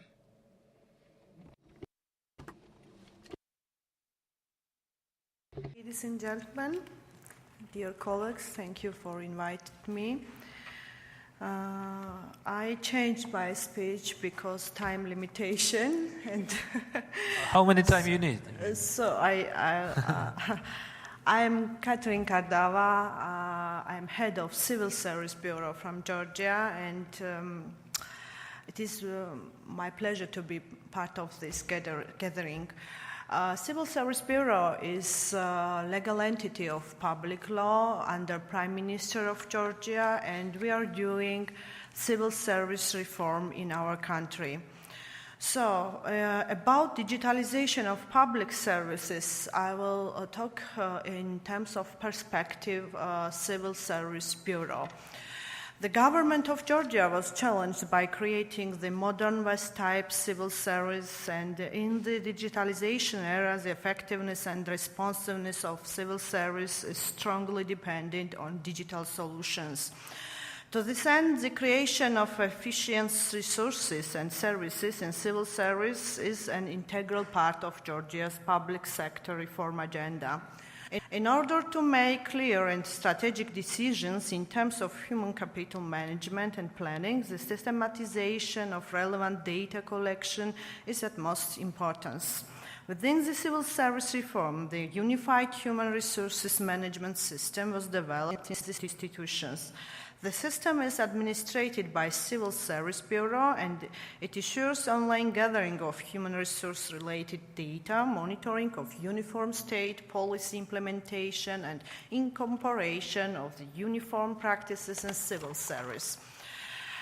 With rapidly increasing access to a user digital technology worldwide, there are new opportunities to leverage training and professional development in civil service.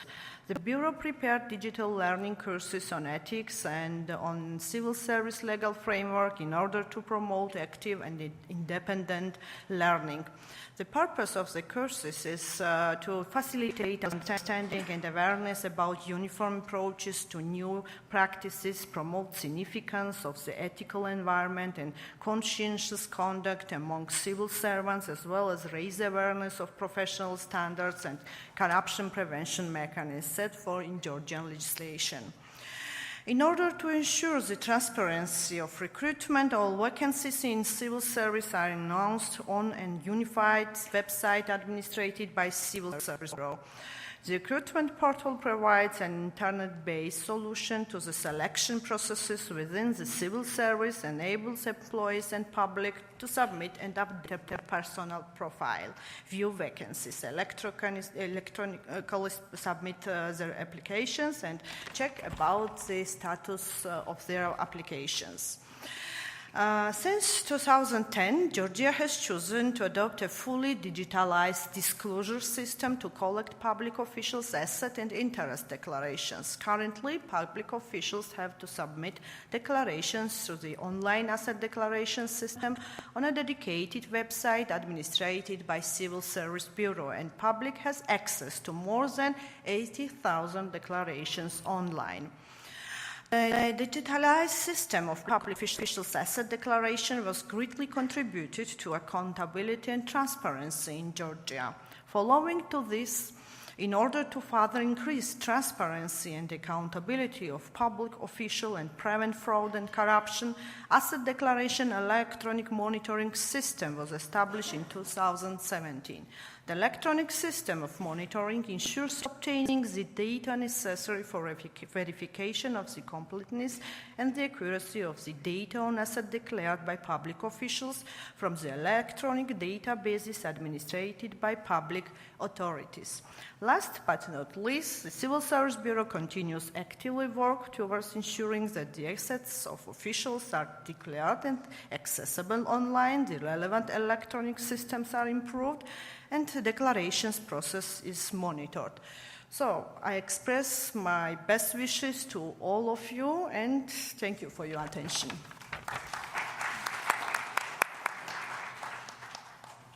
Thank you very much. Our next speaker is Hon Jun Kim, the head of Project Office Daegu, National Service of Informational Resources. Please, Mr. Kim, floor is yours. Yep, I'm here. Salam Sultaname. Thank you for inviting me to this meeting. Thank you. I thought my pronunciation is quite wrong. Anyway, thank you for inviting me to this meaningful summit.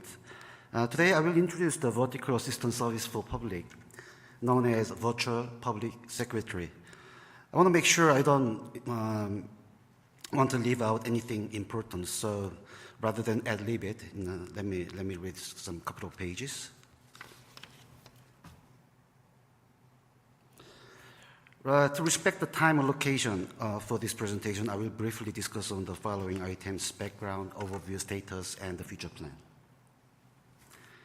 Over the past 20 years, Korea has been striving to implement the e-government and has achieved significant results. However, people had difficulty in finding the system they needed. They wanted to get the comprehensive government services, regardless of institutions and agencies. There is also growing demand for the government and the private sector to cooperate to provide a higher level of public service by integrating government data, private sector data and public sector data in private technology. In particular, as chatbot technology in the private sector matured, the demand for the architecture-based chatbot also increased in the public sector.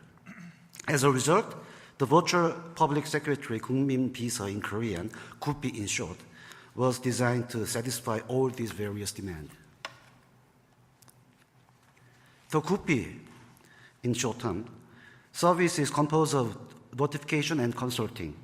Although there is a lot of information that government provides to the public, if such information was delivered in different ways, it would cause inconvenience. Overcome such inconvenience, KUPI provide the following advantages. Notification services send out timely alert to the public or users of personal daily life information such as the national health checkup and relief benefit through commonly used social network service apps like KakaoTalk and Naver. It's like a Google or the Telegram. Consulting service including asking a chatbot about administrative service such as police, civil service or national recreational forest, and receiving guidance, or using an AI speakers to receive guidance on civil services. In the interest of time for the presentation, I will skip those the part, but the details of this slide will not be discussed. However, I'd like to emphasize from this slide is that no one left behind by the public-private partnership or collaboration.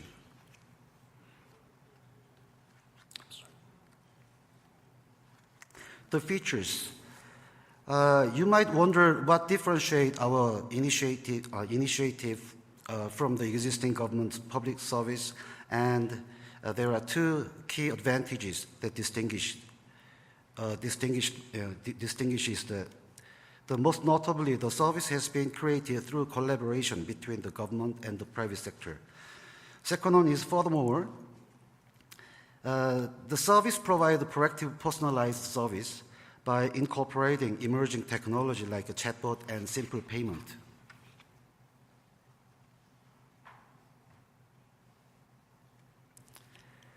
For decades, Korea has the concept of creating an online personal assistance service, but it wasn't realized.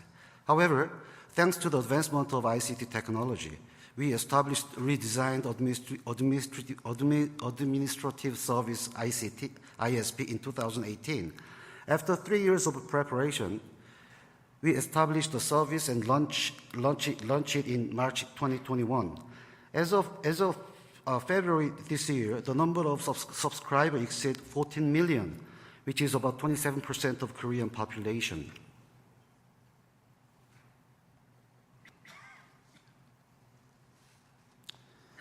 Notification service provides 74 types of daily life-related information, such as COVID-19 vaccination and relief fund and national health checkup.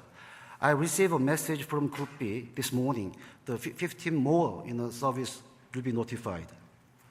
So that means around some 90 types of daily life-related information will be notified.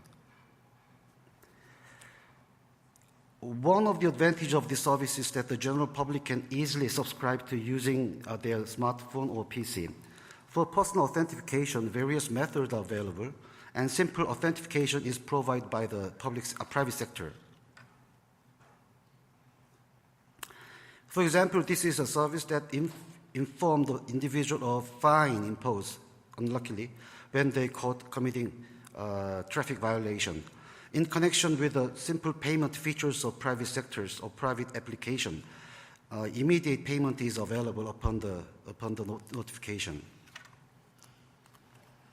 So I will skip this presentation, you can see, and also this one. Okay. Right, people can register for the service while making appointment for the shot through the public officials. One day before the appointment, the reminder is sent to the users confirming appointment date and location via message. On the day of vaccination, information on precaution will be provided, and 3 days after the shot, people will receive instruction on how to cope with any adverse reactions. 3 weeks prior to the second shot, people will be informed to make the the reservation. And again, people will receive notification the day before, on the day, and 3 days after the second vaccination. In total, people will receive information 7 times until the inoculation process is completed.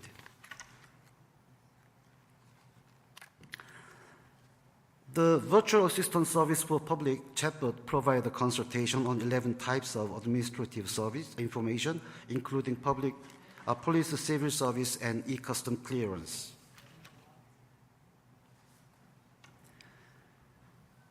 These features on the screen is an example of user interface. Users can directly enter their questions in the chat bar at the bottom of the screen, then frequently asked questions and answers are displayed. Okay, let me skip this one.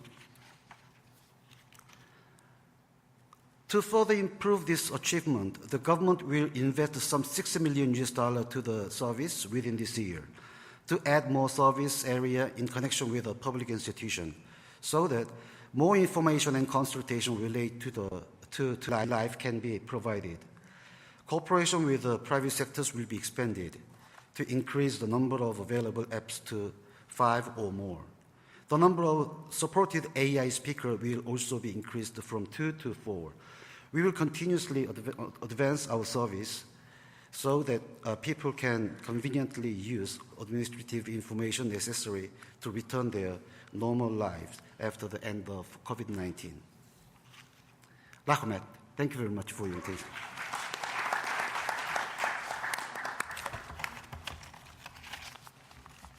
Thank you very much for your speech. Дамы и господа. Dear ladies and gentlemen, our next speaker is Atajan Ataev, head of the Strategic and Sustainable Development Department of the Ministry of Finance and Economy of Turkmenistan. Please welcome to the stage. Thank you very much, Mr. Chairman. Dear ladies and gentlemen, dear colleagues, allow me to express my gratitude for the organizers so I could participate in this important event today.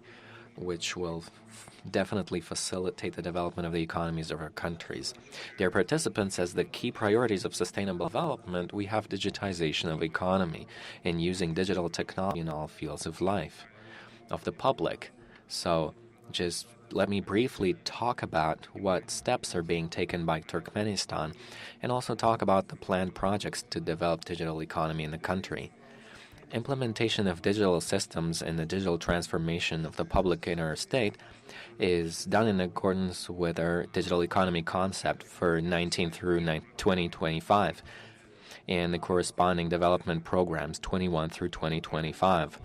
In the country, we have created a legal framework for digitizing the economy. In the year 2020, the law was adopted on digital document exchange and digital services, which governs the electronic documents and digital services. We're actively in the country. We have many elements of digital economy already active, so we're actively working on implementing modern means in cashless payments, bank cards, transport services, healthcare systems, education, and other services. In the industrial sector of the country, we continue to create new enterprises equipped with cutting-edge automated technology and equipment. Stage by stage, we implement tools of digitization into the agricultural complex of the country.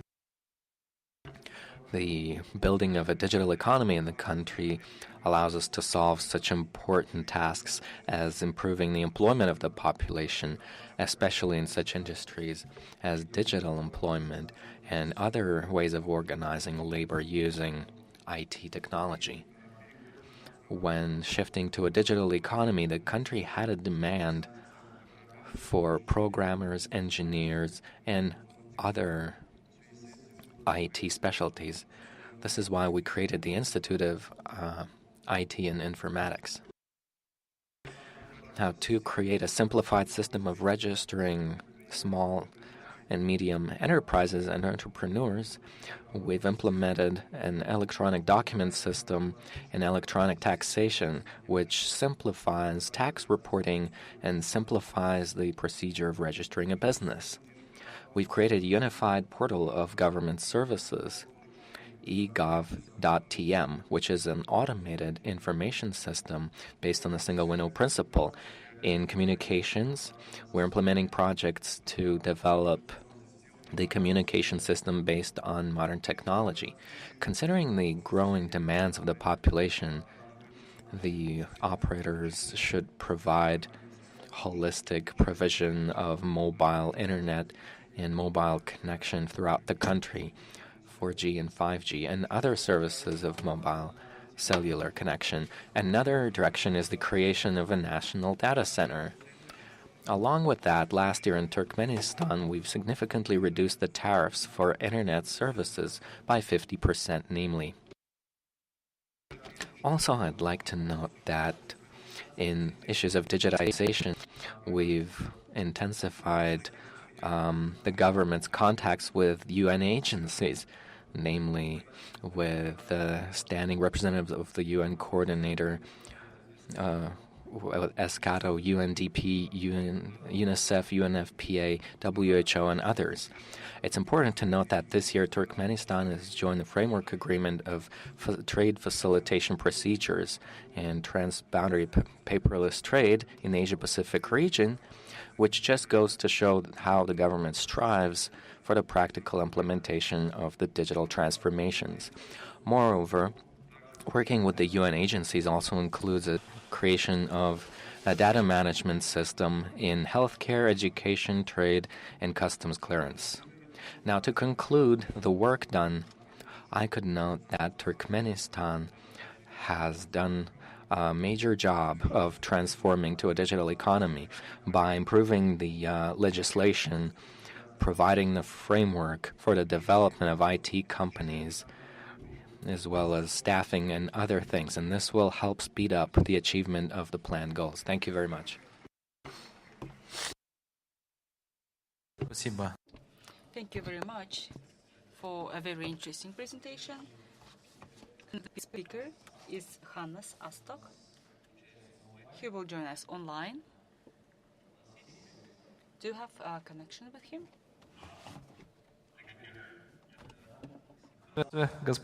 Hello. Hello, Mr. Astok. We met with you recently. I'm happy to see you again at the conference dedicated to the e-government. The floor is yours. We can hear you well. The digitalization is a global process, and as you know, as it was discussed here, many countries have digitalized their governance, their education, healthcare, but also services, manufacturing, logistics, and even agriculture. And also many of those solutions became global standards. So the challenge for the countries in transition, including the countries in the Central Asian region, is to keep up with this tremendous change in overall digitalization, to maintain and create the jobs in their country, to keep up their businesses, and give opportunity to your people to participate in the world economy with dignity. And if you don't do that, the countries are in great danger of falling out of the creation, production, and supply chain of the world economy. So how it expresses in real life. Let's take logistics. If a truck or train picks up the good from a factory or from the warehouse and starts to move towards another country, it's already in many countries the documentations for the customs and border crossing is going ahead of a truck or train in digital format. So basically the custom clearance in both sides are made in digital format, so that when the truck or train arrives to the border, it doesn't need to stop and can continue the travel smoothly without any stop to shorten the supply time, logistics time. Also in the modern manufacturing, it's often the case that the design of a good is made in one country or in one continent, and the production is made in another continent. But it doesn't mean that the design is made separate and then sent by paper trails to the factory. It's a cooperation process today when the design and preparations for the production is going hand in hand in parallel. So basically when the design is finished and the order is formulated, the producer can immediately start the production. But this also means that all this work is done in the digital platforms with the digital software. So this means that we need also digitally skilled engineers and production managers and producing managers who can use those tools properly. And definitely there is a lot of government solutions, as it was discussed today also, and many governments and all governments are doing a lot of digital solutions. So the biggest question actually is not the solutions by themselves, but the biggest question is that where do we can find those digitally skilled people who are building up our digital countries, who will serve all those digital solutions? And I think this should be discussed because government has the biggest role here. So the biggest task is not only to digitalize the government own work and services and support digitalization of the economy, but also in parallel to change the education system in each and every country so that in every secondary school, in vocational school, and in university, every graduate has also sufficient digital skills. So if there is, and we don't talk only about IT engineers, about programmers, we need to consider that the modern welder has need to have a capability to read digital work plans to start to work with a project. Modern farmer must be able to analyze the digital maps on about his field to understand which part to fertilize with which fertilizer. And also like a modern lawyer needs to understand how digital business works in order to be able to draw up contracts, protect company intellectual property rights, and so on. So once again, there is a high risk of falling out from creation, production, and supply chain of the world economy if you don't consider also education. So this was just one sample, but also very important field of the digital development, what we need to consider to be really good in global economy and in global digital economy. Thank you very much. Thank you very much, Mr. Astak. It was very interesting. Дамы и господа. Ladies and gentlemen, we worked very intensely and we have time for discussions. So this option is quite good because now we can ask questions and have some time to receive questions from the participants in the venue. Please prepare your questions. Today we have representatives from the regulators, representatives of the regulating agencies in their respective countries, but also we have one business representative, and we are lucky that this is a representative of an international business. The question is to you, whether it's feasible. Today we discussed, and experts said that we need to collaborate, we need to exchange data, and you, as a representative of a business that works in certain jurisdictions of countries present here, is it feasible to build one integrated financial ecosystem, an ecosystem of regional services? And what is the driving or restraining force for that? I think it's quite realistic if there is such a wish and desire from the governments of our region, if there is such a need.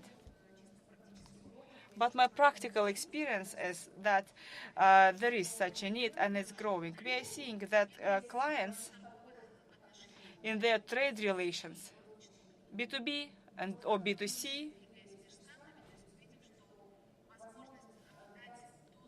so the opportunity to give access to banking services, financial services, I think such an integrated access would be very convenient. And for us as bankers, if we had just one integrated database on money laundering, terrorist financing, drugs, something that is prohibited, for which you cannot open the bank account, it would be very good to have one integrated database for the region because it's part of our compliance efforts.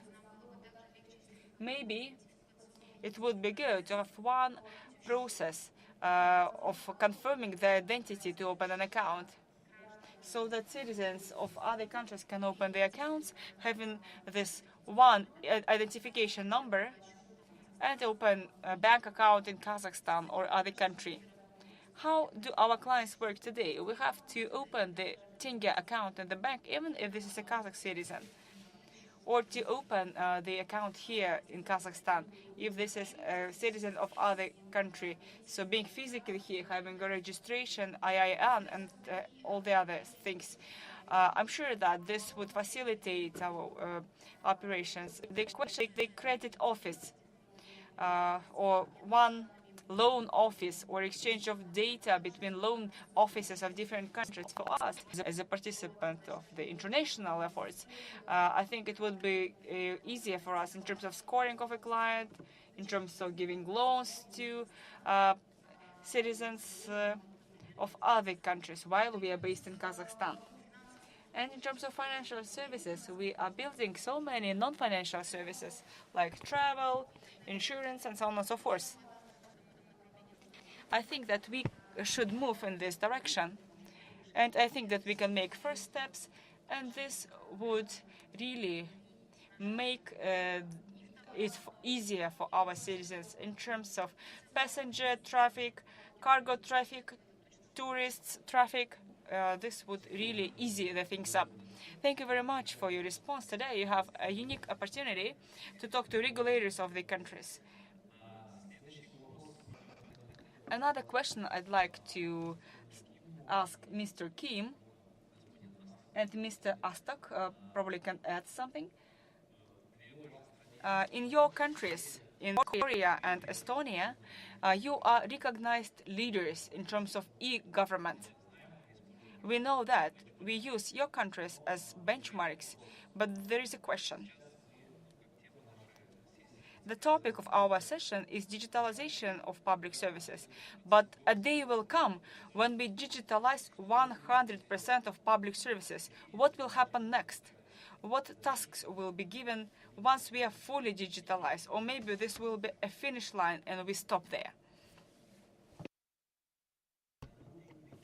Make all the public service through digital, the transformation, because some public service must be done by the human hands, you know what I mean? So only data-related services like the government data information sharing or some the information provided to the citizen, they can be digitalized. So in Korea, the public secretary is one of the high-end form of the digital service, because we are already provide nearly all the government service through the internet and the smartphone and whatsoever. So on interaction, the transaction or interaction process between the government and the citizen can be made through the public secretary. So that's why we make collaboration with the private sectors, because in our side, like public officers, sometimes we are trapped by our the stereotypes thinking. So that's why through the collaboration, the private sector suggests us to some new models of public service through digital format, or sometimes we made a survey to the people. So what kind of services they required from digital way or some other way. So when we think about the digitalization or digital transformation, we are not only do our own hands. We are working together with the private sectors and also the academians.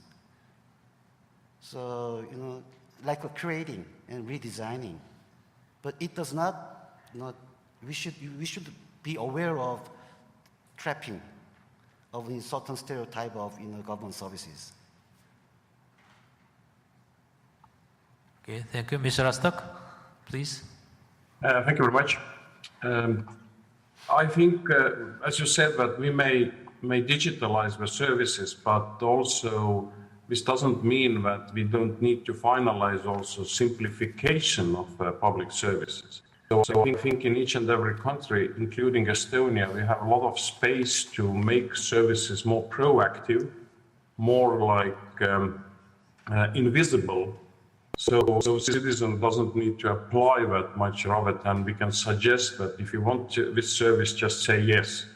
So I think this is the way where Estonia is going, and we see that there is still a lot of work to do, and also virtual assistants, as the colleague from Korea said, may help a lot in various cases. So keywords are simplification, proactivity, invisibility, and also using virtual assistants. And there is a long way to go for each and every country still. Thank you.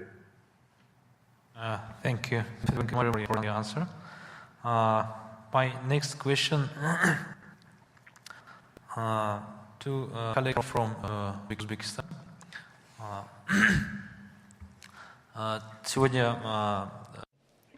Today, the Prime Minister of Uzbekistan, when making his welcoming remarks, said that Uzbekistan is planning to increase 2.5 times their GDP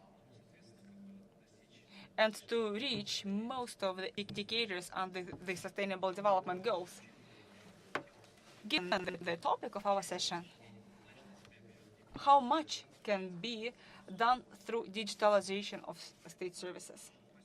Thank you so much for your question. Of course, digitalization plays a key role in this regard, because all the processes, they increase the transparency and easiness of business processes if digital.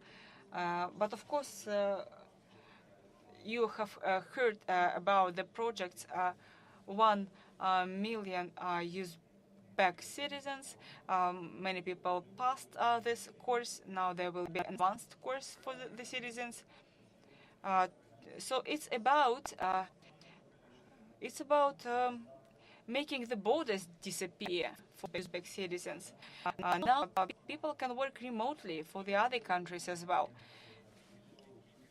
PBO, KPO, knowledge processes outsourcing is very real thing today when you can outsource logistics, accounting. So being in Uzbekistan, any country of the world, so digitalization plays a very important role. Therefore, Digital Uzbekistan 2030 program was adopted. It includes the priorities for all sectors of economy by 2030. Could you please mention any percentages or shares?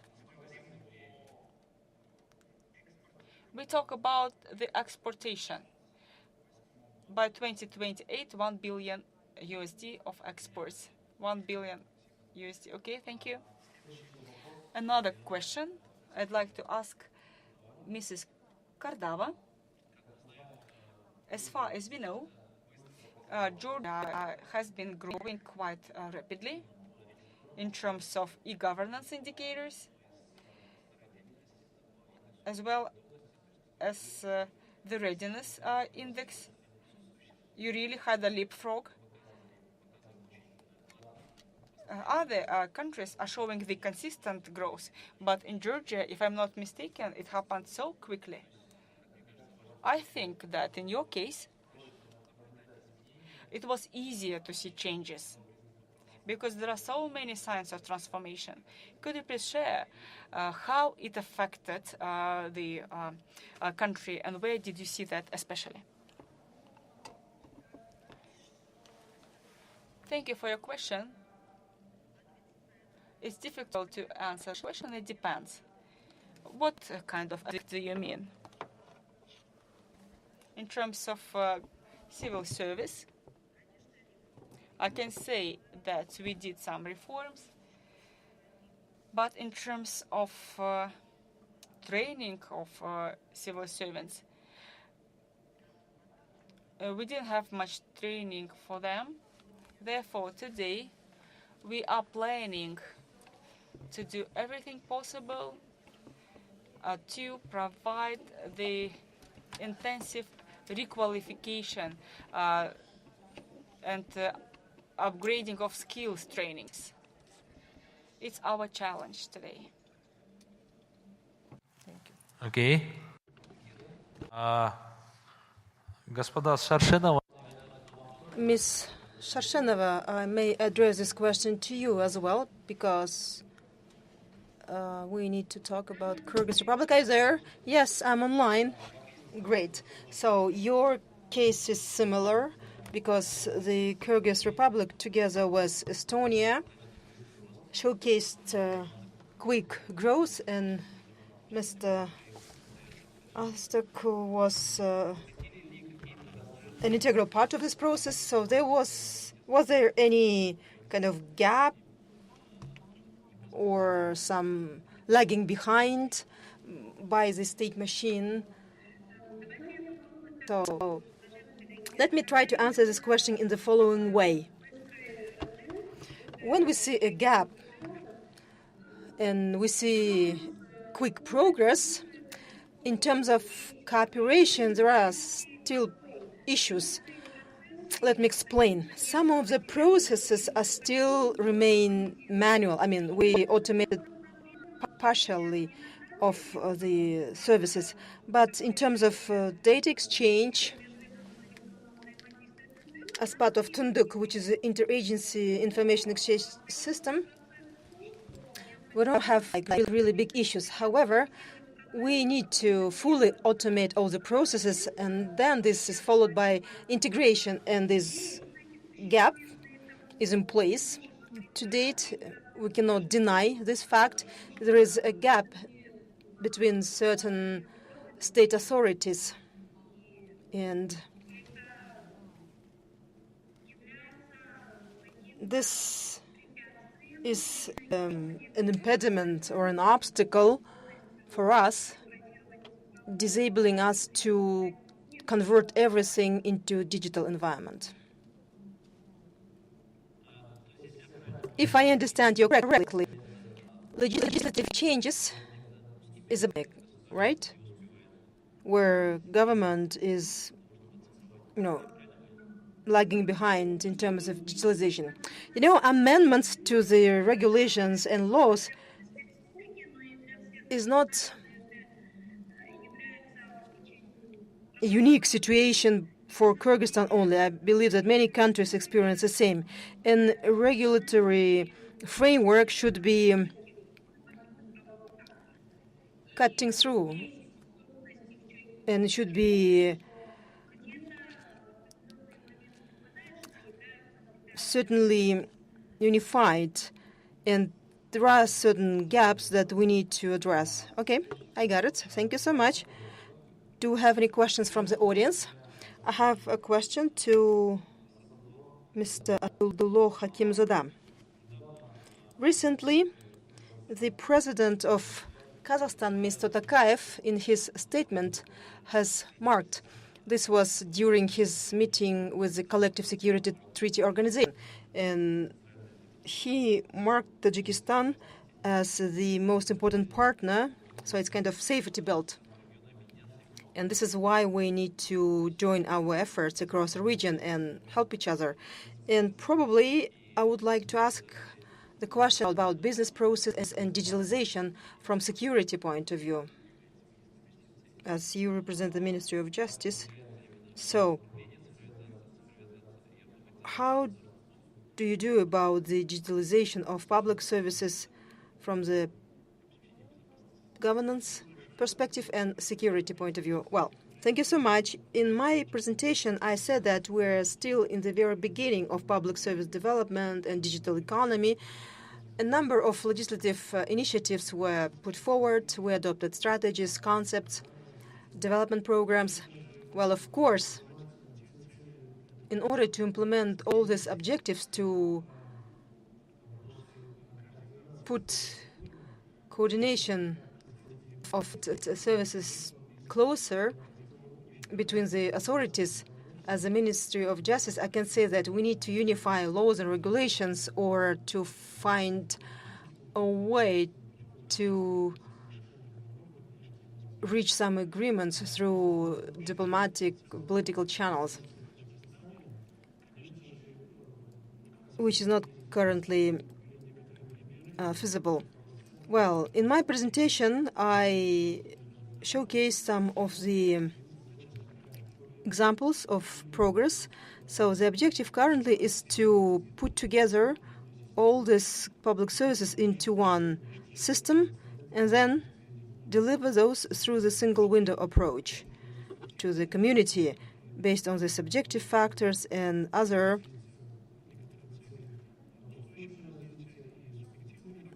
things related to the Sustainable Development Goals, prevention of corruption, less contacts between the citizens and the civil servants, and so on and so forth. Thank you so much. Thank you for a very detailed answer. Now I have a question that I would like to ask from MasterCard company. So you set a very global task to engage into global economy of 500 million people. That was ambitious. However, we decided to reach 1 billion.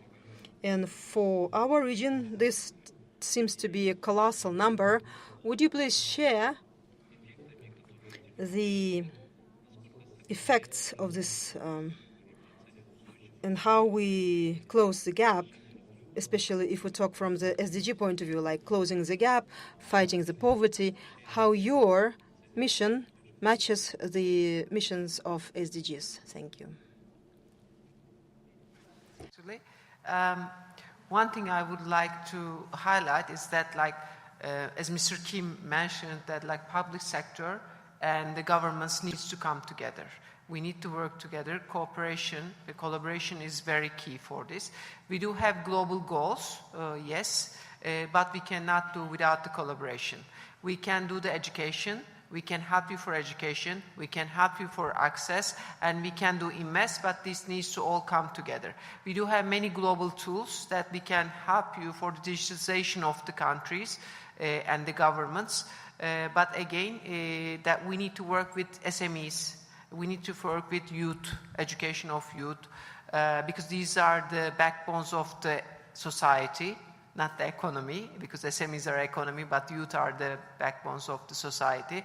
Education is very important, I believe. That's where we are all working and listening, and proudly that everybody is working. And investment, that we need to invest together in public sector and governments. And the third one is the access. We call it democratization of all the services, payments also as well, because everybody needs to have an access, which means that we need to have acceptance, we need to have all the tools to make sure that everybody have the same level of service, same level of understanding. So these are the key. I think that's why we need to work together.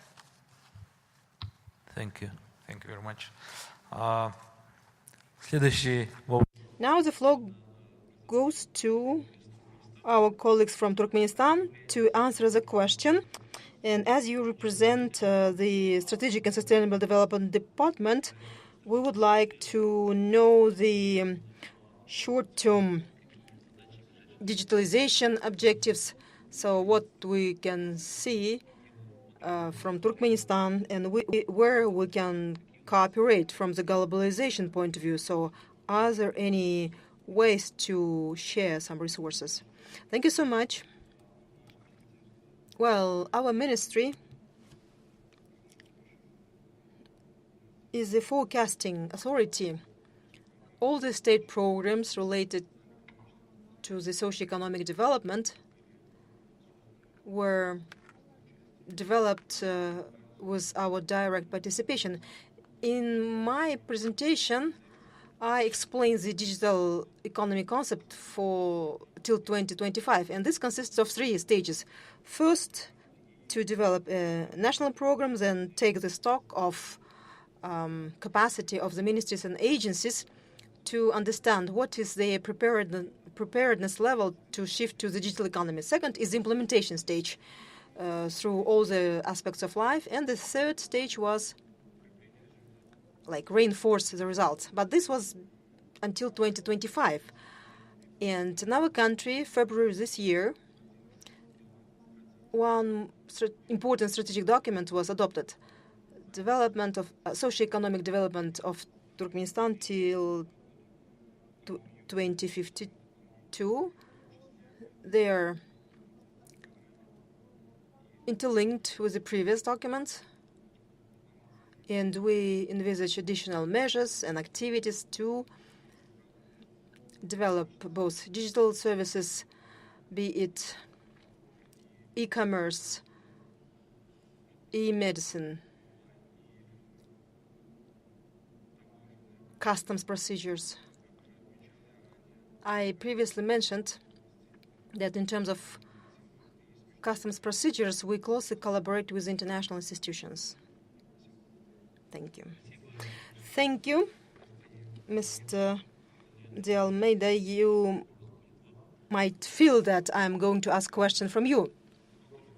You are a PhD, a Master of Science, you have a lot of publications, and you work in different countries, region, Africa, Middle East, China, Europe, and so on. You might have the most challenging question. So it's difficult to make forecasts, and you have a broader perspective, and you're the most independent expert in this audience. Can you give your own projections for 5-10 years, how the things will develop from regional perspective, not on a country level? So we talk about Central Asian region, what will be the role of Central Asia, and how the landscape changes for IT and GovTech technologies. Thank you. Back in school, one of the topics that I liked the least was history. I always felt very distant from what the history professor or teacher was telling me. I come from a very, very, old country, like 1,000 years almost. Well, these days, today, I cannot conceive any development policy without understanding history. So that's a huge personal development perspective. And why do I mean history? Because from history, we learn that tribes, cities, nations, regions learn how to build ties, learn how to build reciprocal trust. It takes time, it takes sometimes decades, centuries, millennia. So my projection is based on that fundamental idea that we evolve as human beings, our brain processes evolve, we learn how to mitigate fear of trusting, we learn to develop empathy skills, which are crucial. Put ourselves on the other's shoes, whether a colleague, whether a minister from another country. So I believe that globally and regionally specifically, and I think the sample of discussions we have here is a very good illustration of the commitment, is that these 5 countries will learn to trust each other more, despite of all uncertainty and all challenges that we currently face. And that in 50 years or 25 years, be better off. And a few years ago, I wrote a piece to the Huffington Post, I think it was in 2017, saying that Kazakhstan could play a very important role in the European Union, Middle East, Russia dialogue. I wish that piece has taken care more seriously, because we could have perhaps been avoided some of the difficulties we have here. So clearly a matter of hope built upon stronger trust ties. Thank you very much. And our last question, последний вопрос. The last question, the most simple and the most challenging at the same time, Mr. Askar Serikevich, Vice Minister of Digital Development. Kazakhstan is ranked 29th in the e-government ranking and 11th in digital services ranking. We all know that in the nearest 1 or 2 months, another report, ITU report, will provide new rankings. So if we rank 29th on eGov ranking, 31st on cybersecurity preparedness, we are ranked 9th on the digital services. So what could be your prospects of Kazakhstan's ranking in the upcoming report by United Nations? Well, as you rightfully said, it's a hard job to make projections. So we want to compare your feelings with the upcoming document. I believe that our ranking will be better, because over the last 2 years, since the previous report was published, we did a lot of progress. Well, it was spurred by pandemic, because we started doing things quicker and faster on a state level. Many services are delivered proactively through the mobile versions, and we have collaboration with the second-tier banks, with digital ecosystems. Well, honestly, there is no need to visit the service centers. So you can open up your bank account remotely. You can receive the public service wherever you are. We can also see that selling your car through the electronic format, or having the document of deeds and title online. So you see, everything is so simple. We improved our progress on coverage in rural areas, and I believe that the ranking would be better. Well, recently you joined the politics, but you managed to escape answering properly. Can some numbers? Okay. We all understand that most likely our forecast could be wrong, but just your feelings, your perceptions. I think that would be better than 29th.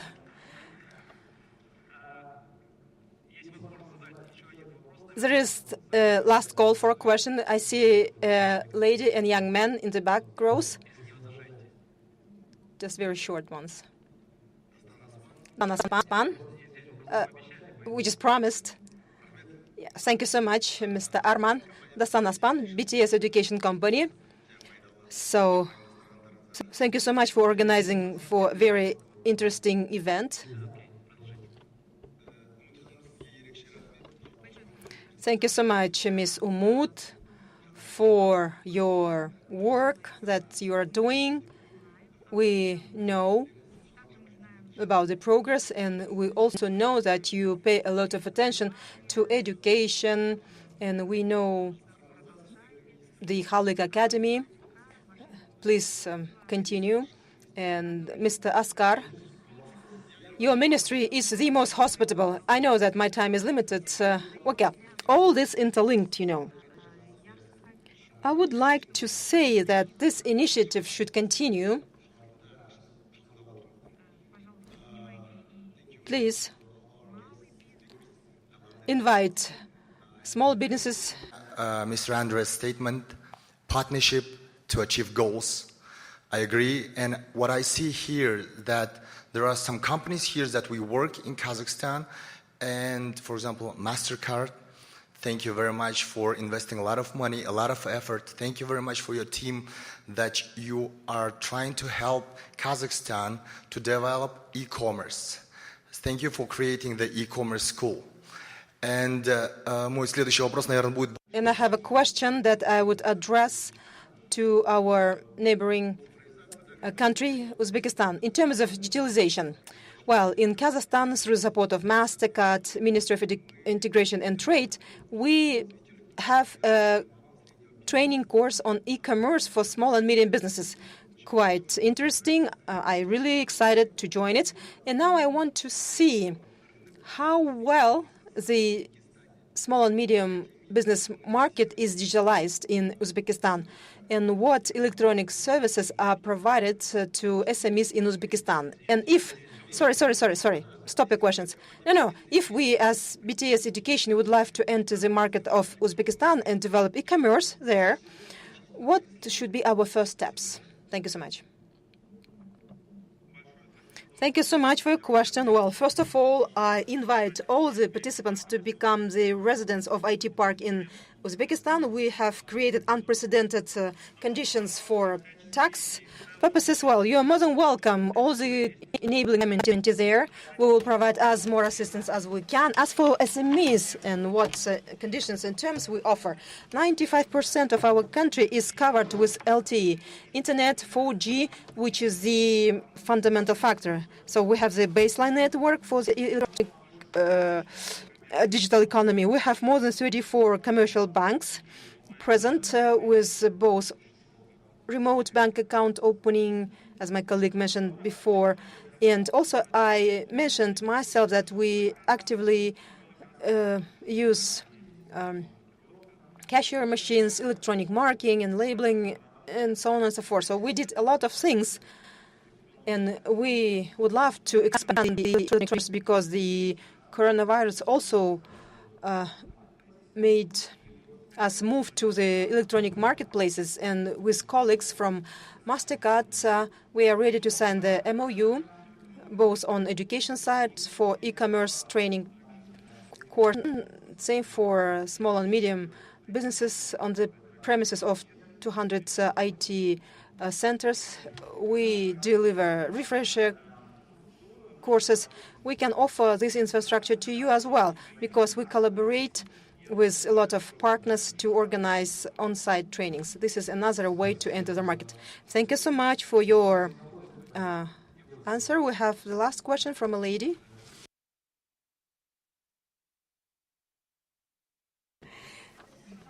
To be in this summit, and my question is about rural places. So we're talking about the digitalization of public services as an accelerator for sustainable development goals. What about the rural place? So the sustainable development goals also talking about the reduction of poverty and things like this. But if we didn't have a good internet connection in the rural place, what about the digitalization?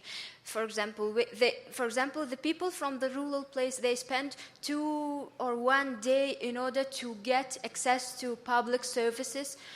And what about this kind of things? Thank you. To whom your question? Sorry. It's Yeah. who wants to ask? Yeah, of course.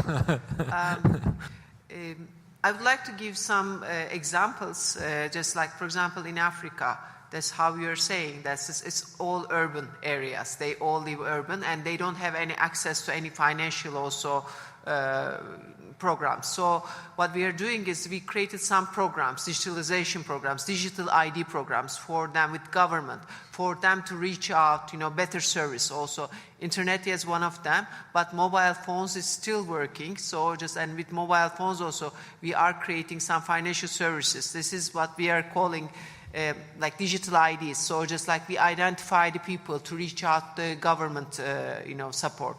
So things like that. But urban areas, I agree, is very important. That's why we are trying to give access for everyone, not only the urban, but also the the rural areas.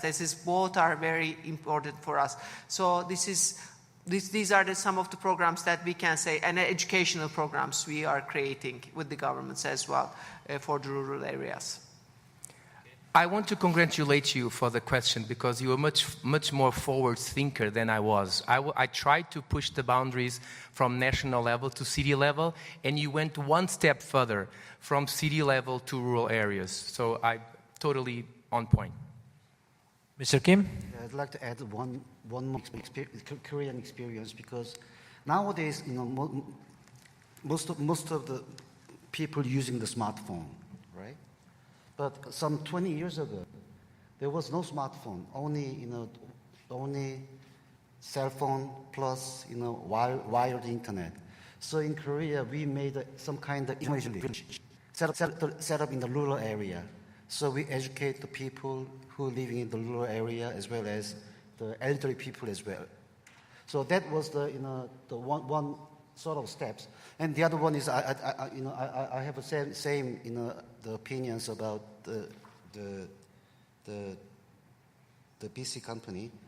Like in Africa, as far as I know, there is some kind of solar car project. That project is done by the UNDP in Africa. The solar car project means, in Africa, especially in Kenya, many young children are not going to the school. They just walk out. They just go outside for a walk and got just $1, $2, $3, $4, $5. And then what they do with that money is going to the convenience store and then charging their parents the smartphone. So instead of those kind of children's abuse, the solar car project is when the children come to the school and then they the school charging their parents' smartphone. So the digital divide is inevitable phenomenon or symptom in the rural area. But nowadays much easier because the people already know how to use a smartphone. So the government service does not need to or inevitably go through the wired internet. So smartphone can be one of the good, the method to receive the government services. It's not enough, I know, but.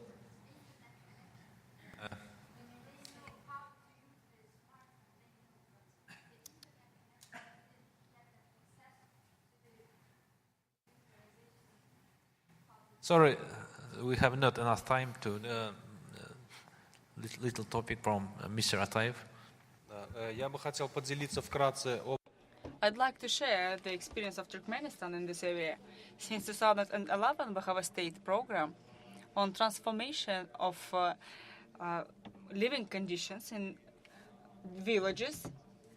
15 pillars there, and one of the pillars is to provide communication services to all corners of the country. It was until 2020, then it was extended to 25. As far as I know, now another project is being prepared in this area. And speaking of the communication services, I think that in the line ministries, people will confirm that the coverage of communications in the country is almost 100%. Colleagues, thank you so much. Thank you, dear participants, for being here till the end. Let's give a round of applause to each other. to ourselves and to the speakers. Thank you.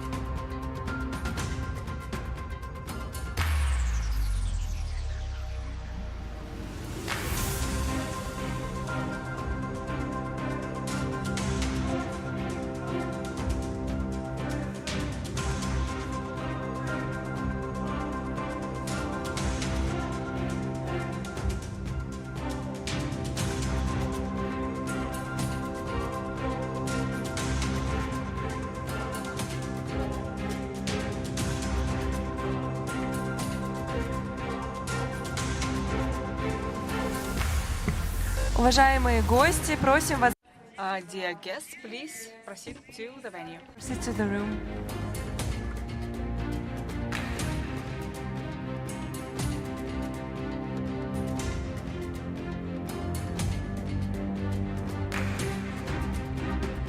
Dear guests, please kindly proceed to the room. The session will start now. Уважаемые гости, просим вас пройти в конференц-зал. Прошу, присаживайтесь.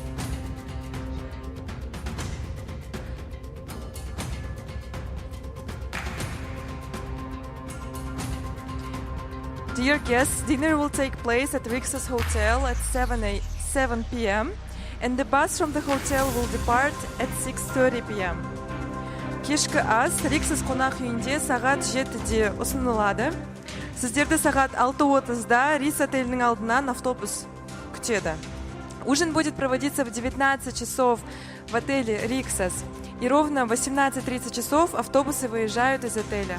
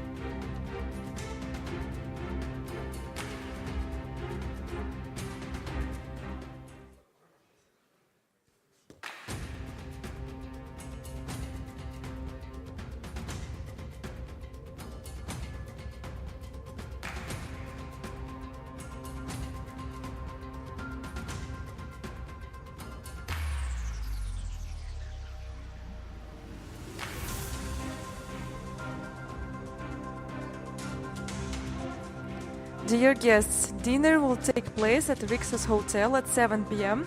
and the bus from the hotel will depart at 6:30.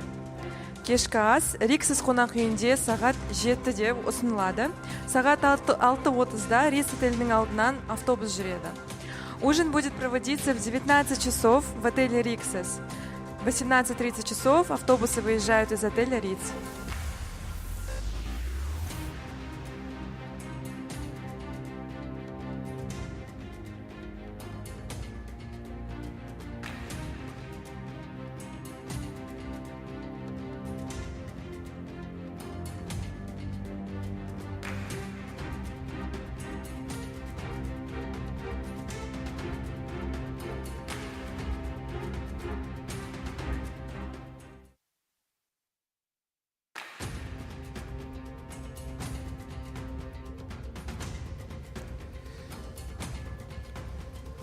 Добрый день, уважаемые участники.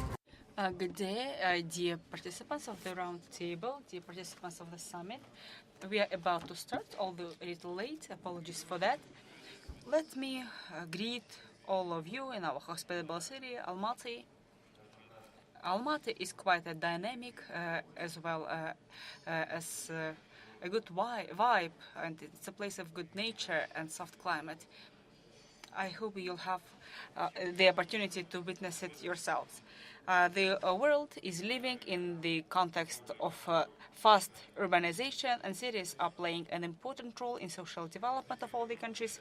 And urban development means inclusive growth and high quality of life of the population. The pandemic, COVID-19, identified the vulnerabilities and a need in increased resilience.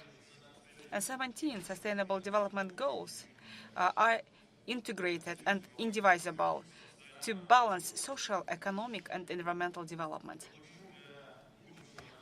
That is why, for the future of our cities, it's very important to follow the Sustainable Development Goals and localize them. According to OECD data, almost 60% of Sustainable Development Goals can be achieved only at the local level.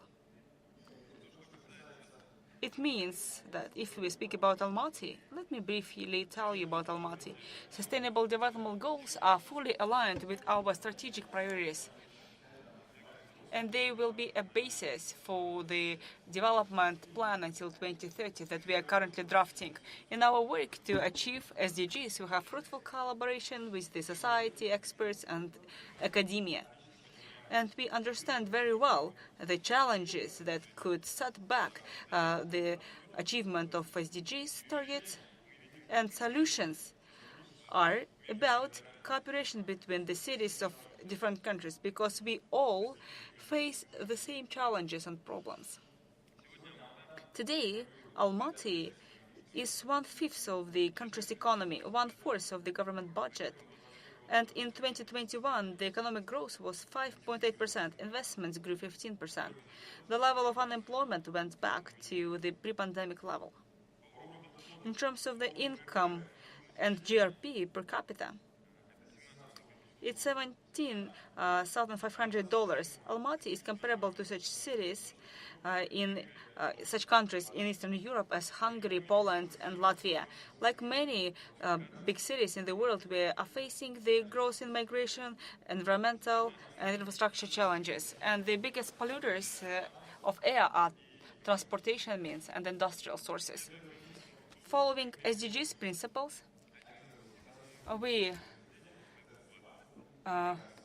gasify one of the sources, which is CHP number 2, and we develop the sustainable transportation infrastructure. Today, at a special session of the mayors of the cities on localization of SDGs, let's discuss the approaches to municipal development and how to do it effectively. Dear participants, let's move to discussions. You have 5 to 7 minutes each and 3 to 4 minutes of discussion. The first presentation will be made by the global lead on decentralization and subnational governance of the World Bank, Mr. Serdar Yilmaz. Please, over to you. Great, thank you. Good morning, or good afternoon to you, good morning to me. My name is Serdar Yilmaz, and I'm the global lead on decentralization and subnational governance at the global governance global practice of the World Bank. Today, I'll give you a brief presentation about local government issues that we work on at the bank and are thinking. But before starting, I'd like to thank you, UNDP colleagues at the UNDP, for the invitation, and I'm very pleased to be with you today. Briefly, if you have problems seeing my presentation, please let me know. Otherwise, I'll continue with the presentation. So my talk is titled Local Governance and SDGs, how we achieve SDGs. So I would like to start with a provocative statement. Why should we care about local governments? And in fact, I've written a paper for academic audience.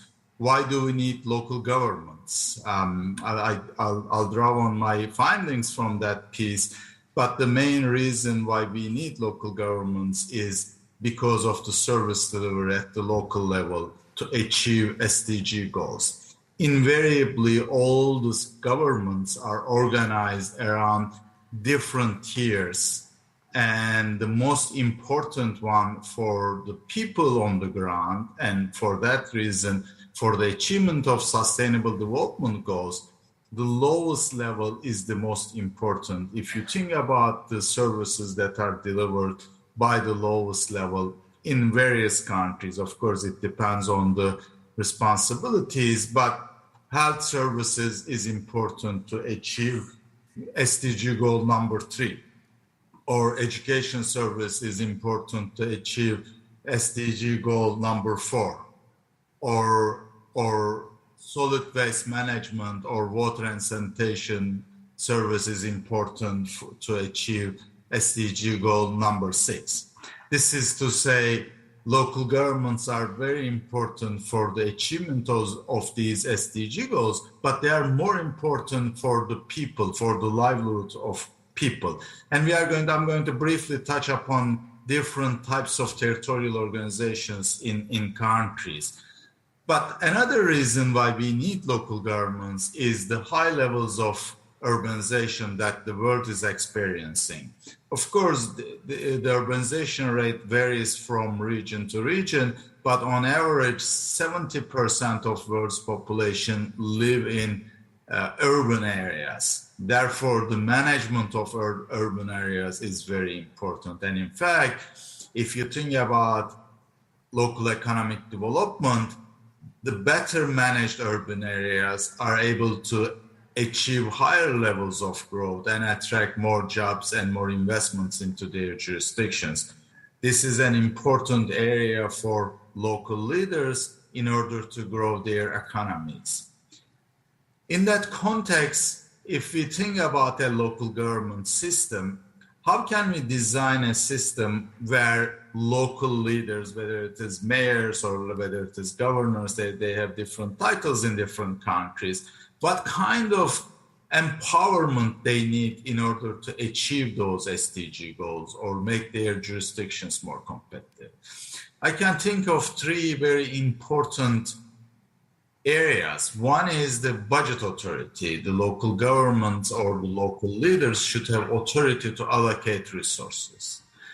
The second authority, I would think, is the procurement authority. And in here, I'm not using procurement in a very narrow sense of procuring pens and pencils, but it's also about procuring goods and services, entering into contracts to provide services. In some countries, services like urban rapid transportation is provided by private sector, but the local government should have the authority to enter that contractual agreement with the private sector to provide transportation services. And then the third area is managing the human resources of a local government. So if a local leader is not empowered to make decisions, at least certain aspects of employees working in its organization, it will be really difficult for that local leader to make its jurisdiction more competitive.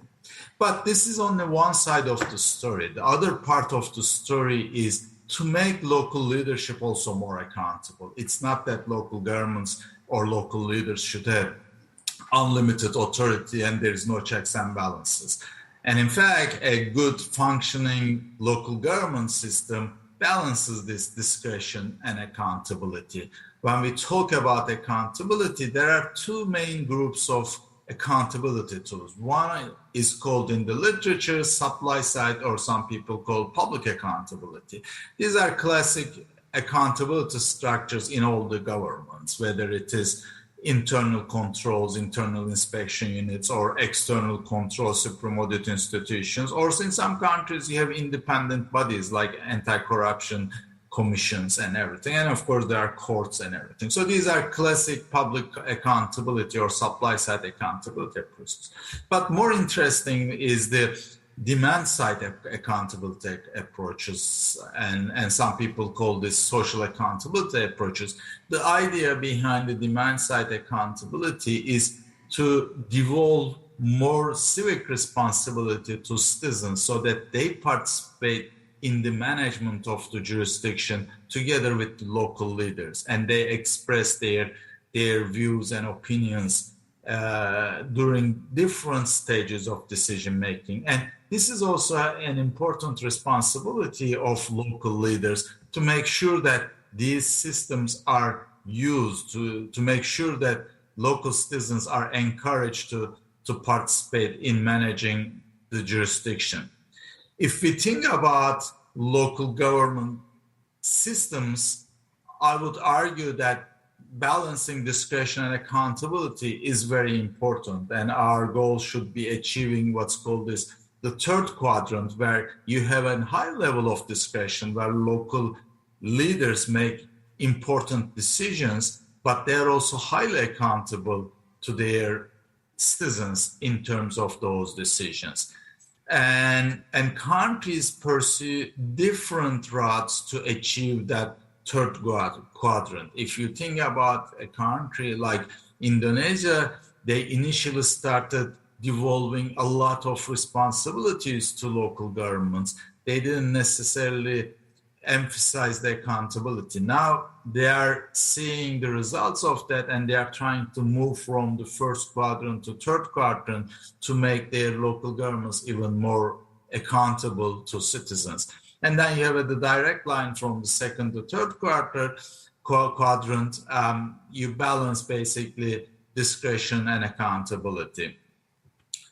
Our thinking in this journey has been empowered with our history. If you think about the evolution of empowerment of local governments and local leaders, in right after two world wars, in the period from 1950s to 1970s, there was a huge emphasis on central government building, state building. This is the period where, out of the wars and the post-colonial world, there was huge emphasis in international development community to make sure that states at the central level become strong to manage the resources. There wasn't a lot of thinking around localization or decentralization.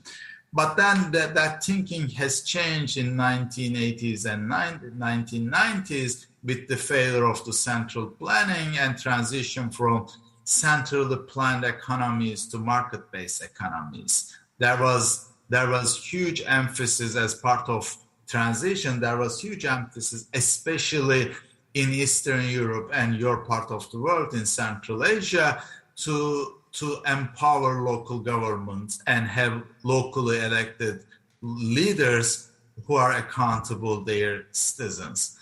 And then a couple of events have changed our thinking in 2000s, especially events related to international terrorism and everything. The state legitimacy and political competition became really important. Around that time, we also started thinking about, as international development community, we also started thinking about Millennium Development Goals. And of course, Millennium Development Goals were set at the very high level, and it was very difficult to measure and observe those achievement of those goals. And then that's where we transition from Millennium Development Goals to Sustainable Development Goals with 17 areas and highly sophisticated monitoring and evaluation systems. Our history influenced our thinking, but that was also influenced by in the academic world as well. I'm sorry.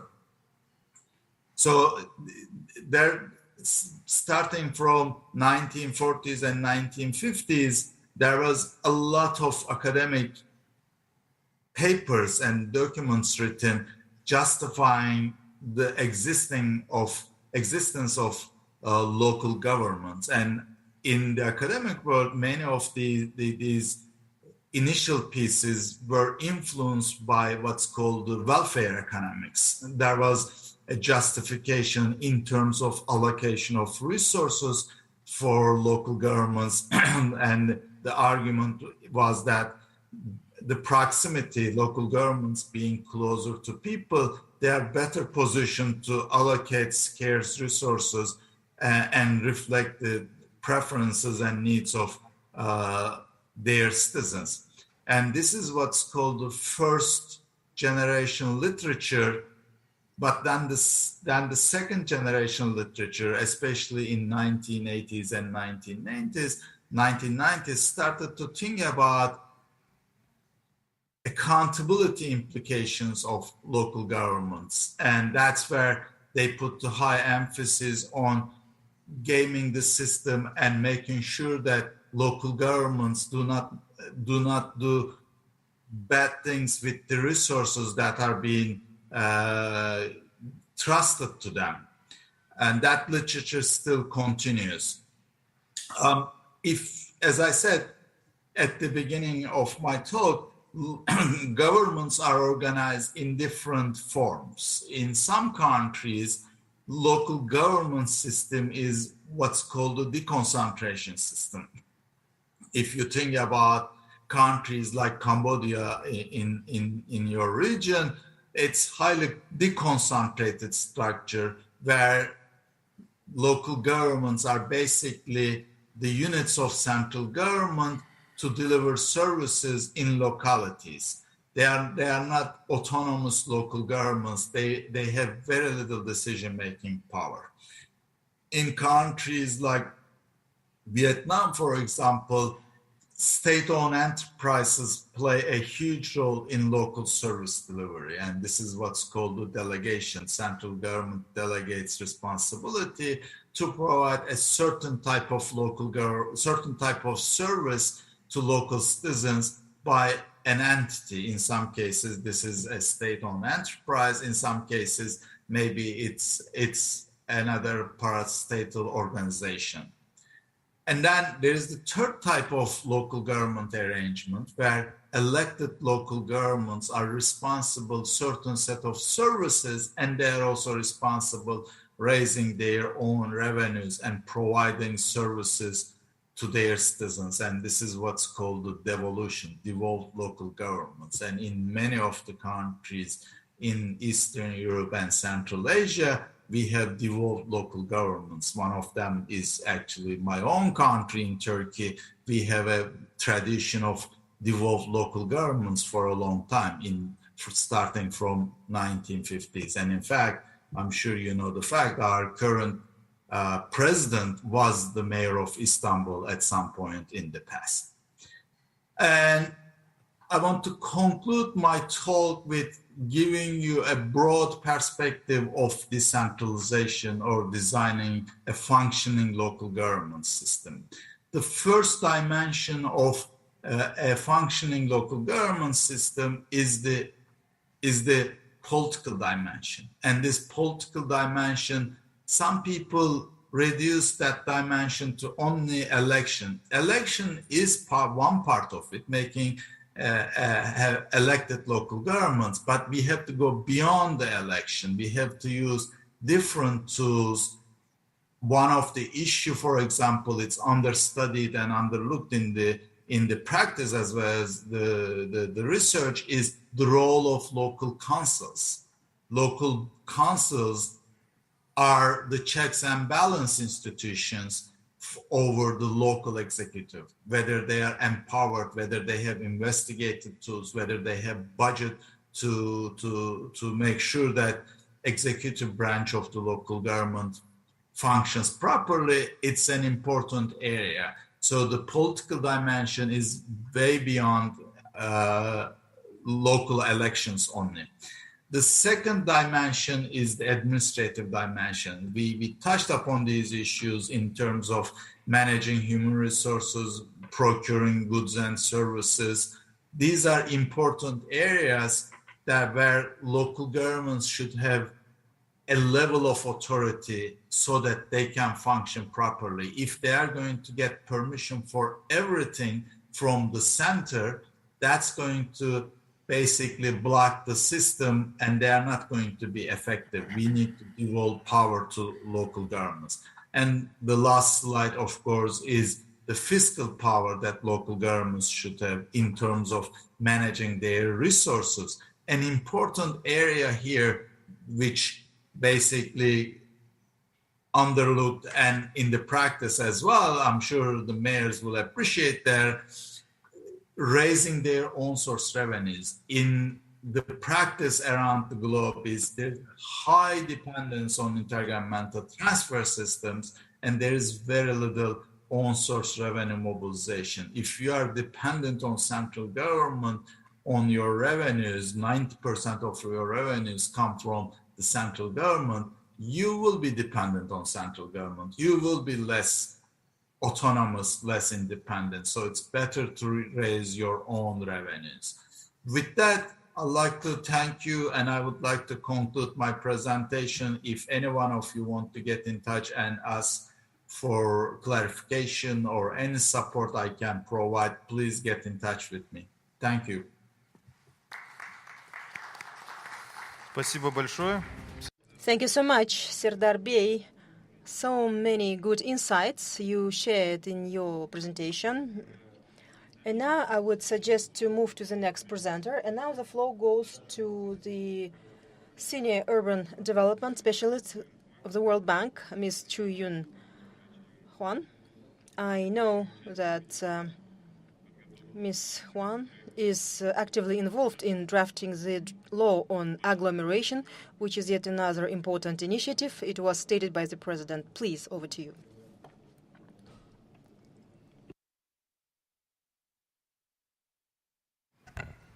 Thank you very much. Distinguished guests, colleagues, and partners, it's a pleasure to be here. I know in this session we have an exciting roundtable with the mayors. So in my presentation, I will focus on a broader international perspective as an introduction.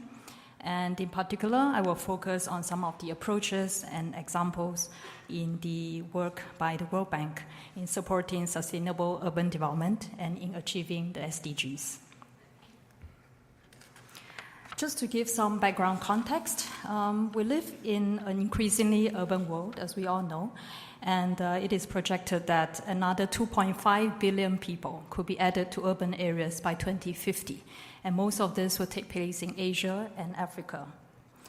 At the same time, with this increased urbanization comes great challenges in terms of accommodating the needs of urban residents, whether it's the provision of infrastructure and services, jobs, or livable environments. But at the same time, cities are also where we can have the opportunity to do things right.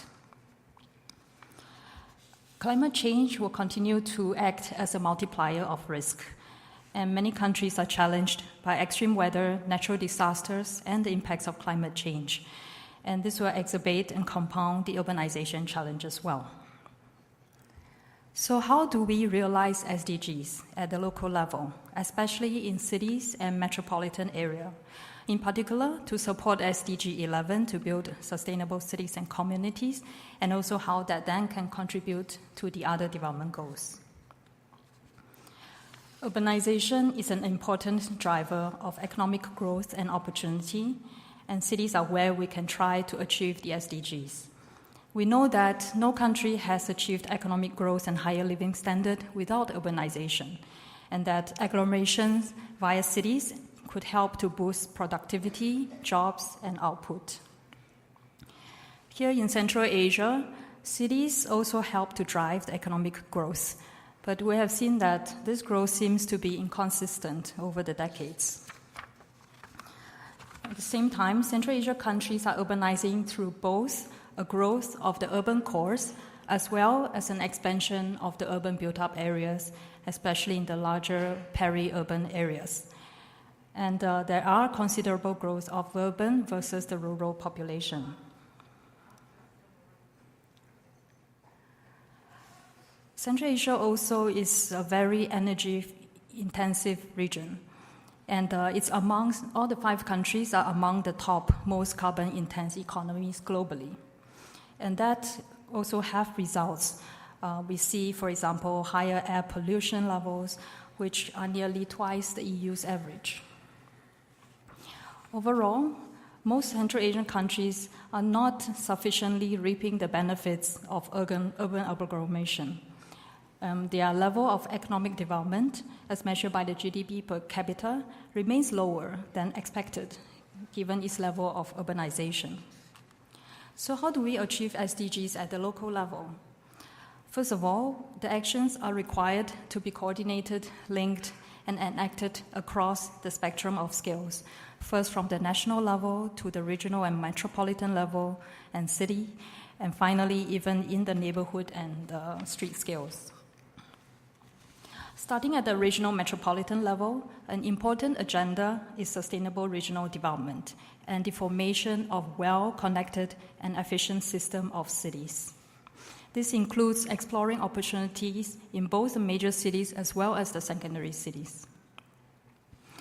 And linked to this agenda, there's a need to continue fostering positive agglomeration forces by promoting sustainable urbanization and green transition. So now I will look at some of the examples the World Bank has worked on to support this agenda. And I will share these examples in the framework of 4 key strategies. The first is to enhance the system of cities. Here you see is an example of Sri Lanka, the Colombo metro region, where it's developing into a multi-city agglomeration. And it faces many of the similar challenges we see here, such as urban sprawl, traffic congestion, and so on. And here, the World Bank is working with them on various fronts, from analytics to helping through investments. In Albania, we are focusing on identifying key regional economic advantages and the tourism assets, and here helping to develop a tourism circuit in southern Albania. And when there are opportunities, we try to undertake a portfolio approach to support the development of system of cities. So in Kenya, for example, we have 4 different levels of investment lending projects, which target the different aspects from the country to the urban local levels, as well as a special support to the largest city, Nairobi, and the special topic on informal settlements. Another second strategy is the management of peripheral growth.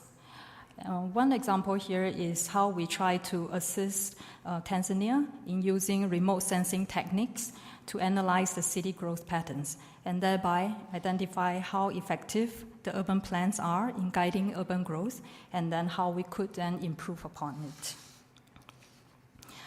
In Poland, this is a work financed by the EU. We help to develop a development suitability analysis for the Warszawick functional urban area, and this helped the area to determine spatially where the development should be off limits and where the development should be concentrated. In the same engagement, we also looked at how the service provision and accessibility for various essential public facilities are, such as medical centers, kindergartens, schools, and so on. And this helped to determine if the coverage of these services are adequate and whether the levels of provision are by the different municipalities. A third strategy is a revitalization of city cores. In Bucharest, this is an example for Romania, we helped to develop an inner city rail corridor regeneration plan. And the focus is on enhancing the public spaces, green areas, and parks, especially for these underserved neighborhoods, which has the largest concentration of Roma population. And closer home, actually in Osh City, in Kyrgyz, we have helped to develop a downtown redevelopment vision for the city, and many of the initiatives identified there, such as refurbishing the Solomon II mountain and complex, some downtown waterfronts and public spaces, are now being supported through our ongoing project. Another one in Tanzania is how we look at using sound and integrated planning principles, such as transit-oriented development, to try and promote efficient transport and land uses. So here we help to develop a TOD plan and strategy for the first BRT line in Dar es Salaam. In another part of the same city of Dar es Salaam, we also used integrated urban water management principles and nature-based solutions to help develop vision and strategy to revitalize the Msimbazi River basin area. And the fourth and final strategy is on strengthening financing, policies, and institutions. The World Bank is involved here, again in Romania, in the review of the National Spatial Planning Framework policies and institutions. Another example about own source revenue, which the previous speaker also touched upon. Here we help to support an innovative GIS-based tool to help support the collection of own source revenue in multiple cities in Tanzania. And finally, in Kazakhstan, Vice Minister Alisha mentioned this, we are helping to Ministry of National Economy to improve the efficiency of urban agglomerations through the development of a new draft law on urban agglomeration. And we aim to allow better planning, coordination, and financing at the metropolitan level through this. And last example is a regional analytical work that we are just starting on. And this is aiming to help and enhance the knowledge base and policy and institutional actions at the local level to promote low carbon and climate resilient cities. So in conclusion, to realize SDGs, we could first start with sound urban planning approaches and strategies, which should be shaped by effective policies in collaboration with stakeholders, and finally supported by effective urban governance. With that, I conclude my presentation. Thank you very much, and I look forward to the discussion. Спасибо большое, что поделились. Thank you so much for sharing some interesting examples and cases. Let's move on. Let me give the floor to Mr. Andrea Correa Dalmeida, Professor of International and Public Affairs, Columbia University. Please, over to you. Presentation, please.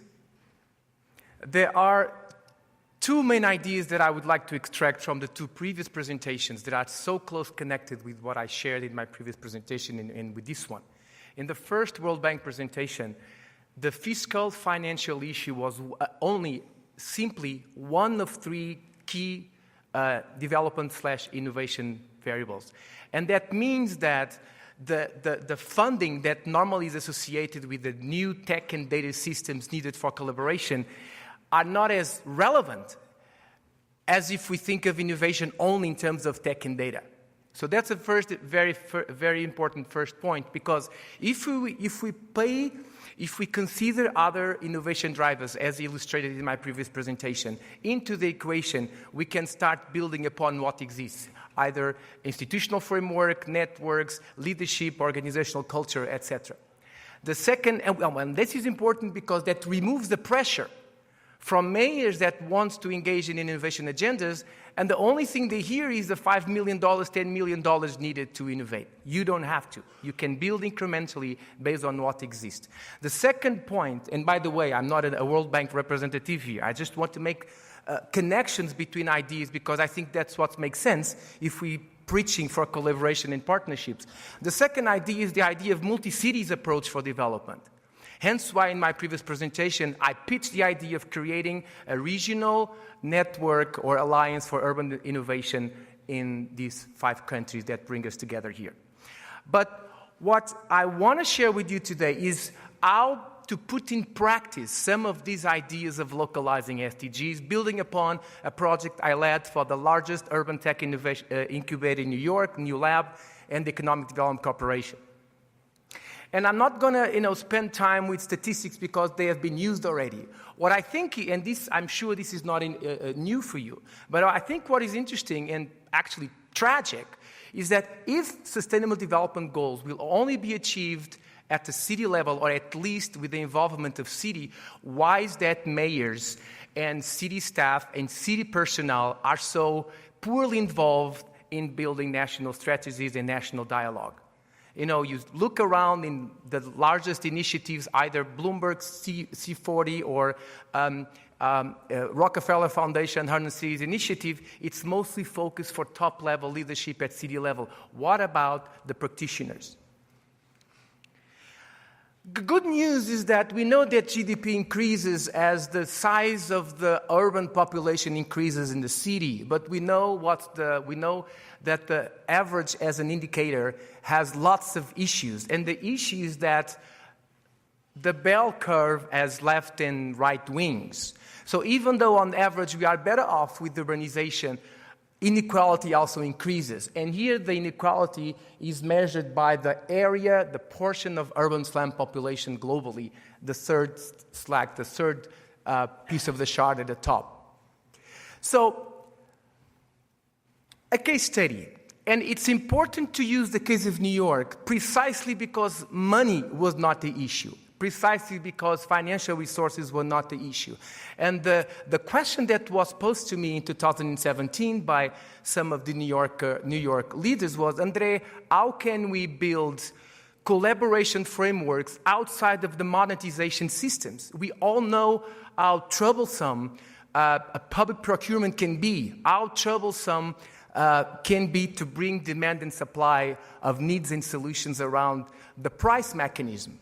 So what we did with New Lab was to bring the academia, bring the private sector. I know that this is a common language to you all, but what I want to highlight from this experience is that outside of the monetization mechanisms, startups that we brought on board were able to access city infrastructure that they need to develop their sensors, to develop their algorithms, etc.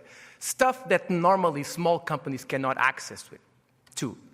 And what did the cities got? So we involved the Department of Sanitation, the Economic Development Corporation, and the Department of Transportation. For example, the Department of Sanitation got access to micro-mapping that otherwise Google cannot provide, which allows the fleet that collects trucks to have a much better sense of traffic conjunctions, objects in the street that affect so much of the traffic circulation. The point is not to highlight the wonders of this case, because we all know of so many different cases. The point is to highlight 3 or 4 ideas. First, collaboration helps mitigate risk. In the book launch, in the Smarter New York City book launch, one of my books a few years ago, former mayor of Philadelphia asked me, Andrea, you are so excited about innovation. I was a mayor and I was risk averse. What do you tell to a mayor that is excited about innovation, but wants to be reelected in the next election and wants to mitigate risk? Well, financial experts have been teaching this for many years. Diversify the portfolio. What does that mean, diversify? Bring stakeholders on board, and if things go well, everyone wins and everyone is praised. If things go wrong, the cost is shared. In this case, the political cost is shared by many or several. So risk aversion and strategies to mitigate risk aversion are very important. Then the issue of participation. We preach for participation. This was a space, and you may say, oh, well, you needed millions of dollars to build new lab. No, this is based on infrastructure that already exists. And I'm sure countries around the region have universities, have government offices, and many of the countries here present have a network of incubators. The question is, what type of governance model do you bring to the cities? And I praise the previous 2 presentations precisely because not too much emphasis was placed in the financial aspect of it.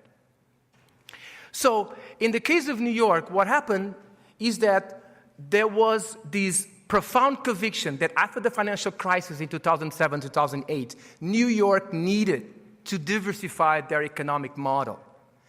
And with buildings that were left vacant because of the crisis, universities that got together in civil society, in groups, in labs, and libraries, and etc., got together to build, to be itself spaces for collaboration across the city. And the point of my presentation here is that innovation and change and development can happen by design if there's a commitment. And mind that in my previous presentation, we talked about seven innovation drivers, leadership being one of them. And our colleague from the World Bank before also mentioned leadership as one of them. And you don't need money or millions of dollars to have a mayor. In principle, you already have that mayor. The question is whether there's the mechanisms to bring stakeholders on board and address this very specific important issue. How do we help politicians to mitigate the risk of innovation? This is not a complete chart, but I wanted to look from what the portion in red and various reds and purples that we had before the crisis here illustrated in 2002 and what we have in 2012. So, and see how the blue area expanded. The blue area is about information, media, tech, educational services, etc.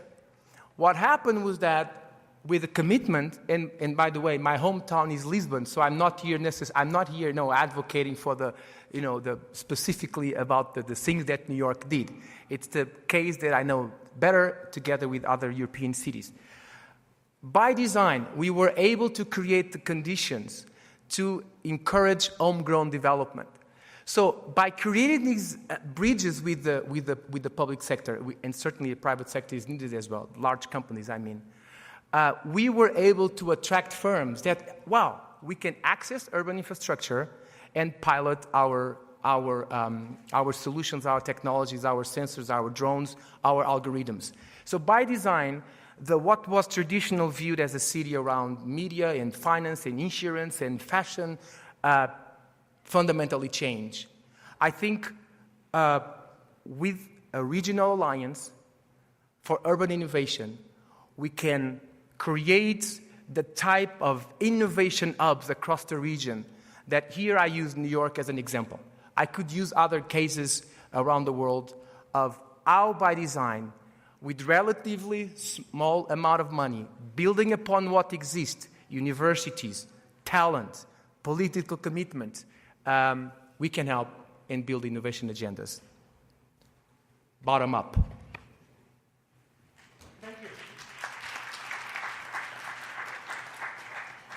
Спасибо большое за такой. Thank you so much for this informative speech.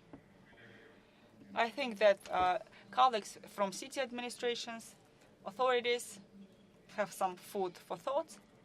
Very important issues were raised.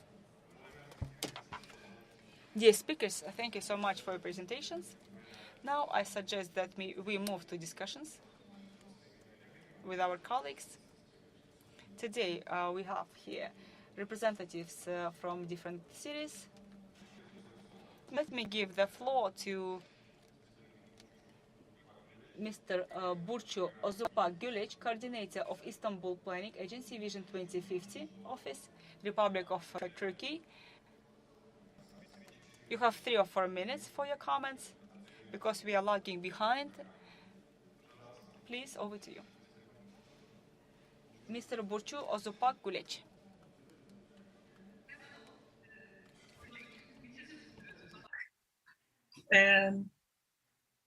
It is a pleasure. Apologies. It's okay. It is a pleasure for me to be a part of this great event today.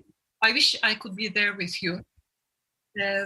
I actually prepared a small presentation, but I think I have a little time, is it?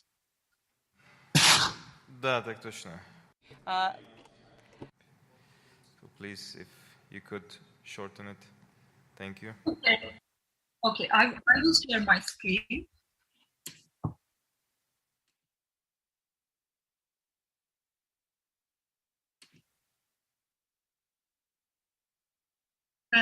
Today, I want to give you a very, very brief information about planning agents and our experience there about 2050 in developing a participatory process.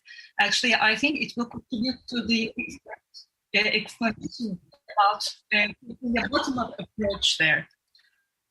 The planning agency by Mayor Mamoğlu as Istanbul Metropolitan Municipality's think tank body for the new administration. And since it was founded, it has become a creative and participatory hub for the city already.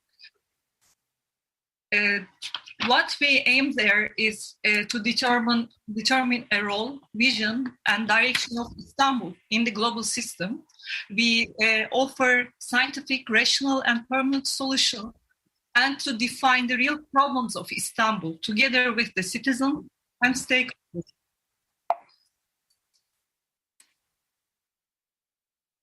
Istanbul Planning Agency composed of 5 units, all complementary to each other, from data collection to policy development, but all work in a scientific and participatory approach. What we do at the Vision 2050 office is that we actually prepare a long-term strategy document there, and we are very excited about this because it has started 2 years ago. It was a very inspiring process. But we are at the end of it, and we will be launching our plan next month on 5th and 6th of July.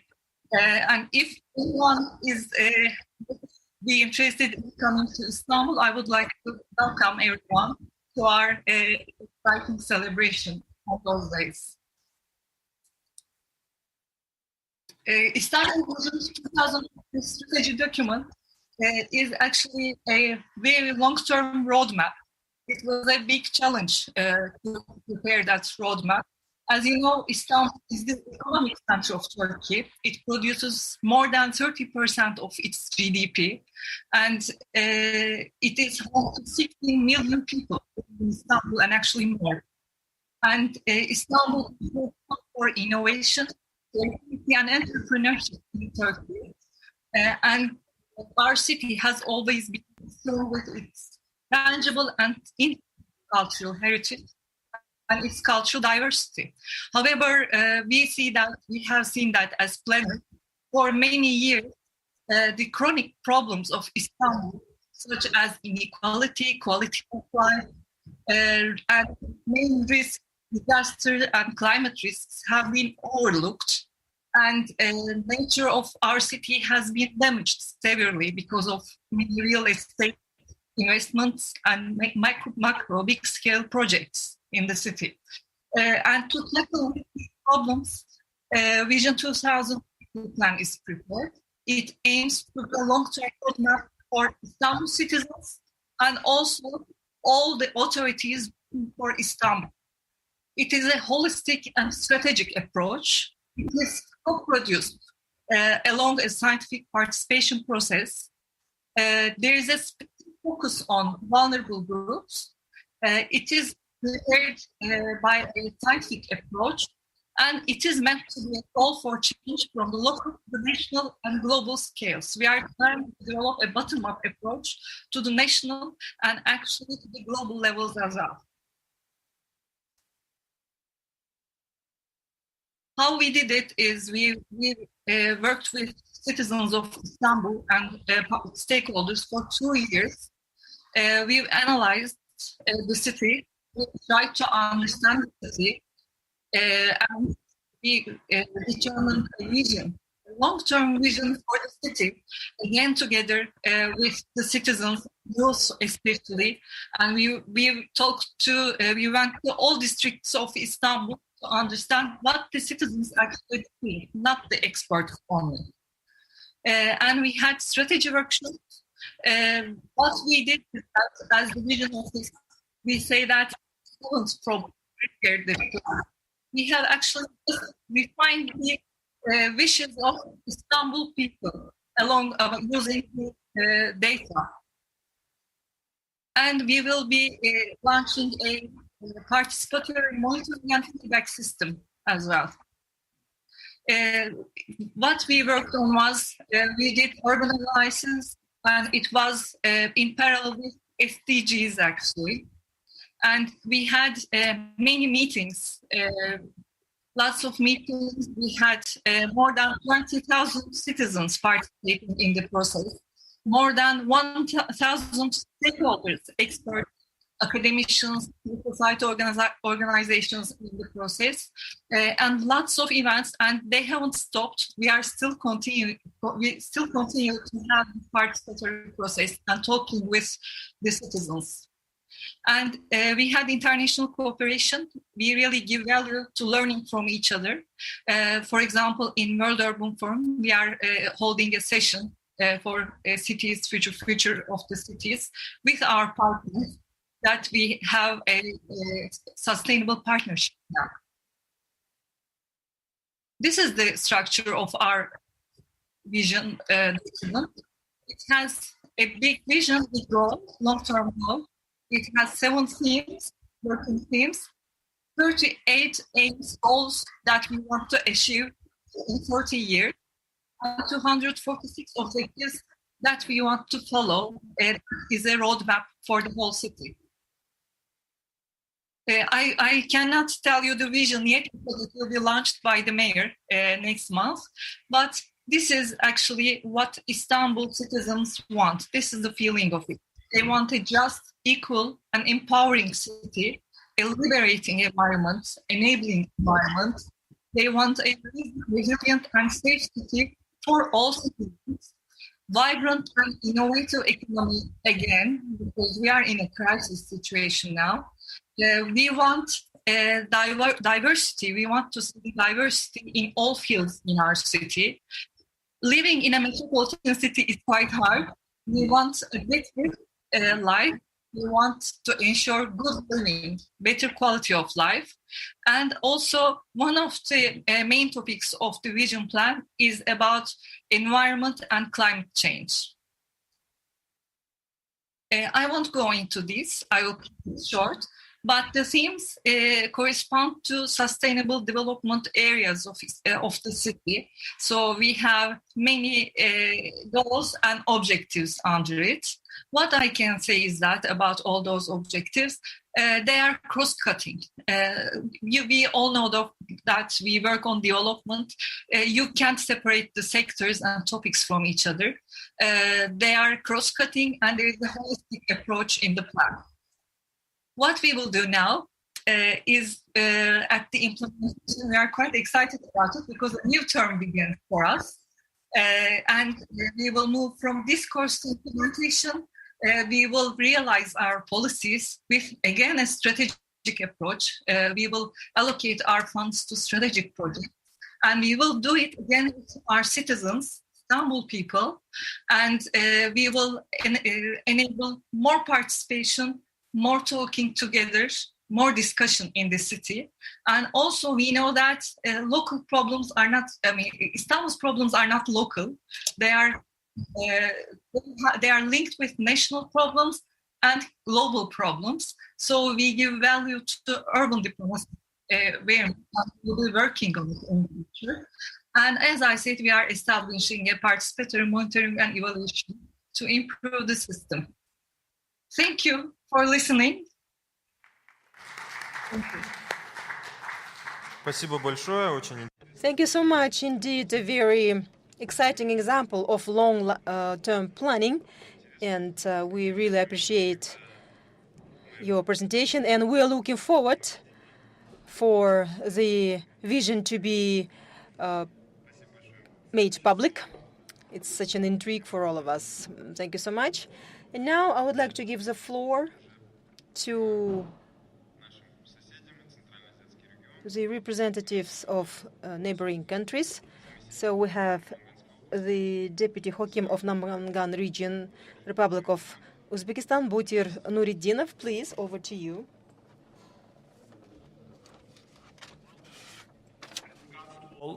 I am Butir Nuridinov, Deputy Governor of Namangan Region of Uzbekistan. Namangan is located at the heart of Fergana Valley, a region which spans 3 countries, Uzbekistan, Kyrgyzstan, and Tajikistan, is its most population in Central Asia. The Uzbekistan parts of Fergana Valley occupies just 4% of country's territory, but hosts about 30% population, and Namangan is one of the most densely populated parts of the country. The economy of Namangan is dominated by the agriculture and services sector. The former represents a share of 40% of gross regional production, whilst also accounting for 28% of employment and 50% of exports of raw materials. In line with the 2030 agenda, the region has recently developed a strategy with the support of UNDP covering the period 2020 till 2030 that will guide us in meeting the challenges we face in achieving sustainable development goals. By the 2000, Namangan region will be prosperous, innovative, resilient and green economy that is at the heart of Central Asia, trade with population who are well equipped to meet the latest labor market demands and assured of decent and sustainable standard of living. The challenges that the region faces, but just to highlight a few. First, a young and growing population with a challenge of finding sufficient jobs. Second, an economy largely based on agriculture and textiles with need to add value and diversify. Third, threat of the impact of climate change. Fourth, the region is still largely reliant on carbon-based energy. I will now briefly talk about the goals and associated projects that will be delivered to achieve them. Goal 1, a skilled workforce for the future and opportunities. In Namangan, as in many other regions of Uzbekistan, a monocenter has been constructed and it is functioning. This is a vocational center training center that provides a wide of vocational courses to job seekers. The topic covered include languages, welding, plumbing, cooking, hotel service, and number over 30 in total. UNDP is supporting these initiatives through the Adopting Population Skills to the Post-Pandemic Economy in Fergana Valley project which is providing support in the training of trainers. Goal 2, growing a competitive and sustainable economy. There are a number of initiatives being implemented by the regional government in Namangan, which are not only bringing new foreign direct investment to the region, but also strengthening profitability and performance of locally based companies with focus on small, medium enterprises. UNDP is supporting this through 2 projects. First, support to promotion of youth employment, and aid for trade in Central Asia, Phase 4 regional project. Third, green development and sustainable management of natural resources.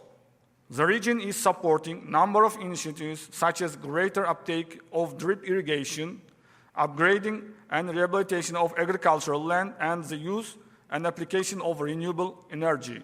UNDP is supporting this goal through several projects, such as towards green recovery in Uzbekistan, stakeholder engagement for uranium legacy remediation in Central Asia, Phase 2. Goal 4, an infrastructure that enables a green and resilient economy. The regional government is investing in all forms of infrastructure, such as roads, schools, water, medical facilities, as well as connectivity to ensure that citizens and businesses of the region can enjoy good level of services. UNDP is supporting this through of implementation of the following projects: market transformation for sustainable rural housing in Uzbekistan. Goal 5, making the most from the development of international gateways and national and regional transport corridors. The region is investing in both hard infrastructure linkages such as border crossings and rail networks, as well as relationship and partnership with neighbor states. The latter will facilitate better management of transboundary resources, in particular rivers, and facilitate trade and investment.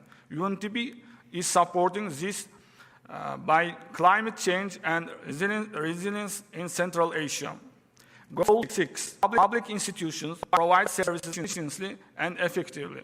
The region is working on a number of initiatives to ensure that services are widely available and provide an efficient manner with specific focus on ensuring poorer and more disadvantaged groups have access to services.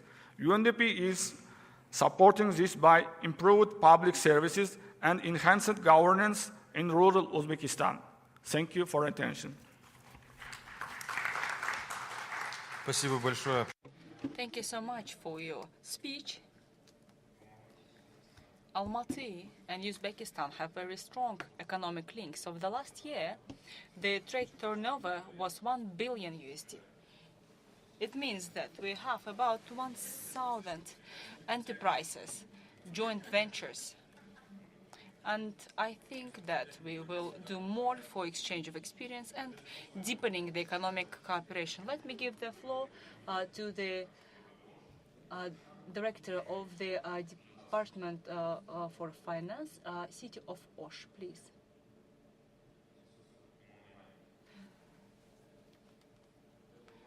Joint online. Hello, dear participants. I hope you can hear me. Hello, dear participants of the round table. Let me thank the organizers the Akimat of Almaty city for this opportunity to speak at this roundtable that is taking place under the auspices of the second regional SDG Summit. I'm happy to represent the tiny city of Osh, one of the biggest cities in Kyrgyzstan. And the city of Osh is an ancient city in Central Asia. It's located in the Fergana Valley on the Great Silk Way. And 333,000 is the population of the city officially and 500,000 unofficially. And it's a political and cultural center of the southern region of Kyrgyzstan. And although there were economic crises caused by the pandemic, the city of Osh is continuing its development, wishing to become one of the cleanest and most successful cities in Kyrgyzstan. In terms of SDGs, and having the long-term development goals for the country focused on people, the government of Osh developed and adopted the program for the socio-economic development of the city of Osh. The city of Osh deserving the bright future, which is being implemented successfully. The program is dedicated to the social, economic, and environmental goals achievement. The program was developed with participation of the authorities, interested business structures, NGOs, and expert community. It includes the activities to be implemented as part of the delegated authorities. And the program had to be developed because of the changing happening in the country and in the city. First, the COVID infection spreading around the world, which negatively affected the quality of life of people, as well as socio-economic situation in the city. And because of the restrictions imposed by the pandemic, the connections with the outer world were limited. And the program is very relevant because it helps with establishing the new pathways, keeping in mind all the developments in the city and in the country. And the main economic advantages will be provided to small and medium business, light industry, tourism, communications, digitalization, trade, and transport logistics. As the key issues of the city, the following were determined. Insufficient access to clean drinking water, amortization of the water infrastructure, traffic jams, as well as the state of the residential buildings. In the humanitarian field, we have to do more to provide access to educational institutions to improve the quality of secondary education and development of innovative education. The program aims at the achievement of the following indicators: annual growth of the GRP at least 3%, incomes of the local budget by 2025 to be raised to 2.5 billion som, annual investments attraction, bigger output, trade turnover, creation of permanent jobs, and 10% poverty reduction. Today, with the support of the World Bank, in our city, we started the implementation of a project called the Regional Economic Development of the Osh region and Osh city. And this project, the amount of the project is 60 million USD. Dear participants of the roundtable, ladies and gentlemen, we are open to cooperation for localizing the SDGs. We are ready to study the successful experience of the cities in terms of public transportation, digitalization, smart cities, tourism, and other issues. We stand for the economic, environmental, and socially smart cities to improve the level of living and for better effectiveness and efficiency of services provision in the cities, at the same time satisfying the needs of this and next generations. The city of Osh, I have to highlight, the city of Osh is the member of 3 big organizations: International Assembly of the Capital Cities, Union of Municipalities of the Turkic World, and as well as the World Association of United Cities. We have cooperation with 23 cities of Russia, Turkey, Uzbekistan, Kyrgyzstan, Kazakhstan, South Korea, and I'm sure that this summit will help to reach the new level of cooperation between our cities and countries. And I hope to strengthen cooperation and partnership between the cities and capital cities. And we will join efforts for the effective ways to reach the sustainable development goals locally. And I wish success to everyone. Please stay in good health. Thank you for your attention. Thank you very much. We move on, and it's my pleasure to give the floor to the Director of the State Unitary Enterprise Smart City, Sdg Summit Eng, who will talk about smart cities, which is one of the priority tasks for many cities. Please, over to you. Thank you very much. If you can put my presentation on the screen.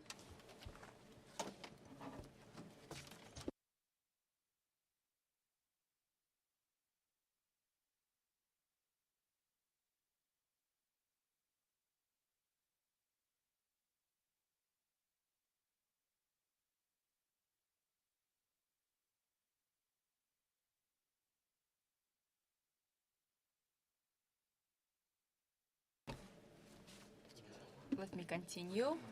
Good day, dear colleagues, guests, and participants of the second regional SDG Summit. Having this opportunity, I'd like to thank the organizers of today's summit, especially our Kazakh colleagues, for this warm welcome and for successful organization of this summit. Given that the topic of today's session is sustainable development goals, and me, as the representative of the Dushanbe city, I'd like to share with you some facts about sustainable development of the infrastructure, as well as IT sector in our city of Dushanbe over the last 5 years, with a special focus on the smart city enterprise. Today, we know that the development of sustainable cities uses smart projects for better living conditions. Dushanbe is the capital of Tajikistan, the biggest scientific and cultural and political and economical and administrative center of the country. The population is about 1 million, and the area is 203 square kilometers. It's being expanded, and we are seeing the trend of the population growth in the capital of the country. In the year 2021, beautiful people of Tajikistan, citizens of Dushanbe, celebrated the 30 years of independence of their countries, which is a great achievement in the field of statehood building.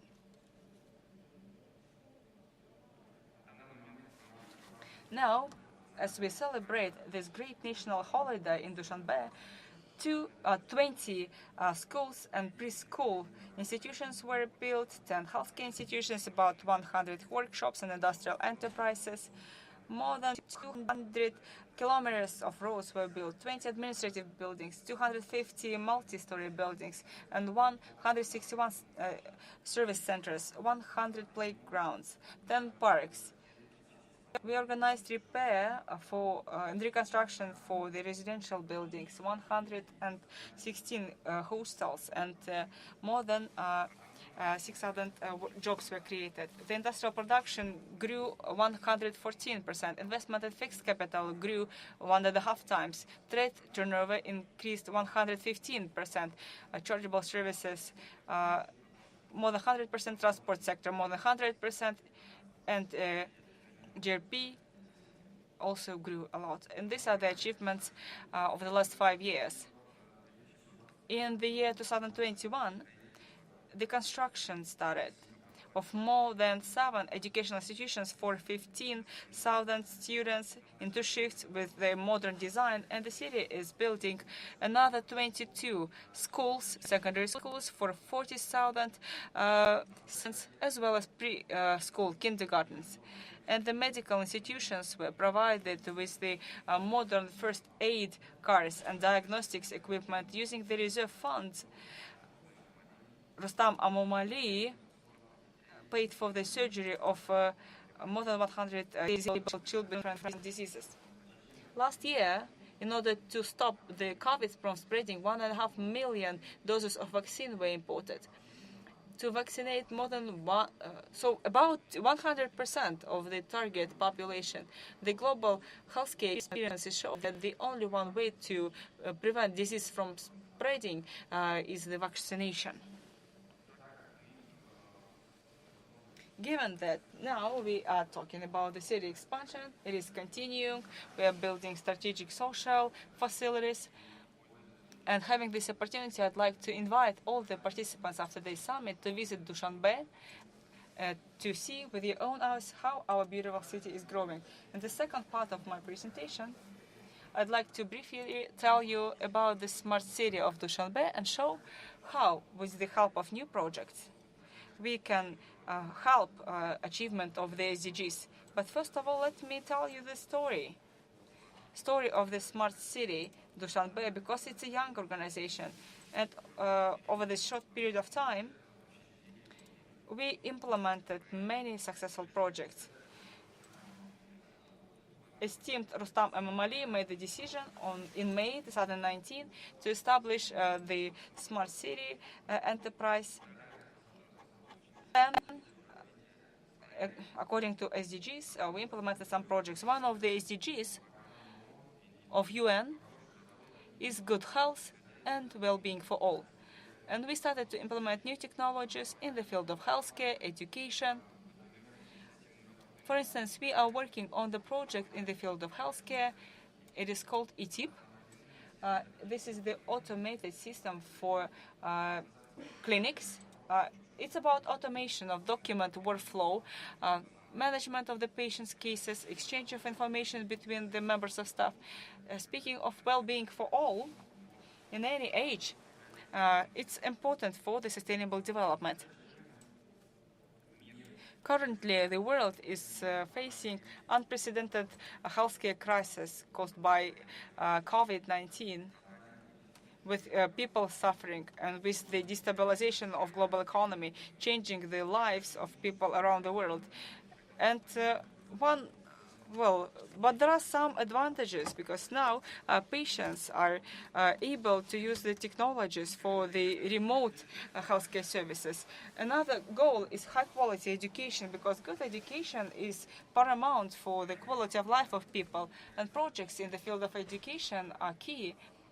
And we have the electronic platform, which is e-diary, e-log, and e-platform for the training materials and information about the achievements of a student, in order to avoid certain events and to control the student and to monitor the ratings of schools, teachers, and students. Then industry and infrastructure, another goal. We developed and launched several projects, smart projects, such as Safe City, cybersecurity projects, GPS monitoring of the public transportation, management of solid domestic waste, and smart lighting. This is the eco block. And also another project is IT Park that we are working on today. The IT Park is about startups from the companies of the region and from the remote citizens. I'm not going to give you too many details, but I'd like to say that our neighbors in Central Asia are successfully implementing such projects as IT parks, and Dushanbe administration is planning to build the IT park in Dushanbe. All the conditions were created for that, like legislation. These things have been already taken in mind, and we are going to launch the project shortly.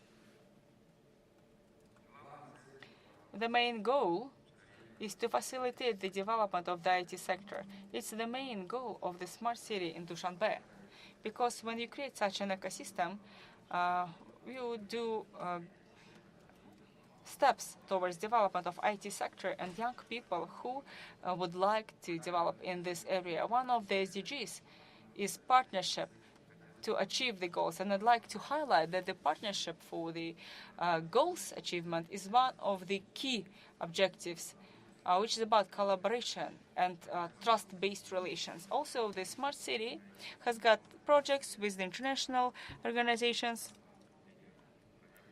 for whom Smart City is a priority. Finally, I'd like to say that all the projects of the Smart City are aimed at development and building sustainable cities and communities to provide decent jobs and to facilitate the economic growth. Also, I'm inviting all the stakeholders to cooperate with us, and we are ready to implement commercial projects together with you, direct foreign investments, and we are ready to implement even more successful projects in our country. And let me wish all the participants of the forum to reach all the goals.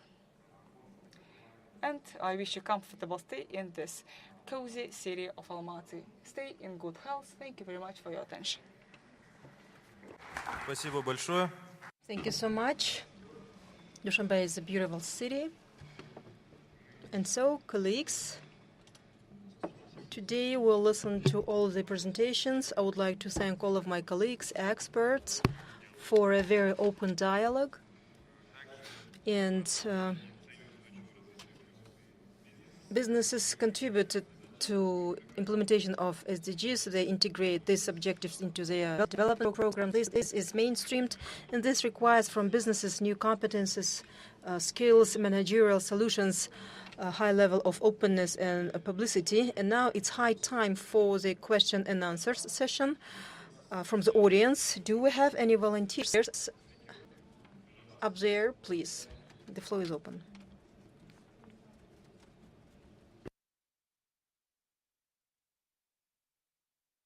My name is Egirim Kapar. I am interdependent curator from Artcom platform, community-based contemporary art and engagement platform.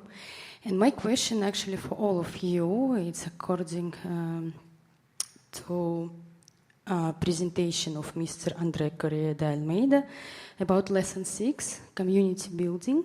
And I'm interested how you are working in your cities with your local communities, how you engage them to participation in decision making, etc. Thank you.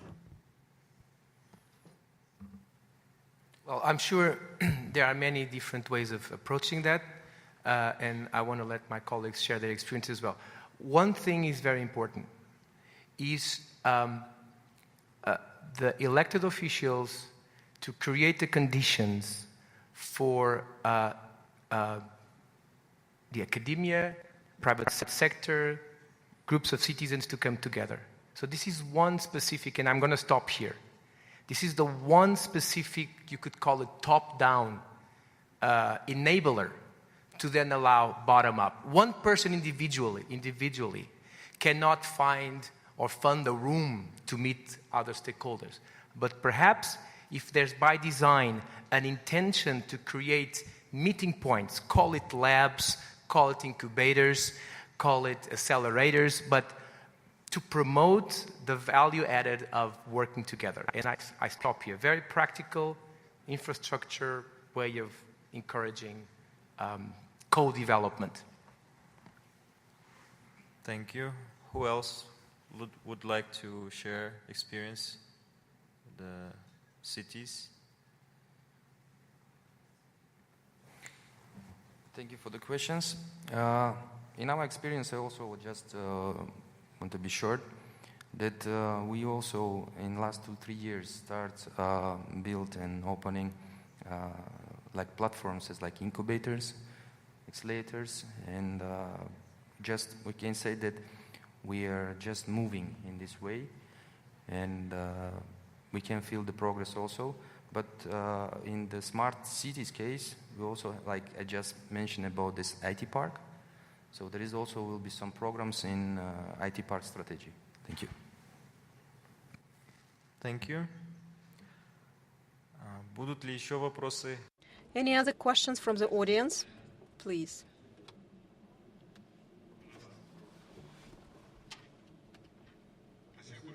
Thank you so much. Erkinbek Kasabekov, UNDP Kyrgyz Republic. I have a question to Ms. Borchu. Vision 2050, very exciting strategic initiative. How did you carry consultations with the citizens of Istanbul? It's a large city. How did you manage to reflect their sentiments in this future vision? Thank you so much. Thank you for the question. It is a big challenge to create a participation process for 16 million citizens, inhabitants for the city. We actually had analyzed of almost all stakeholders, the ecosystem of the city, to understand which stakeholders should be included in which part and how. We defined the methodology to include the stakeholders throughout the process. And then we've designed our process and all these events after that, after all this analysis. We've planned many events for the citizens as well. First of all, to raise some interest in what we do. And then we went to the district for surveys to meet with them. And actually, this is actually a start. Vision 2050 discussions and all this talking together, co-planning process is just a start. Something that we needed for so long time. Now the implementation process also is important. As I said at my presentation, the launch will itself be a call for citizens of Istanbul to come to Istanbul Planning Agency, which will provide an enabling participation platform for the city. And we will discuss the future of Istanbul together. And the launch itself will be organized with all the participants, more than 1,000 participants of the process itself. So we are quite excited and open and transparent in all means. The mayor himself says all the time that one mind can't solve the problems of the city, and he invites the youth, the elderly people, all citizens to these discussions all the time. So I think it starts from the bottom and also from the top as well. They meet at our agency for the moment. So it's an exciting moment for us. Thank you. Будут ли еще вопросы? Any more questions, please? With that, let me wrap up.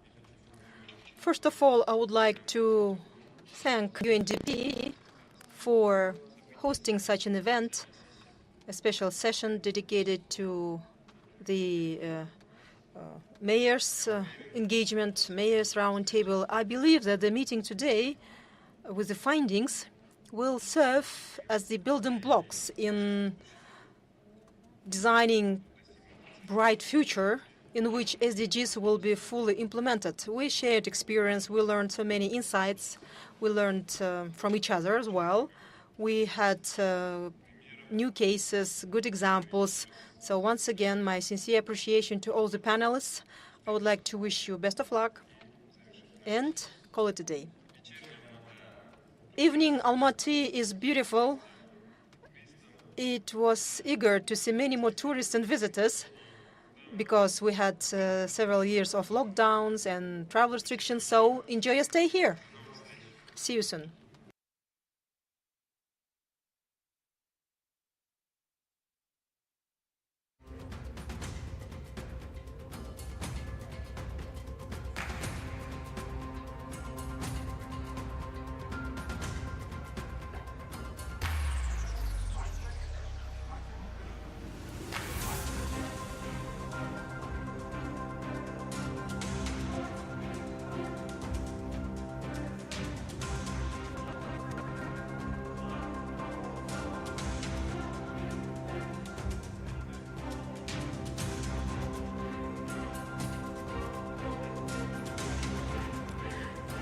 Dear guests, dinner will take place at Rixos Hotel at 7 p.m. and the bus will leave the hotel from Ritz Hotel at 6:30 p.m. Құрметті қонақтар, кешкі ас Риксос қонақ үйінде сағат 7-де ұсынылады. Сағат 6:30-да Ritz отелінің алдынан автобус жүреді. Уважаемые гости, ужин будет проводиться в 19 часов в отеле Rixos, и в 18:30 часов автобусы будут отъезжать из отеля. Dear guests, dinner will take place at 7 p.m. at Rixos Hotel, and the bus from Ritz Hotel will depart at 6:30 p.m. Құрметті қонақтар, кешкі ас Rixos қонақ үйінде сағат 7-де ұсынылады, және сағат 6:30-да Ritz отелінің алдынан автобус жүреді. Уважаемые гости, ужин будет проводиться в 19 часов в отеле Rixos, и в 18:30 часов автобусы будут отъезжать из отеля Ritz.